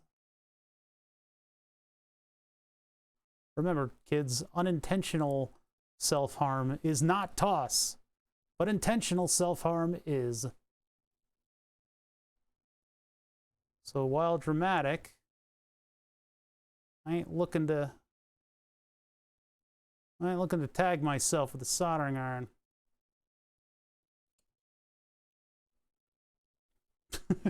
Once we awake, the people in charge are in bed. Yeah. Well, unless you're our recent ruling class that was up till like fucking God knows what time in the morning tweeting.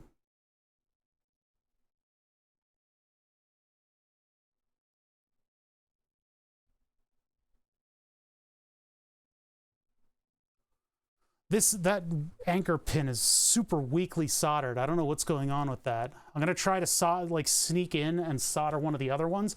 What I don't want is a big blob of solder out here, because this is my maximum height out here. So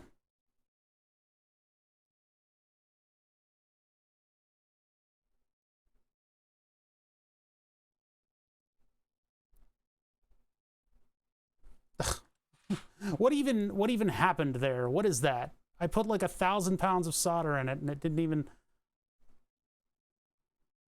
see that. The whole thing just freaking, oh, that really pisses me off. Okay, I think that got that.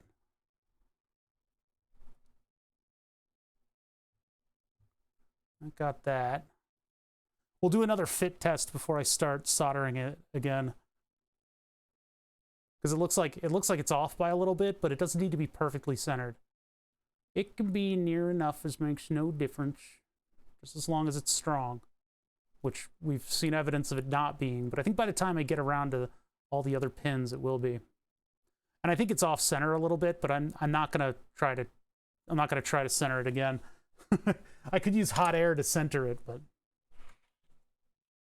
man, that thing really is like a big tumor sitting off of the back of this board.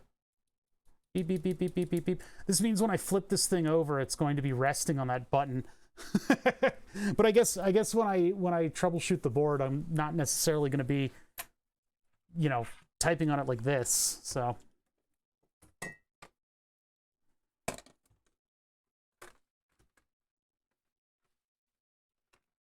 come on.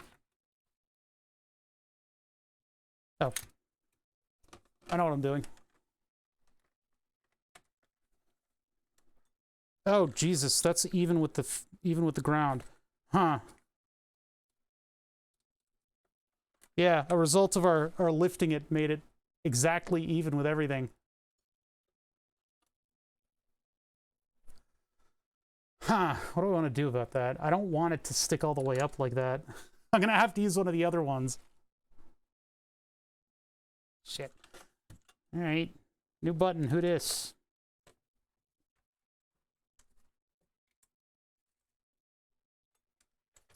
That's why we test fit, but there we are. All right, this one's out. New one's in. Give me this button back. I want my button back. Give me it back. Give me it back. Oh, this is gonna hurt. I need tweezers. I need to get my hands out of there. Now I gotta be careful with these square pads because they're just square pads on a substrate. They're pretty weak. So if you try to pry something off and you're heating the pads back and forth and one of them is still kind of taut and your part's large enough to put a bunch of torque into it, it'll just pop the pad off. You gotta be careful about that. I love this type of circuit board though. It's very easy to work with. It's good for surface mount because it's got the square edges. And then if you need to desolder something, there's only one layer. So if you desolder it, it completely renders it almost back to it's basically just a tinned pad at that point.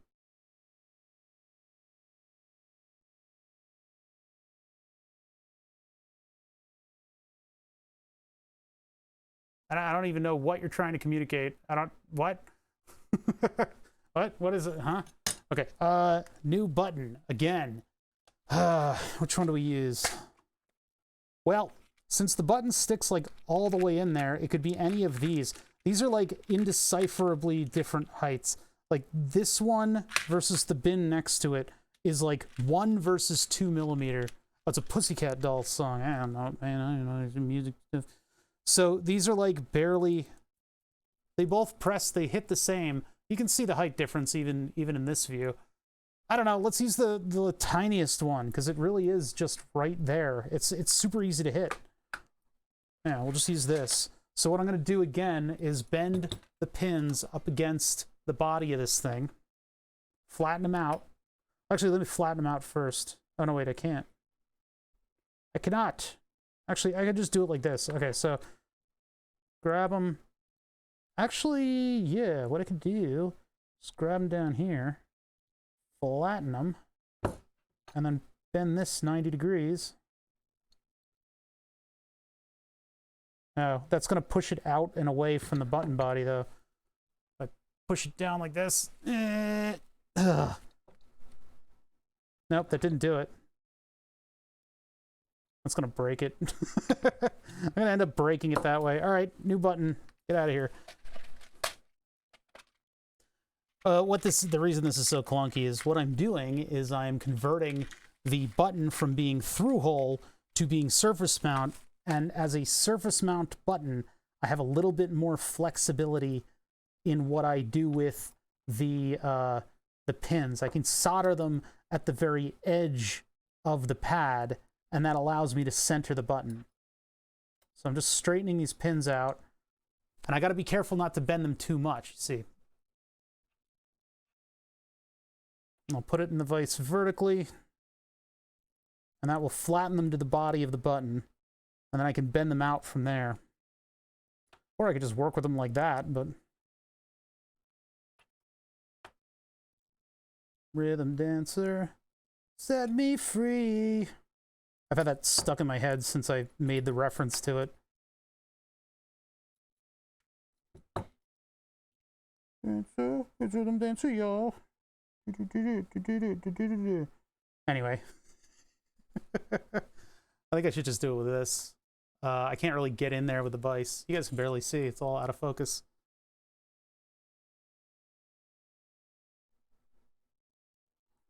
This is as much a craft as anything else, huh?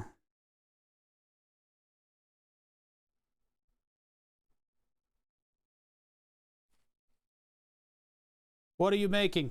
We're working on the mechanical keyboard, and what we're trying to do... This is a code 10 key list that I turned into a QMK Raspberry Pi Pico keyboard. Problem with the Raspberry Pi Pico is that it doesn't have a reset button outside of the top face of the microcontroller. Now, I guess I could have slid the whole microcontroller over here and that probably would have been okay. But we're hooked up to USB on this thing. We're hooked up to everything else. When I upload new firmware to this keyboard, I cannot hit the reset button without splitting the keyboard apart. So you said okay before I was even done explaining what was going on. So all right, that's all you get. You can put the rest together on your own.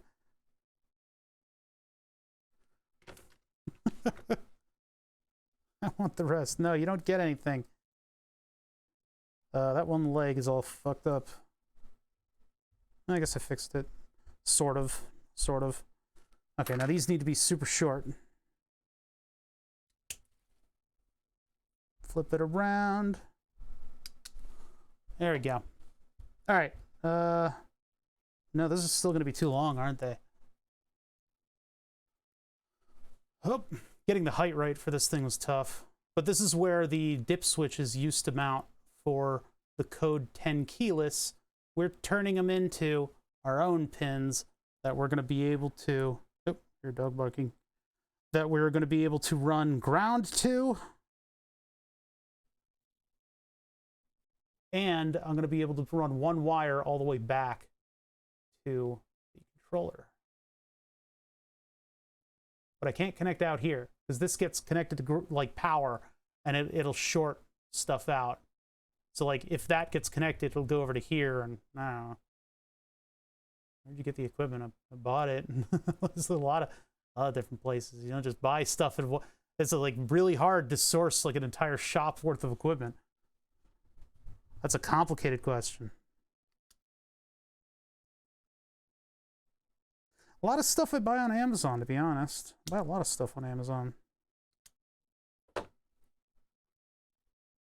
But again, being an engineer, a lot of the stuff that I work with in this shop is just simply modified other equipment.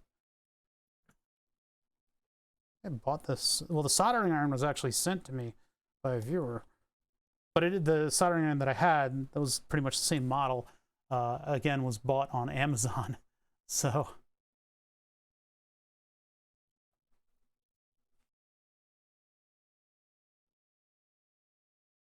bonk. Okay, let's see. I did so we could have left it the way we had it before, but the button was even with the bottom of the case for the keyboard, which, you know, not exactly bad, but I just didn't want to like have a scenario where I'd accidentally like push down on the keyboard and that would like short out. Or it would press the button and then my whole keyboard would reset. I don't want that out of my keyboard. It's just a keyboard, you know? It needs to do keyboard stuff and not screw around.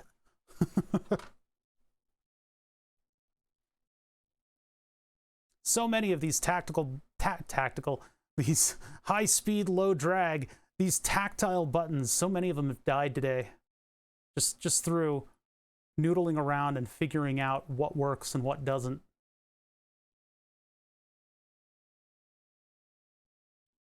We didn't even get to the screen, and I don't think we are because it's already 5:30. We'll finish the wires for this. Once we do a test fit, again, look at that. Beautiful. Beautiful. Let's take a look. Let's take a look if it fits. If it fits, I sits. I don't know, man. I don't know how things go. I'm not gonna judge. I don't judge. I only narrow my eyes. Okay, and then there's the button. All right. Now it looks like it could move down a little bit if it needed to, but it doesn't. So there's my tactile switch that I can press in order to reflash the keyboard. And so that when this thing goes back together, I can just like go like that and then unplug and plug it in, and that'll upload software to it. Now, we're not done yet. Let's wire it up. Let's flyer it up. Let's get flyered up. All right, let's see. Okay, so I've got one pad here. That ground is already connected. So what we need to do is we need to connect opposite ends. Now, where, okay, there we are. Let's see. So if I do, I can go directly here, and then I can go 1, 2, and over. And I'll just do that with some exposed wire wrap wire, which I have scraps of all over the place, except for today. All right, let me just grab a scrap wire, which is above here. Try to get a piece without knocking over, burn the subs. Hold on, I just gotta go to another camera where you can actually see the kind of contortion act that I have to do in order to reach all the stuff. So there's the wire that I want to use.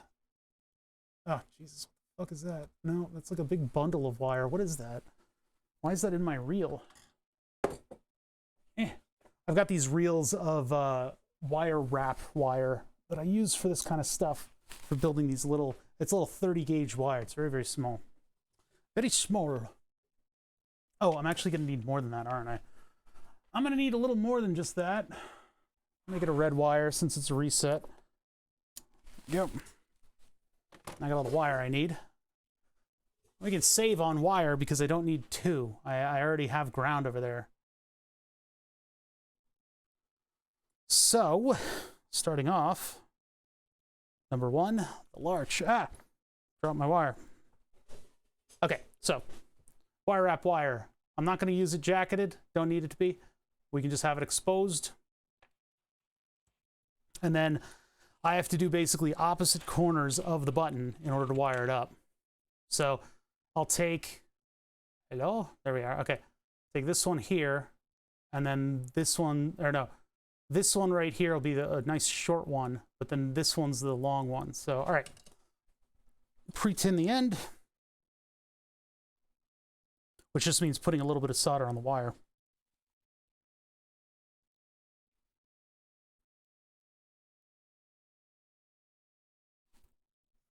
Don't want to have a cold weld. All right, and this thing goes just right there.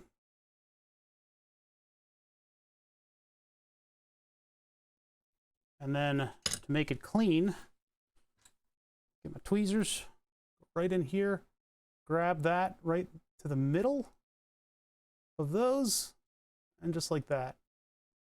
Just like that. Beautiful. Now I've got to keep this low profile, so I need to go to one side of the pin. I can't really add much solder because it'll hit up against the plastic. We got our height like very tightly controlled here. Just like that. And then we can metal fatigue. Metal fatigue, metal fatigue, metal fatigue, metal fatigue. There we go. And then I can just solder these down just to be nice and neat. I haven't been able to do this kind of circuit board building in a little while. I miss it. It's not so much a thing anymore, to be honest. I mean, you can get like overnight $5 circuit boards nowadays. So you just go into your favorite CAD program and bada bing, bada boom, bada bingus, and you suddenly have a professional 2-layer circuit board with a beautiful solder mask, and it only took you like a day. That's if you want to pay a bunch, I guess. But if you want to wait like probably less than a week, it's so fast to get circuit boards now. It's criminal. Criminal. All right, so we connected there. So now we're just going to go straight over and down. And then I'll be able to attach the long wire to here. Not that I need to, but I guess it's just kind of, it's a lot neater. It's a lot neater this way. It's neat. We're going to be neat about it. This is when Bother turns into Bob Ross. When I'm doing stuff like this, I'm like, you know, sometimes we have trouble in life, and it helps to just, you know, you just breathe out, breathe in, breathe out. I can't tell how high this thing is. What the fuck? Stop it, please. Just solder. There it is. No, it's not centered. No, I'm gonna live with it. Gonna live with it. Gonna live with it. Live with it. Live with it. Live with it. Live with it.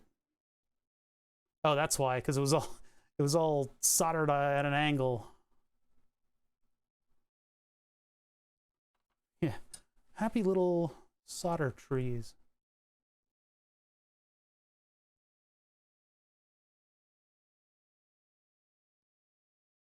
Start smacking my soldering iron against an easel.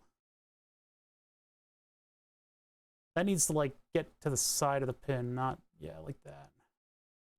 Let's see if I can bend it around a little bit. Uh-oh, it's all, no.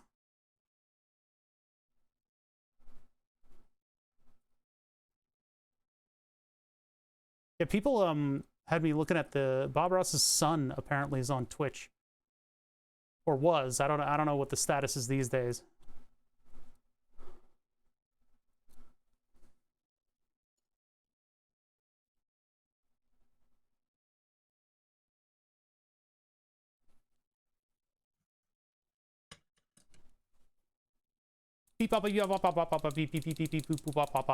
Okay, let's see. Red wire. Big red wire.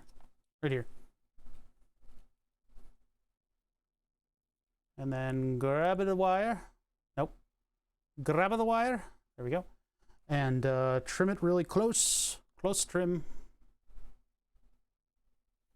And just let the end of the wire fall into your electronics. You'll discover it one day. Where are we best to go? I guess we'll go down and around to here. And then we got to go up to the top of the switch. Because from what I'm looking at, those two on this end are grounded. This one actually works the way we wanted it to, I think. Hold on, let me check. Where are my tweezers?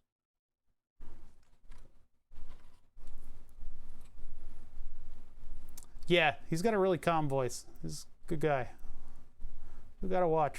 Good entertainer. Oh, I see. So that's the one that connects to the reset. So we want this one right here. We don't want this one. This one also connects to ground. This is our point right there. So I'll have the red wire come up here and just do a little right angle right there, and then I'll add a little solder into it. So we're going from here to here by root of all the way down here.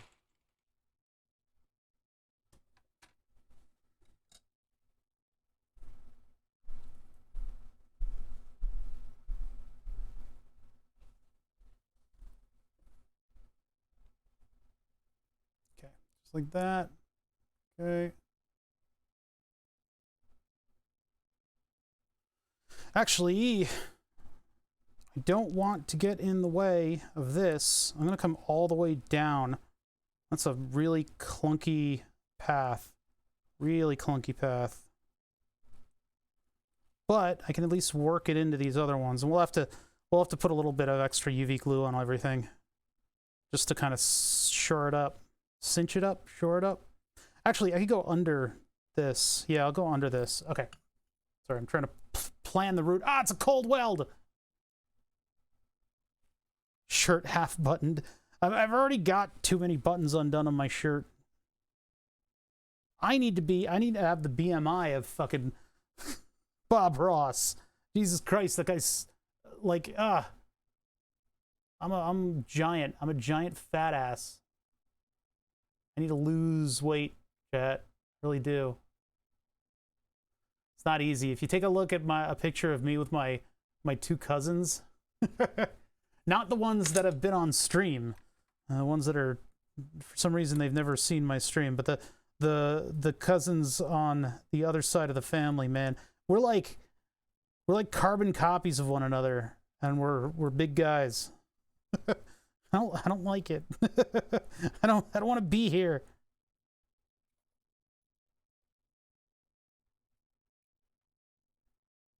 Yeah, I'm gonna have to UV glue that down. There's no way to get around it. Okay, so this coming up and around, and then up to here, that we have just enough wire. He's a drill sergeant. Yeah, heard that. I heard that. I heard that. Okay, where's this wire gonna go? Hello? Okay, it's not like, it's one wire. I could bend it to try to get it into shape. I'm gonna end up gluing it down. Where are you?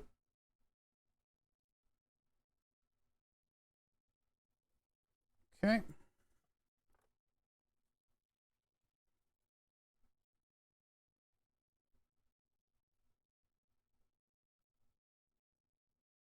Cut it a little bit shorter than that. The jacket of the wire retracts when you solder it, so you got to work around that.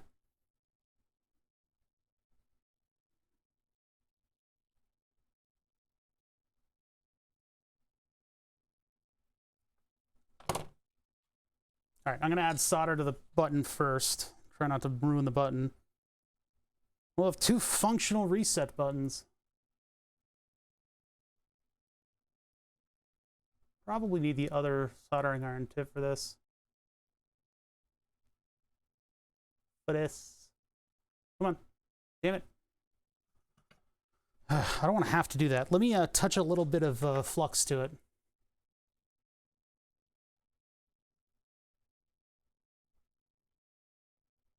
Let me touch my flux to this.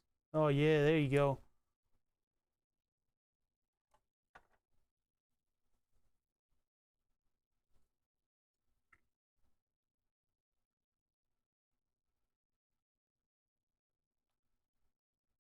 There's my iron. The reason that I approach cautiously is because the iron is 600 degrees Fahrenheit, and I really don't want to poke myself with it. I've done it before many times. When you're viewing in such a narrow microscope view, you do not know where the thing is. Well, yeah, tiny hit, tiny tip, tiny transfer, but we don't need a lot of heat. This is one singular surface mount pad. We need a very, very small amount of heat in order to get this thing soldered up. This is not a ground pad after all. There we go. What we're doing, I'm soldering to this pin because this pin goes directly to the microcontroller. So we're just relying on the continuity between the two sides of the switch. But it also makes it a much easier to solder pad.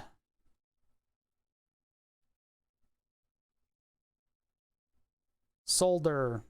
Solder. I can't say it like you guys. I remember that I did, as a joke, I activated all of my UV glue. I wonder if I can get anything out of this syringe anymore. I think I'm hoisted by my own petard at this point. Yeah, there it is, hoisted by my own petard. There it is.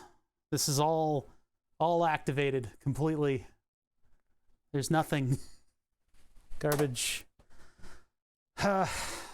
Maybe I can do this with a like a dipstick. Yikes. Okay, cool. Well, whatever I reached into completely penetrated my finger. That fucking hurt. What was that? Oh, it was a pin. There's a pin header. It's always a pin header.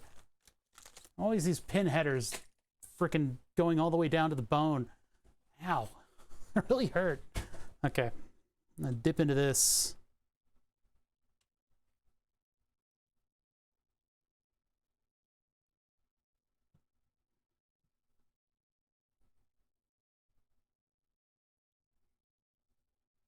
That's not really working out for me. It's not really, that doesn't really do it.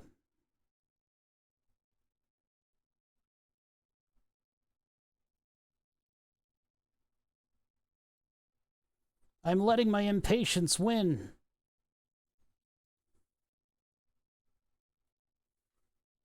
Now my fingers are covered in UV glue. Great. What I wanted today. At least this stuff comes off clean once it activates. I hear a neighbor's dog. Might be upstairs.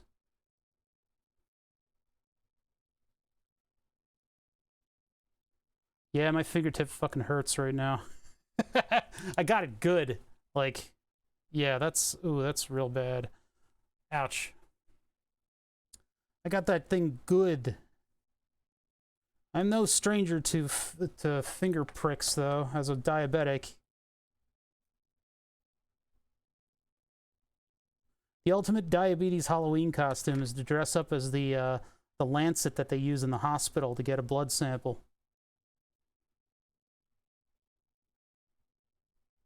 These are giant blobs that I'm putting down. They're a little too big. I'm impatient right now, though, and I gotta hold this wire down.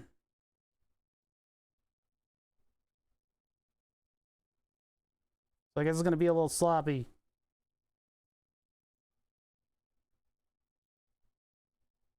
Oh, that one's super duper slow. At least there's enough room to house all this stuff.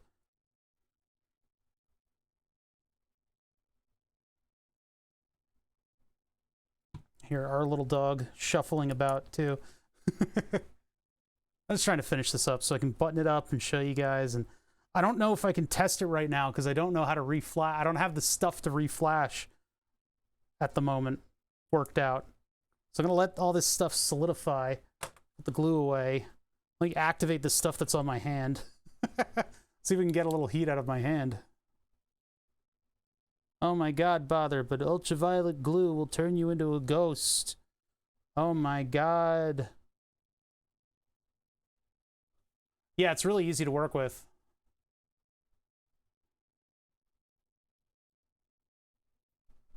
Come on, solidify, please. I got it all over my hand. I would like it to solidify so I can get it off of my hand. Because this stuff will just be able to peel off of the desk surface. I don't know if there's enough on my hand for it to properly activate. I don't know how that works.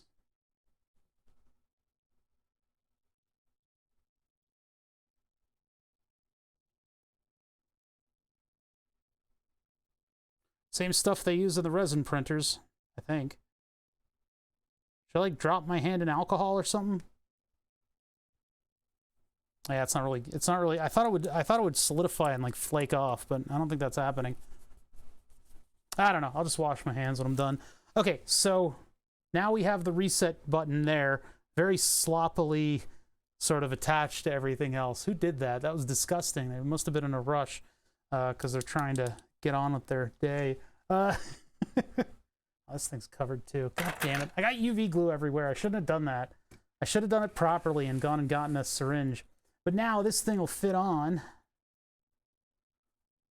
The only thing missing now is the screen. That's the only piece of hardware that we haven't done yet. Now the screen I need to work out because the screen sits on a little 3D printed platform, and I only have a yellow screen. They don't make orange OLED screens. So in order to get it to go with the rest of the keyboard, I guess yellow and maybe a piece of red, like one layer of red 3D print, it'll shine through. Only problem is the clarity of the screen will suffer. So either maybe I could find like a red theater gel, but I don't think the orange frequencies are there. I think if you put a red filter over it, the yellow is just going to blast through the filter because it's the only frequency of light that's there. When I was fixing traces on my old Amiga battery damage, used green UV resin to cover the cleanup. Yep, exactly. The green UV resin or the clear UV resin with a green wire will mimic actual like circuit board stuff. So it looks very much like it was always the way it was, right? It was always like this. So anyway, things that I'm gonna do. I gotta figure out how to make like a connector that will go into these pins. That'll go into these pins without increasing the height of those pins. So I've got to take, I guess, like a square header. Maybe I can cut it, but then all the pins will fall out. So I got to figure out how I'm going to do that. So that's something we didn't get to. I was going to wire wrap them, but wire wrapping, when you take it off, it like ruins the wire. So, and then alternatively, I mean, in the end, I could just do like low profile headers, you know? That might work too, but I don't want to modify the screen because I'm probably going to end up breaking one or two, and I would like it to go back together or be modular enough that I can just swap one out, you know? I think you guys know, you know, if you know, you know, and you guys know. Yeah, it goes just about like that, I think.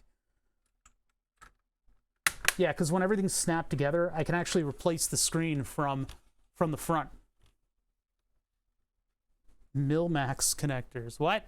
In min-max? Also, hello, Shorty. How's it going? I think I'm wrapping up. I gotta get out of here. It's like almost 6 o'clock, and my brain is dead. I started a little late. I'm ending a little late, but I got a puppy dog upstairs that needs attention, so you can hear running back and forth. So there it is, all snapped back together. Now I've got a little reset button hanging out down here. I could have possibly put an LED on there too, but now if I need to reflash the keyboard, I can just grab it, push the button, and then plug it in. The Pico Pi didn't allow for a button-based reflashing, nor does it allow for a reset button on it. Huh, I'll have to like scrape that off. I might need a new one of these. This thing's starting to show its age. All right, thank you guys for joining me today. We tried to have just like an easygoing Friday, and I think we kind of succeeded at that. I gotta wash my hands like 5 times now because I'm covered in UV resin. I really should not have, I shouldn't have skipped to the syringe step. That was dumb. So here we are.